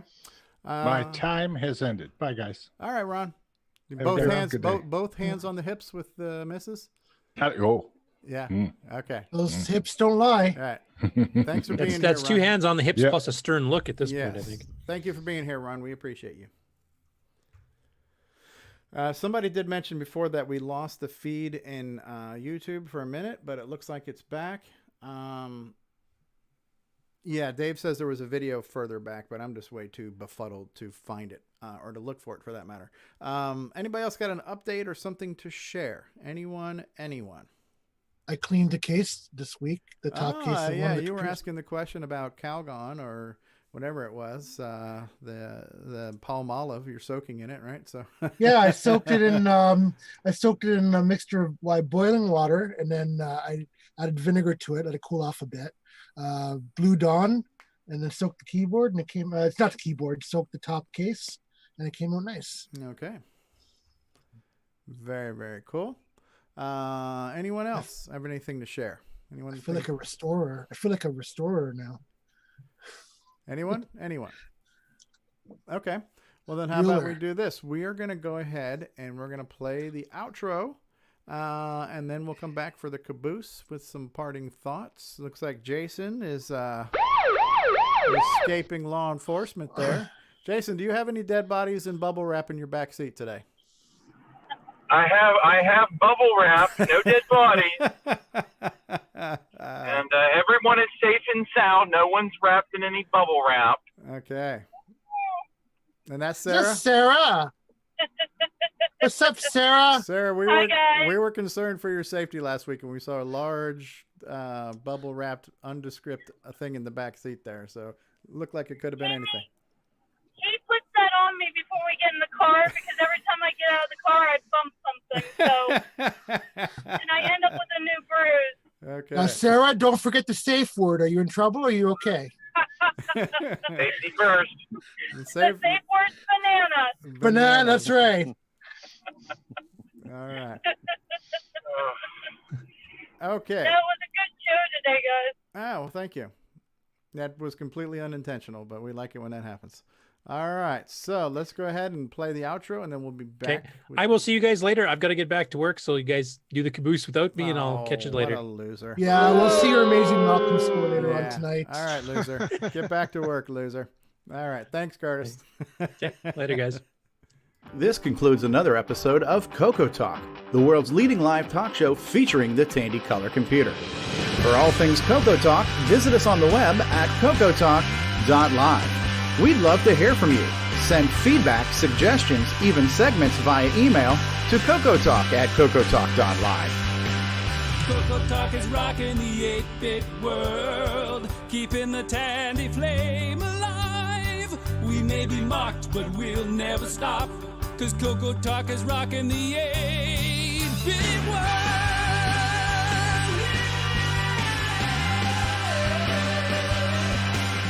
Consider supporting the show with a purchase of merchandise from our retro swag shop at 8bit256.com. If you'd like to become a patron of the show, click the Patreon link at our website at CoCoTalk.live. CoCoTALK is rocking the 8-bit world, keeping the Tandy flame alive. We may be mocked, but we'll never stop, 'cause CoCoTALK is rocking the 8-bit world. CoCoTalk would not exist without the community, its cast, crew, and contributors. Thanks go to Curtis Boyle, David Ladd, Mark Overholzer, Grant Leedy, Bruce Moore, Nick Marentes, Ron Delvaux, Rick Adams, Jason Reichert, Richard Lorbieski, Jim Brain, Tom C., Rob Inman, Mark Bosley, Brian Joyce, Ken Reichert, David O'Connor, Brian Weasler, Terry Steggy, Nick Marotta, John Strong, and many more, especially to Steve Bjork for production suggestions and James Diffendaffer for making my head explode.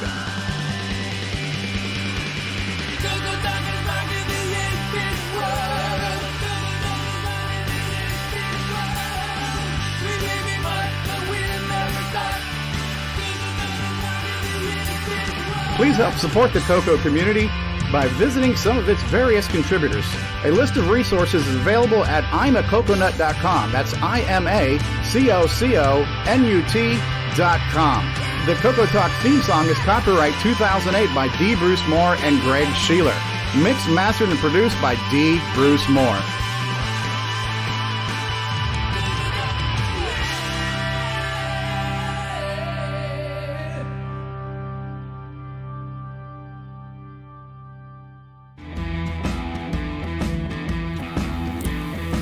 The CoCoTalk train wreck is over, and we welcome you to the last surviving car.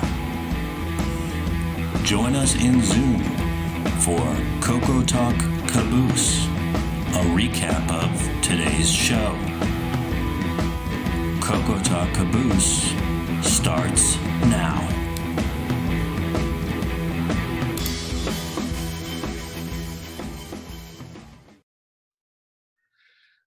All right. Well, welcome back to the Coco Caboose. The caboose is loose.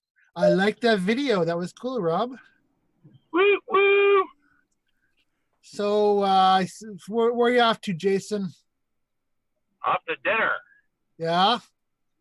Off to dinner at a good restaurant, not a lousy restaurant like last week. I don't know. I really like your reviews. I want you to pick a crappy one. Yeah, it should take over an hour for a pulled pork sandwich. What can I say? Rob Inman brings the pro to production value. Rob's given us a lot of just gold content, pure gold, platinum hits.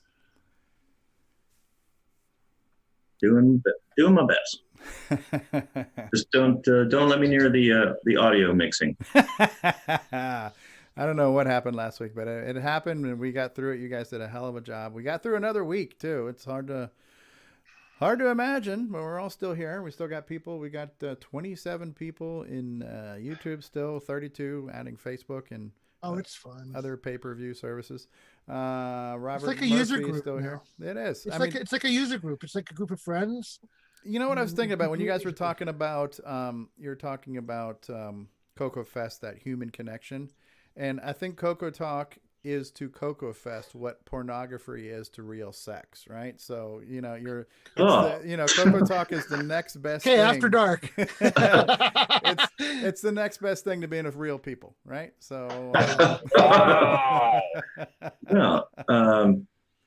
Quite an analogy, Stevie. Hey, listen, I came up with that one just recently, so Chet looks confused. It's a form of Coco self-love. It's the online equivalent of a human experience, right? So all right, whatever. It wasn't meant to be filthy. It was meant to be an analogy. So, anywho, well, I mean, it makes the hobby a lot more fun. I mean, if we just had our Cocos in isolation, I'm sure we'd enjoy them. Considering the coronavirus that's out there, we might want to put our Cocos in isolation. I've thrown out all of my Coronas right into the. But like Alan Huffman said earlier, just to have people, around you that understand what your passions and you can share them with, and it puts on a whole other level. There you go. At the moment, I'm passionate about Brian's room there. That's a really neat Coco setup you've got there. You've been doing some house renovating by the looks of it, or Coco room renovations. Brian, I think you're muted. Oh, yes. Yep. Yeah, that's kind of that's my area there where I keep all my collection or most of my collection, and that's where I use my Cocos. Yep. Brian, you should rent out your room on Airbnb just to Coco people, so we could just kind of play with your setup. Now, Brian, I forgot last week you said you were going to introduce some cartridges, and then we didn't have time. Were those the ones you did today, or were there other ones?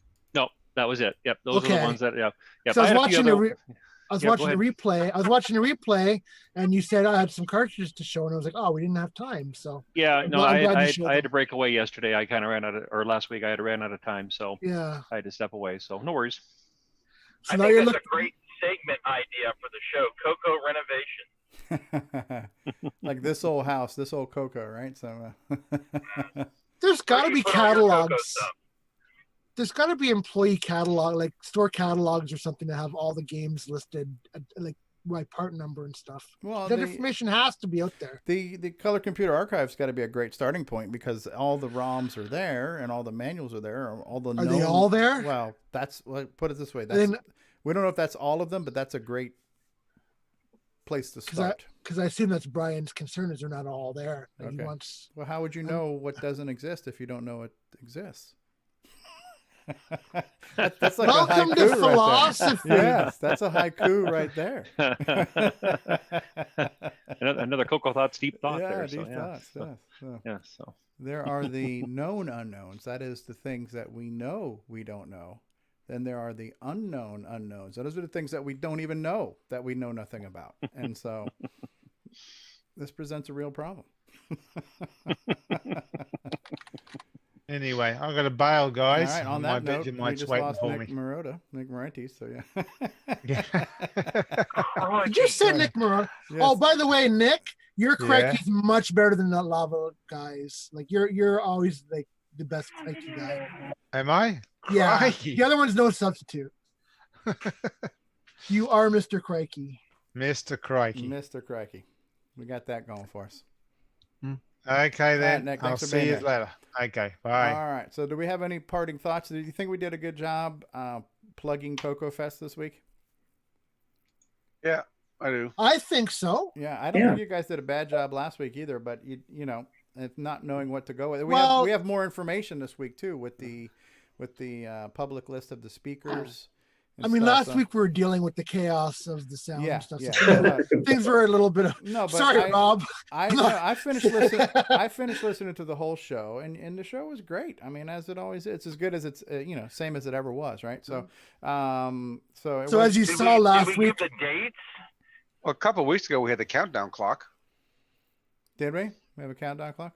Yeah. Well, so I put one up anyway. Yeah, I think if maybe it was a few weeks ago, maybe it was Mark Overholzer who says maybe we aren't doing as good a job as we can in trying to plug CoCoFest. So we want to make sure that we continue that, and then the favorite moments from CoCoFest gone past and reasons to go.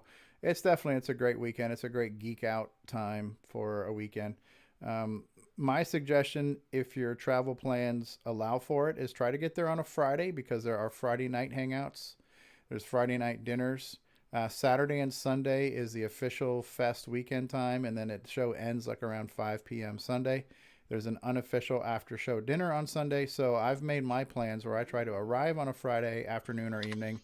I'm there all day Saturday, all day Sunday, and then I fly home Monday or drive home Monday, whatever the case may be. So I plan on it being a 4-day weekend, and not everybody's schedule or budget or work allows that, but try to do that if you can to get the most out of it. I think Rick Adams, the first time he went, he flew out Sunday, so he missed the after show dinner, and he's like, oh, I wish I knew, so I want to try to make sure we get that out there. Get the most for your CoCoFest dollar. Yeah. And we actually started kind of our own little tradition. A few of us, it was a Friday night thing. I think Paul Fiscarelli found the place, but it was that Fire and Wine place in Chicago. And it's a great food, great, good quality, nice upscale place, good ambiance, and great food, decent prices, beer, wine, soda, Diet Dr. Pepper. Soda. Yeah, it was excellent. Soda from Minnesota. Soda. Yeah. Excellent service. Yeah, the staff there is great. So Yeah. I've been very pleased the times we've been there. It's been Yeah. a great time. So that's becoming our kind of unofficial, official Friday night tradition now, is to get some of the coconuts together for that meal.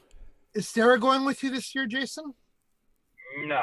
I thought she was. Ken can make it. Ken, my Riker. brother Ken. Oh, not Sarah can make it. Oh. No, I'm free for a weekend. Woohoo! We'll talk. Yeah. Trips to Portella's are in order, Yeah, so I know the go ahead, sorry. Get the chocolate cake shake at Portello. Yes, oh my. I know the Coco crew is offering a prize where with you, if you do the project, they're going to take you out to a nice dinner.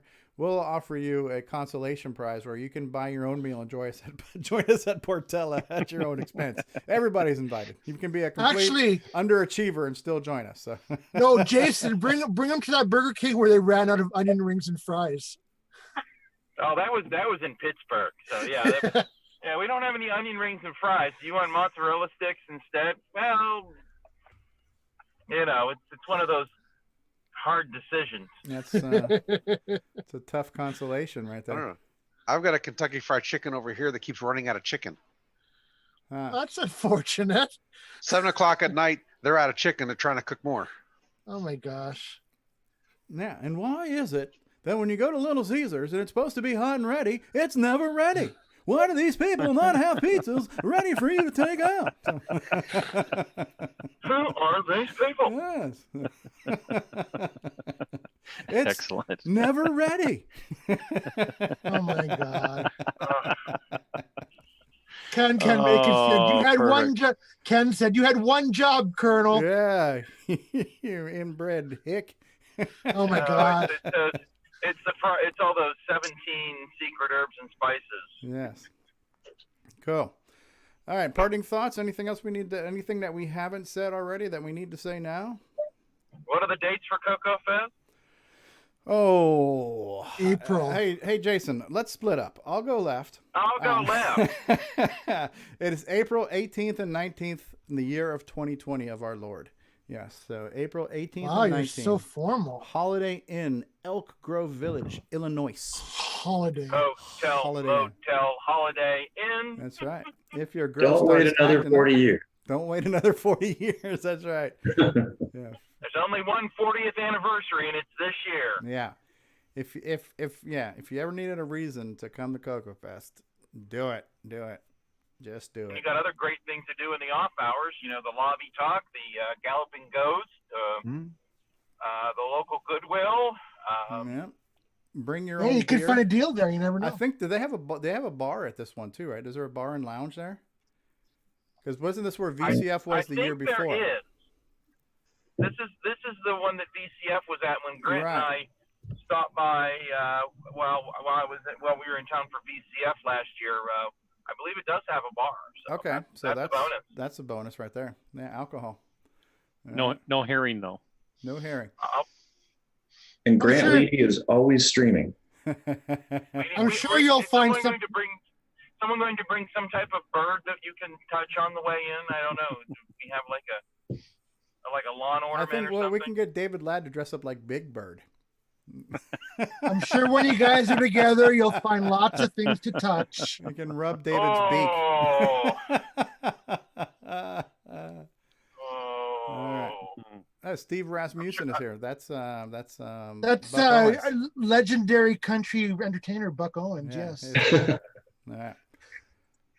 Buck Owens is legendary. All right, and Mark Bosley, you're going to be there. Brian Weasel, you'll be there again, right? So I think the only people that aren't going to be here on the panel right now would be Chet and Nick Marotta, but the rest of us will be there, so it'll be good. Nick Marotta. I assume we'll be manning. Nick Marotta is Nick Marotta won't be there 3 times. No. Yes, this will be the 3rd time I missed it. That I joined you guys. No, I don't know if. Nick, is there anything that we can do to help, or you just can't? No, just logistics are it's just too. No. We're just gonna have to go across the border, kidnap them, and bring them over. That's it. We should get them the finest Greyhound bus ticket available. Spare no expense. I appreciate I've gotten lots of people saying they wish I could go, and I appreciate that a lot. Right. Well, you'll be with really us good on friends. Zoom. You'll be with us on Zoom. You'll be with us in spirit. That's right. And apparently a big head. Oh. A big inflatable head. Yeah, that might be. Maybe we can do like a Macy's parade, and we can have a giant balloon float of Nick Marotta hovering above the event. That might be kind of cool, right? So. Oh my God! Do we have time to get the cardboard cut out?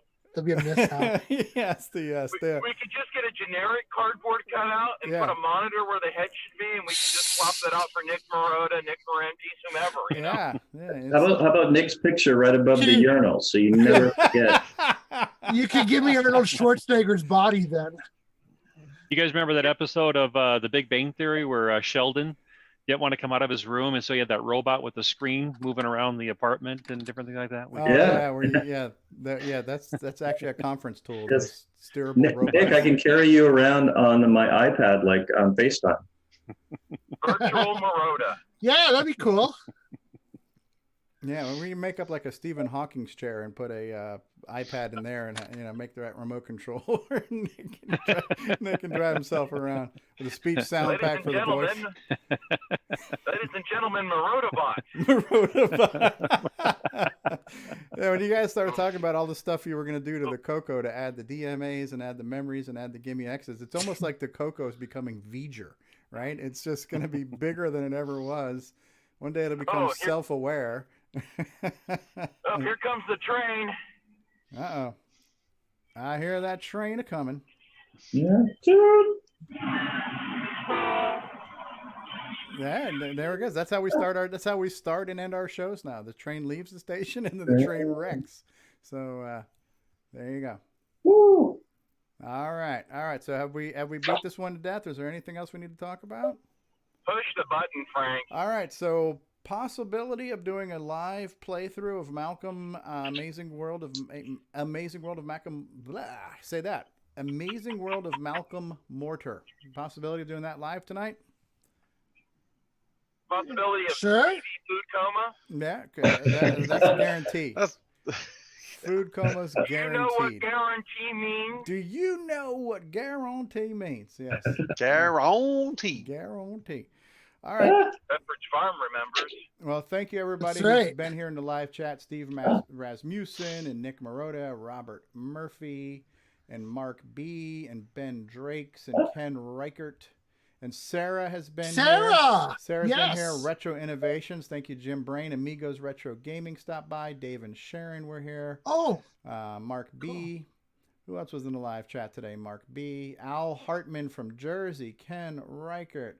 Mr. James Diffendaffer was here. Dave and Sharon. All kinds of people been here in the chat. Thanks, guys, for tuning in every week. We appreciate you being here. Thanks, guys, on the panel. Still with us on the panel, Rob Inman. Thank you, Rob, for all your stellar contos and segues and all kinds of good stuff. Chet Simpson, thanks for being here, as always. Yep. Nick Marotta. Yeah, no thanks Whoa! to you. Whoa! You build me up, you knock me down. Brian Weasler. Hey, we're offline. Are we offline? Yeah, your the Zoom froze up over there, and YouTube shows we're offline now. No, it just came back. It's really weird. Yep, there it is. Good. It's really that weird, wasn't meant to air. See? Yeah. Okay, so Karma. you can do it again. Karma. Yes. Nope. Oh my. It's a lost moment. All right. So so Brian Weasler, thanks for being here. Mark B. For Jason Reichert. Police officers pulling you over. You know what the police officer said to Jason Reichert? He said, "Stop right there." All right. Why won't that soundboard crash? I don't know. But we are pressing the button. Say goodbye, everybody. Bye, everybody. Goodbye, everybody. Drink your Ovaltine.